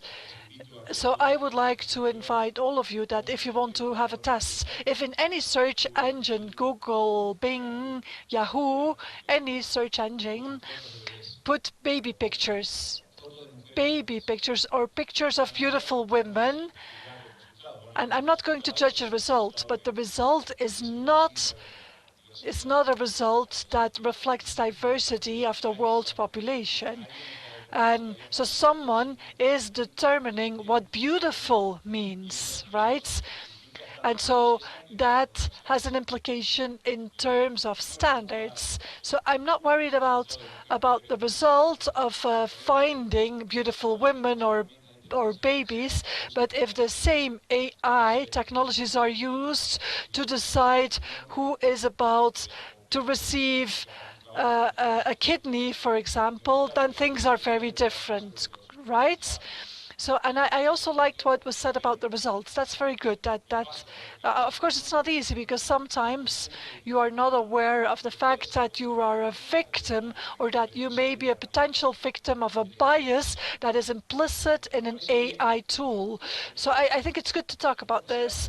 I think that you need to offer the procedures and well, but well, today we still have to work a lot on that. That was my comment, basically. Okay, maybe we can ask for the questions to be a little bit more precise. I'm from the University of Amazonas, and I have a question for Poliana, and then I also have a question for Paula, one or two questions for Paula. I was very much interested in the presentation of Poliana. I think that you have chosen well the examples of the use of AI, and specifically I'm interested in the example of Amazon, in which you said that there was a possible machista bias, and that because of that the project was abandoned, if I understood correctly. I wanted to mention some points regarding a hypothesis. Well, first of all, that I do not have access to the methodology. I don't know what sort of training was provided, so I cannot say what happened exactly. That's one point. The second point is that I don't know about the number of data that were used, but considering that it was Amazon, I imagine that they used a decent quantity of data. Third point is that I used Amazon also, and I imagine that the methodology had a specific character, nature, and since this was a large-scale project, well, it must have considered all the offices of Amazon. So on that basis, I was thinking of a couple of hypotheses. The first hypothesis is the most natural one regarding this topic, namely that maybe men are better than women. I don't think that's probable, but that's one hypothesis, right? So the first hypothesis is that men are really better than women. The second hypothesis is that Amazon has committed a mistake in terms of the methodology. I think that's less probable or more probable than the first hypothesis. And the third hypothesis is that maybe Amazon suffered pressure, not necessarily. So maybe not necessarily it has an algorithm that is machista, but maybe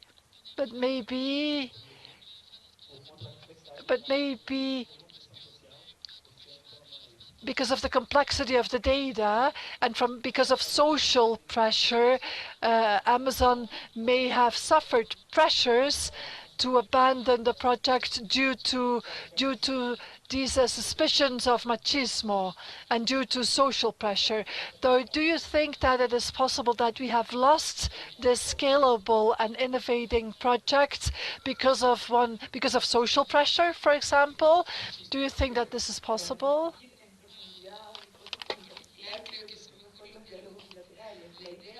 Now, the idea of participating here is to direct questions to the panel members.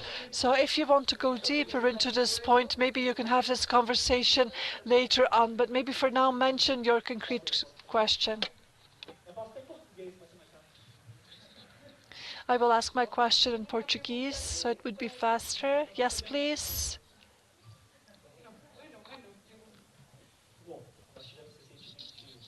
So we have recently had some cases of large technological companies that were engaged or involved in scandals related to algorithm, Twitter, Google, etc.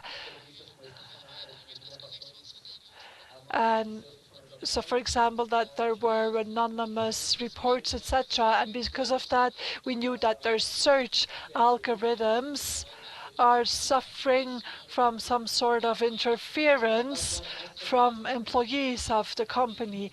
Based on these trends that I see in large technology companies through recent scandals, for example, Cambridge Analytics, etc., well, I don't know whether I should accept that Facebook from the beginning was a platform that always gave priority to privacy. Okay, now we need to listen. We need to hear the other questions as well. Next question, please. Be as exact as possible. I will also speak in Portuguese. My name is Flavia. I'm here from the youth program. I'm a lawyer from Brazil. I wanted to ask a question to Paula. Paula, I have studied the problem of intimate images that are put on the internet. So I would like to know, what does Facebook do about this? You know, because when I studied this, sorry, I have difficulties to breathe. In my studies, I saw this new news item about this, and it was about having a cleanup of intimate pictures from Facebook by using artificial intelligence. And so I wanted to know whether that is confirmed, whether Facebook will really do that cleanup based on artificial intelligence. So is this confirmed, and how does AI operate in these cases?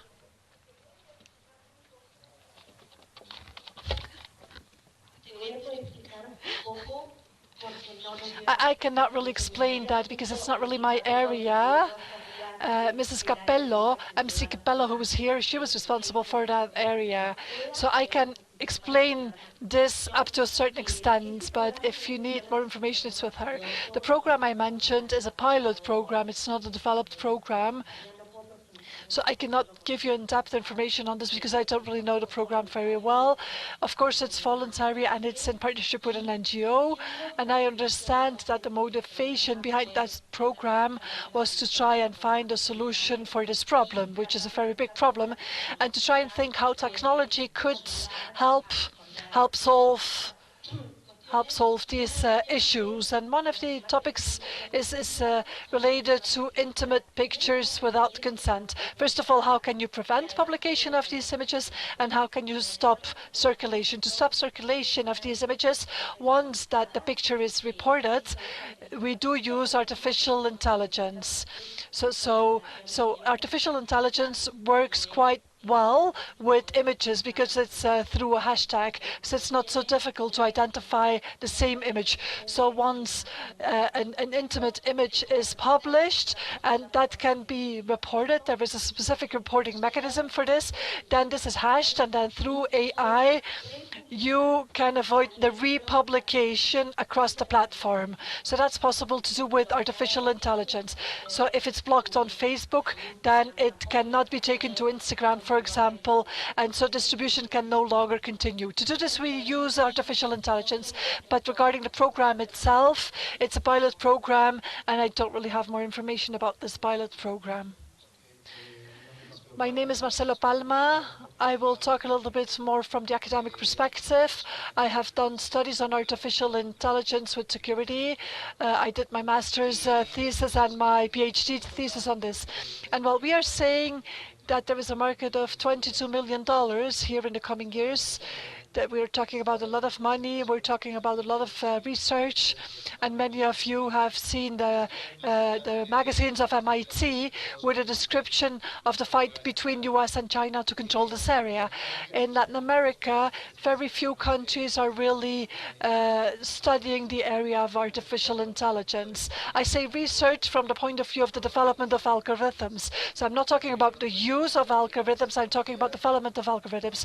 Most countries in Latin America now have master's degrees, diploma courses in different areas of data science, etc., but on the use of algorithms. So my question is, from your point of view, in view of the fact that the best way to control a technology like the American model, the Chinese model, etc., is to develop in technology. So my question is, how would you promote in the coming years, how would you promote development of the technology here in Latin America as well? And of course, with respect of the position of the EU, that the EU is doing this from mainly by promoting this through academia. Hi. Yes, can you hear me? This is a question from the remote participant. Alvaro asks, and this is for Facebook, how can Facebook solve the diversity of global content it receives for publication? Because this entails an ethical dilemma.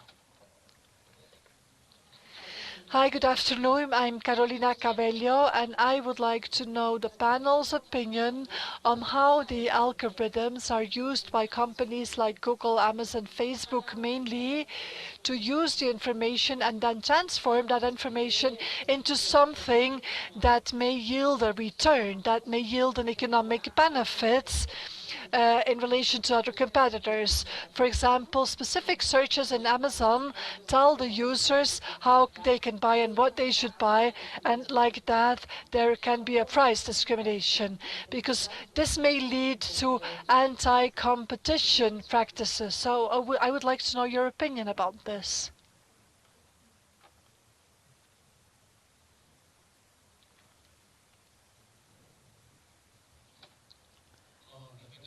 Regarding the question of Marcelo on the development of local research, well, any answer that I will give will have contradictions. Well, from the government side, I see that some say that the government should not innovate, that the government should give results, and therefore the government should use proven technologies to yield results.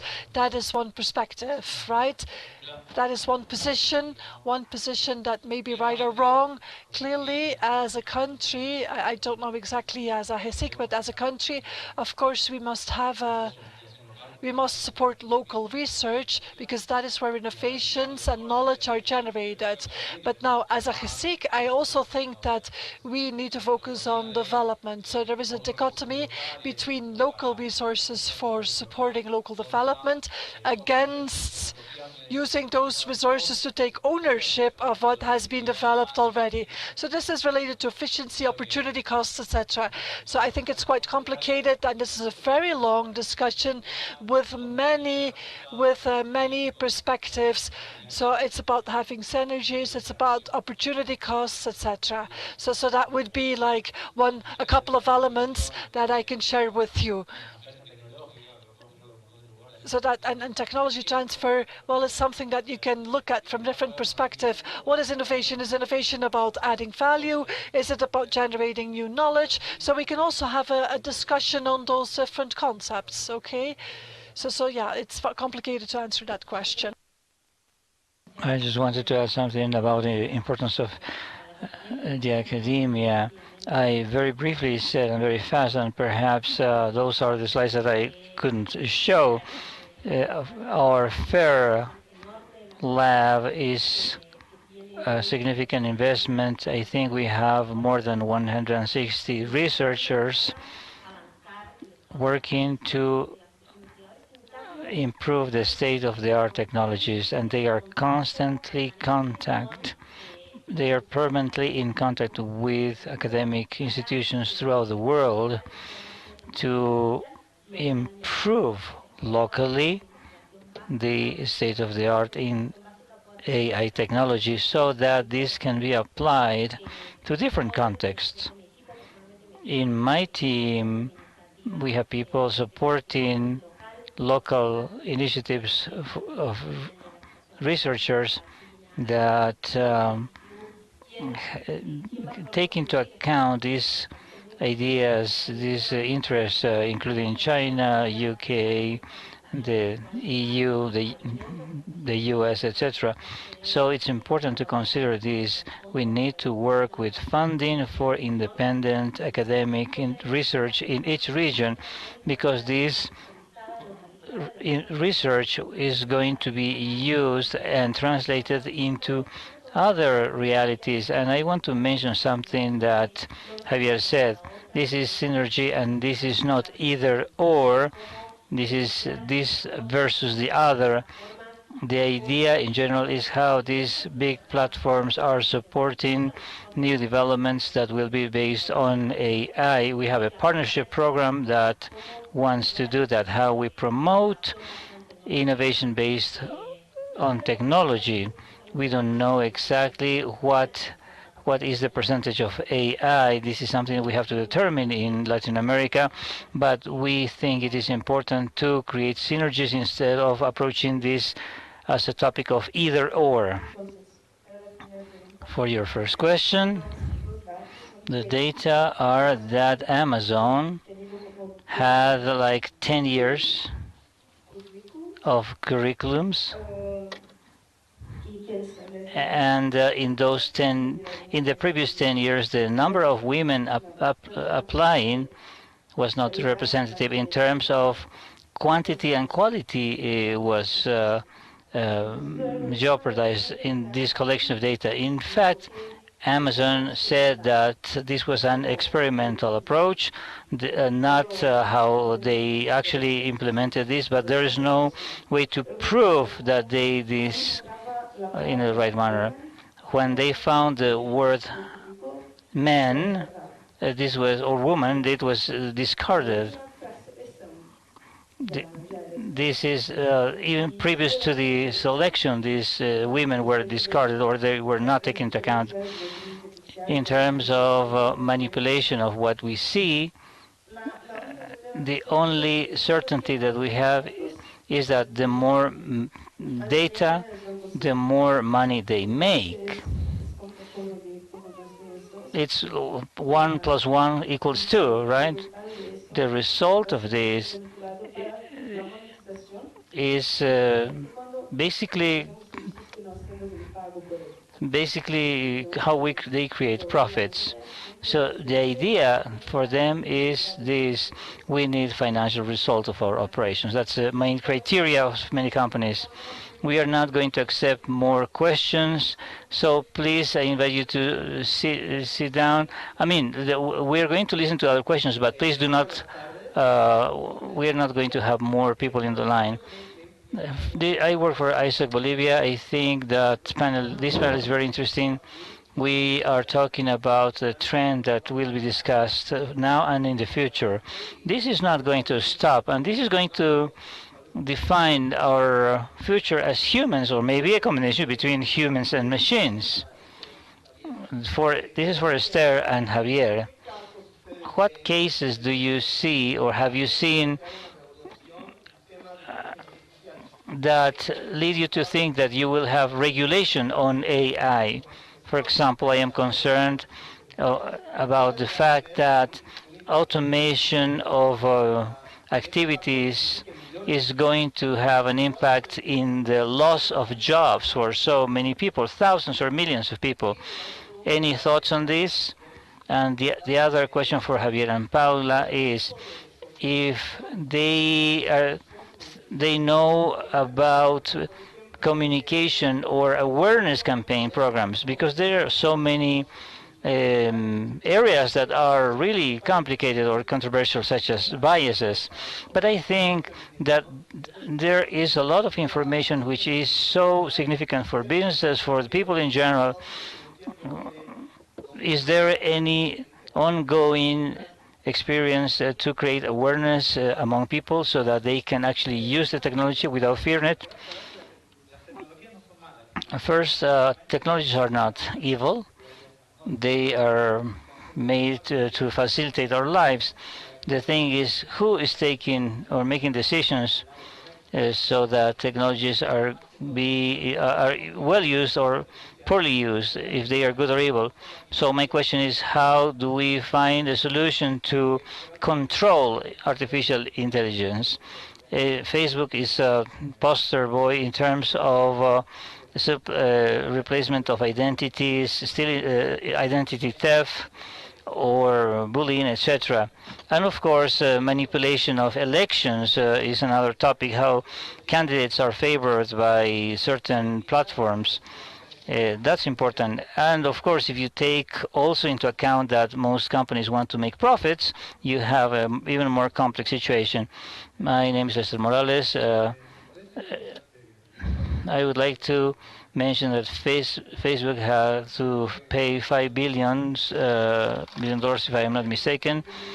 What I would like to know for the our friend from the UE or EU, excuse me, you have a close relationship with Facebook. I would like to know if she has any thoughts about the use of Facebook in terms of rigging or altering elections. This is very important. I would like to know if there is any sort of regulation. I am concerned about the electoral uses of these platforms. In Brazil, we have something that's very associated to algorithms, and that's visibility. Of course, this comes from databases that were formed in the past. When you say that, for example, that women are not good, as good as men to work in technology, you have a bias. In history, you see that there are women who were made invisible, and in other cases, race is associated to poverty. How can you create a new reality while AI is retrofitting our perceptions about equality? What's the real participation of in these systems, considering that the technical area is the technology goes very fast. My question here is, in this process in which AI is becoming more sophisticated, of course, we are seeing improvement in AI. When AI is well learned, do you think it will affect other areas that now belong to the government, such as healthcare, education, etc.? Do you think that there will be a point in which that human decisions will be jeopardized? For example, I'm thinking of e-medical. Do you envision a possibility of conflict between who's right, artificial intelligence or a doctor in a given case? I think this is important to take that into account now. Okay, we have one more question, and then we're going to... I am Laura, I am from Brazil. First, my question is for Poliana. I would like to know what are the elements you think are important for training in the computer sciences, so we can actually make progress to avoid hearing some of the hypotheses mentioned here. And my other question for Facebook, for Paula from Facebook, if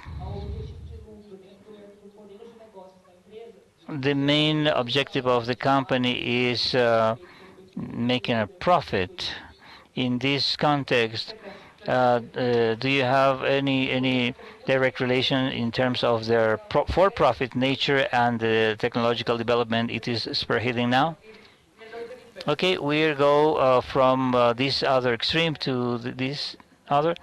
I'm going to concentrate on the questions that were directed to me directly. The first one was what topics or what areas we shouldn't use AI. Okay, we are in a current debate. We're discussing this. There are no total certainties. Perhaps we should establish some limits in terms of justice, for example. For example, in terms of recognition, facial recognition, because we are still running the risk of discriminating when you use this, and you might be affecting the rights when you have unilateral or wrong decisions. There was another question about if there is legislation about using data in elections.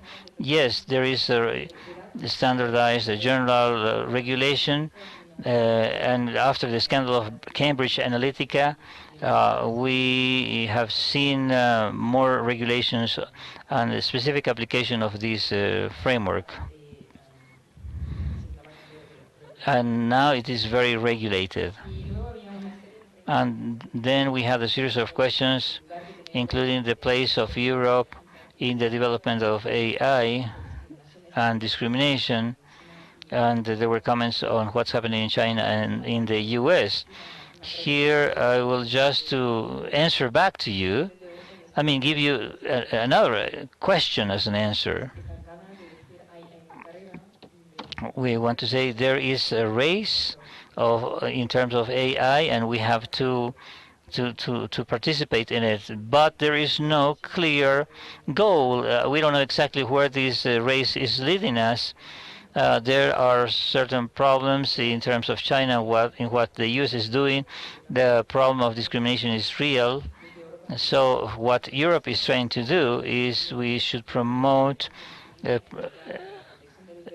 development of AI to protect human rights.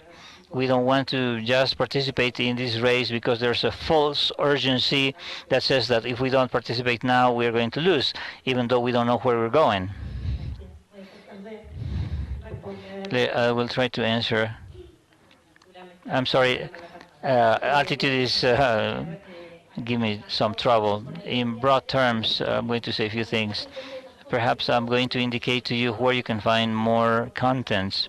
Many of these questions are in fact explained in many of our blogs and publications. I will start with your question because it is super interesting to deal with the development of technologies. This is we have to develop not what we can but what we should. And these ethical positions is present from the very inception of each project. In fact, there is an article that I think is very important in our design statement or requirements, the statement of requirements. We say that we have to build, we want to build when we are thinking of the final social result or benefit of our products. And this is aligned when we define, we think if a certain product is aligned with Facebook principles or not, and we have a matrix that is very helpful to define and find a way and to answer to this question. Definitely we are developing products not based on the fact that we can do it, but on the fact that it's something that will be useful. First, I want to clarify, we do not sell data. This is not our, we sell ads, we sell advertisement and there's advertisings. That's the basis for that. This is, and actually what we do is to send personalized ads. However, there is a possibility of that you receive ads that are not personalized. I would like to talk about elections associated to AI and how we use AI to combat mis or disinformation. That was one of the cases pointed out that were made evident. I'm going to talk about this very briefly. It's not my area, but our policy to combat this information is to remove, reduce, and inform. In this remove and reduce, there is use of AI. We do not retrieve, we don't remove fake news because but we do reduce fake accounts, and sometimes those fake accounts are those used to distribute disinformation items. AI is helpful to detect spam, fake accounts, to combat disinformation in the platform. How do we implement this reduction? AI helps us on the basis of several signals or signs to determine when something might be fake or false.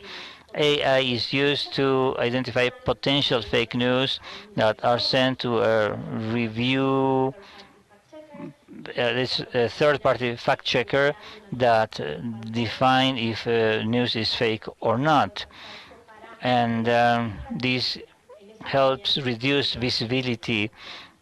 AI is used there.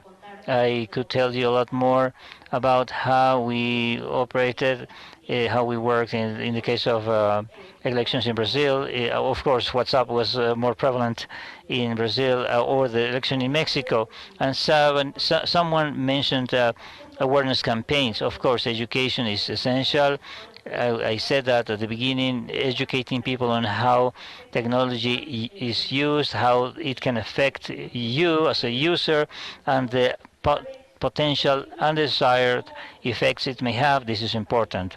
How do we build technology to do this? I don't know if you saw, we improved and we launched a tool called "Why Do I See This?" If you see any post, you're going to see in your menu this thing. Why do I see this? And this is explaining to you why you receive certain ads or contents. This is an explanation provided by the about the algorithm. This is a tool that is allowing us to make this more transparent. This and the answer is you're receiving this because the algorithm has processed certain input that it got from you. This is a very simple thing. This is not a very long explanation. This service will help you understand why the algorithm made certain decisions regarding what you have in your feed. One of the many things that governments have to pursue is to generate certainty and guarantees, develop equality, and on the basis of this, we have to base everything we do. If we defend rights, if we generate equity in the use of the development of services.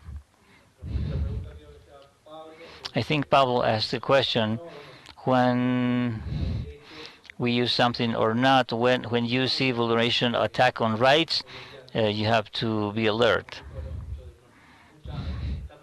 In this initial stage, there is a lot of transparency, and we are cautious to start action. For example,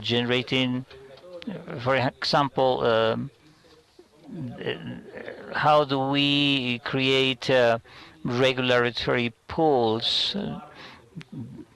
This could be a possible solution.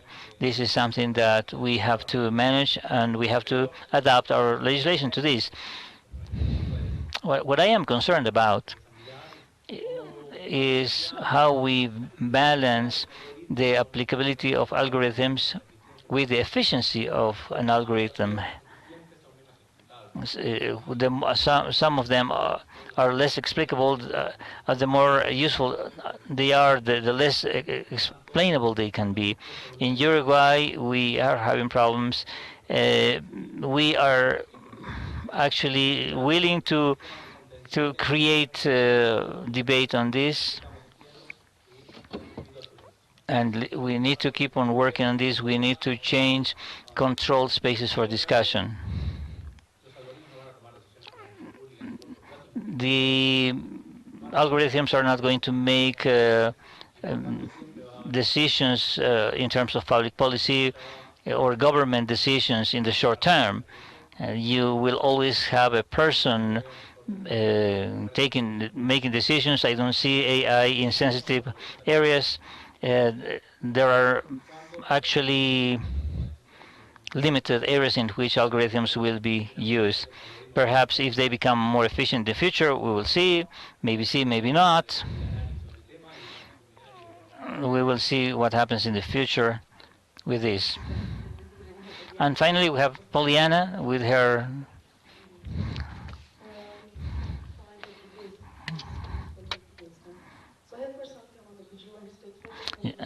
just to reinforce that was said in terms of democracy, the cultural problem we have in public policy regarding AI is that our culture is still racist,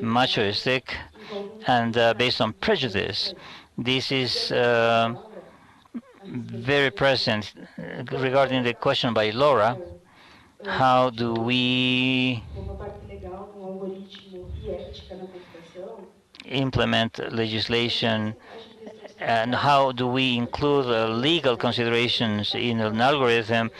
This is also related to cultural affairs. We are brainwashed since we are in computer science 101. Everything has to be decided by 0 or 1. But as we make progress, we have to take into account other contents and ideas and subjects. And sometimes we think that we're not going to use this until real life touches us and affects us. At the beginning, it's hard to graduate from university and accept the worldview we receive from it without any critical thinking. Are we contributing to the community, the development of our country, etc.? Thank you for this invitation. This has been fantastic. There are so many pending questions, but this is the center of a dialogue. I hope that the local conversations, discussions are going to continue when you go back to your countries. Perhaps you will have a chance to continue studying. If I can say something to conclude, the perspective is human rights, and I think we can safely say that human beings have to remain at the center of technology.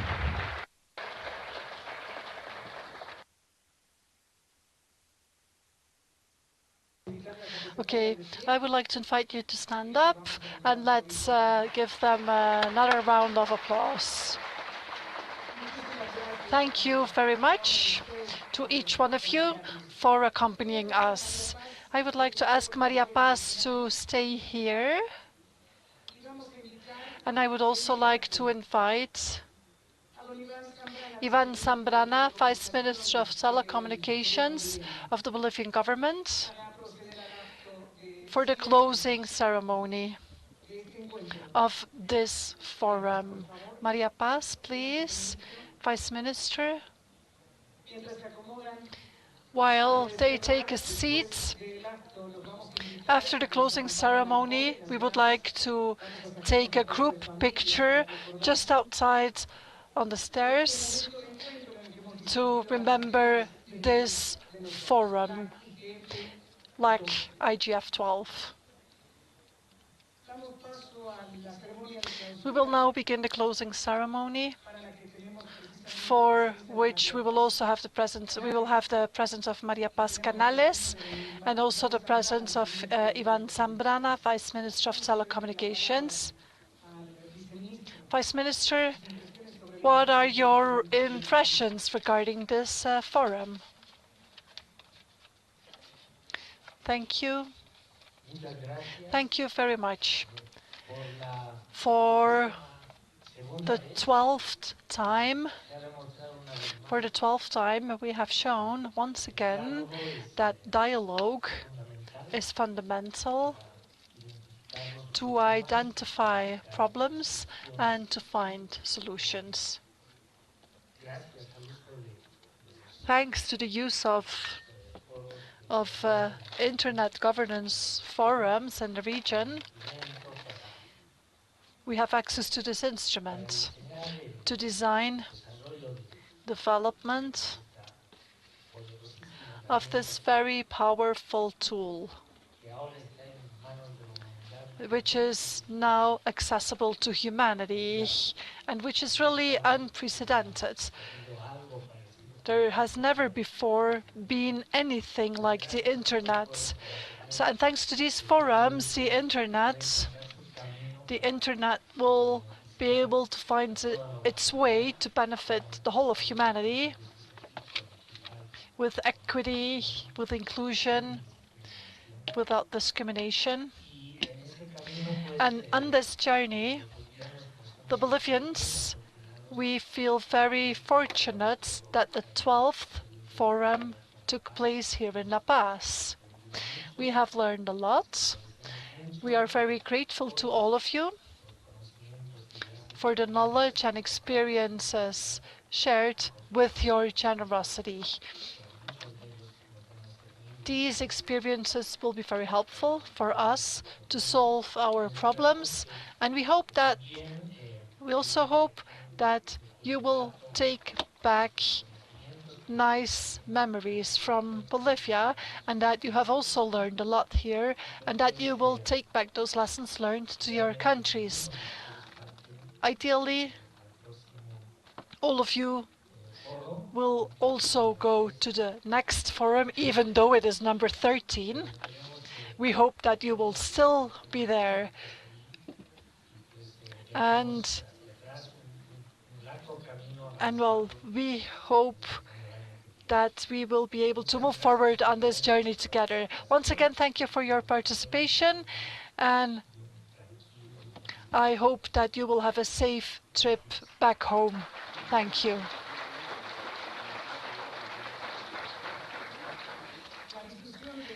The discussion over these 3 days contributes to construction of a regional agenda to develop projects to improve the standard of life of our people through internet governance. Maria Paz Canales, thank you very much. I hereby close the 12th LAC Latin America and Caribbean Internet Governance Forum in representation of the program committee of this forum. For me, it is an honor and a privilege to be able to be part of that committee together with my colleagues, which is hard work of collective creation. The people participating in the committee, in the secretariats, and also with the host receiving us every year. So my first words are to thank all the people for their hard work, the generosity of our host, the generosity of the government of Bolivia, its participation in this conversation, and fundamentally I also want to thank the community that is involved year after year in this forum.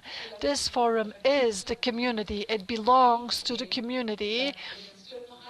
And the highest purpose that we have with this forum is for this community to continue growing and to be stronger and stronger.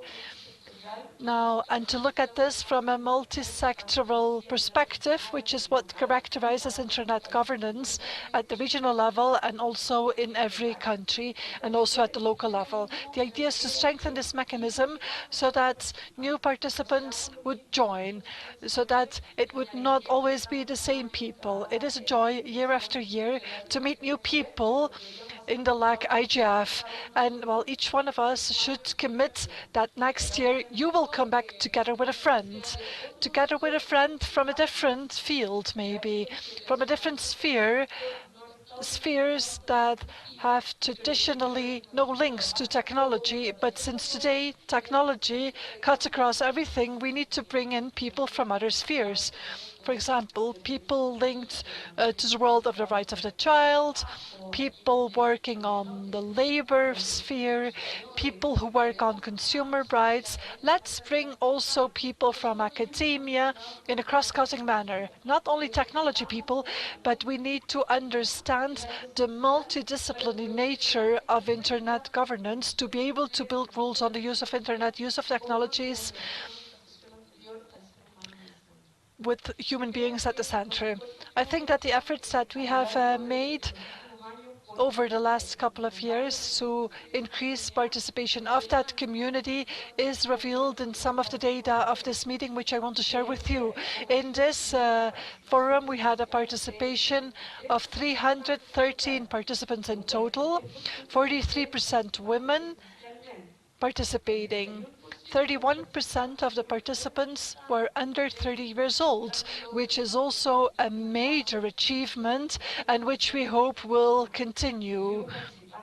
We also had participants from 26 countries, and in addition to this, we had a remote participation that was quite relevant with more than 1,000 remote participants per day, with a high participation from countries like Bolivia, Ecuador, Colombia, Argentina, and Honduras.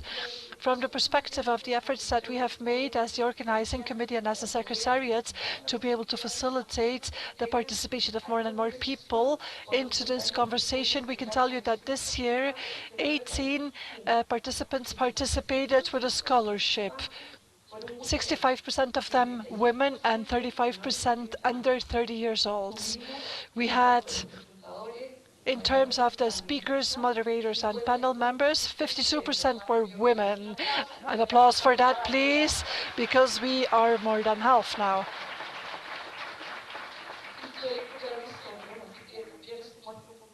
So this also shows a positive evolution.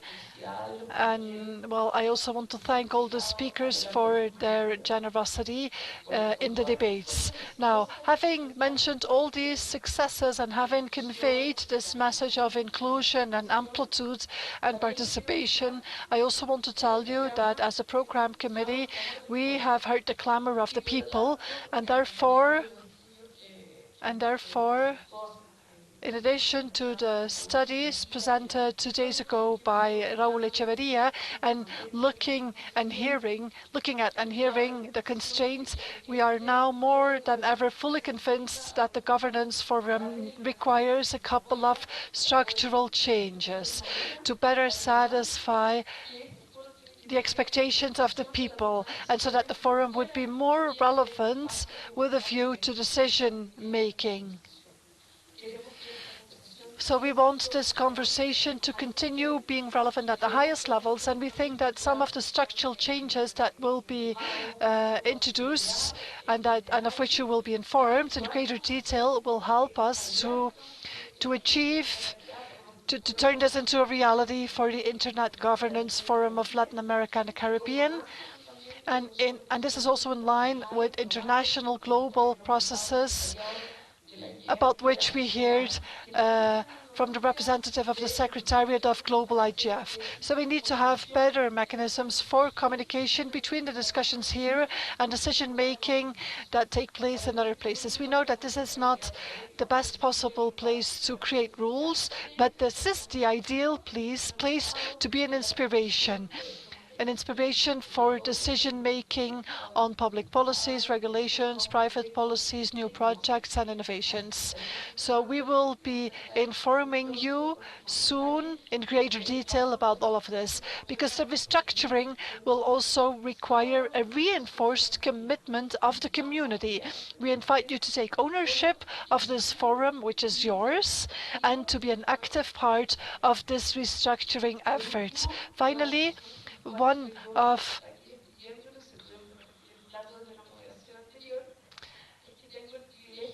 for me, it is a privilege to inform you that the program committee has selected the next headquarters for the LACIGF, the Latin American Caribbean Internet Governance Forum, will take place in Chile. Chile will host the 13th LACIGF Forum. And fortunately, Sofia, who represents Datos Protegidos, Sofia, could you stand up? She will be responsible as the host for the 13th forum. So thank you once again for your participation, and we hope to welcome you in Chile next year. Okay, we are going to say goodbye to the people who have followed us online. So please wave goodbye to the people who participated online. Could you wave to the cameras, please, to say bye, see you next year? Now, with these final words, we hereby conclude the Latin America and Caribbean Internet Governance Forum number 12. Once again, thank you for your participation, and have a safe trip back to your countries, hopefully with good memories of La Paz. Good evening. Do not forget the official picture outside on the stairs.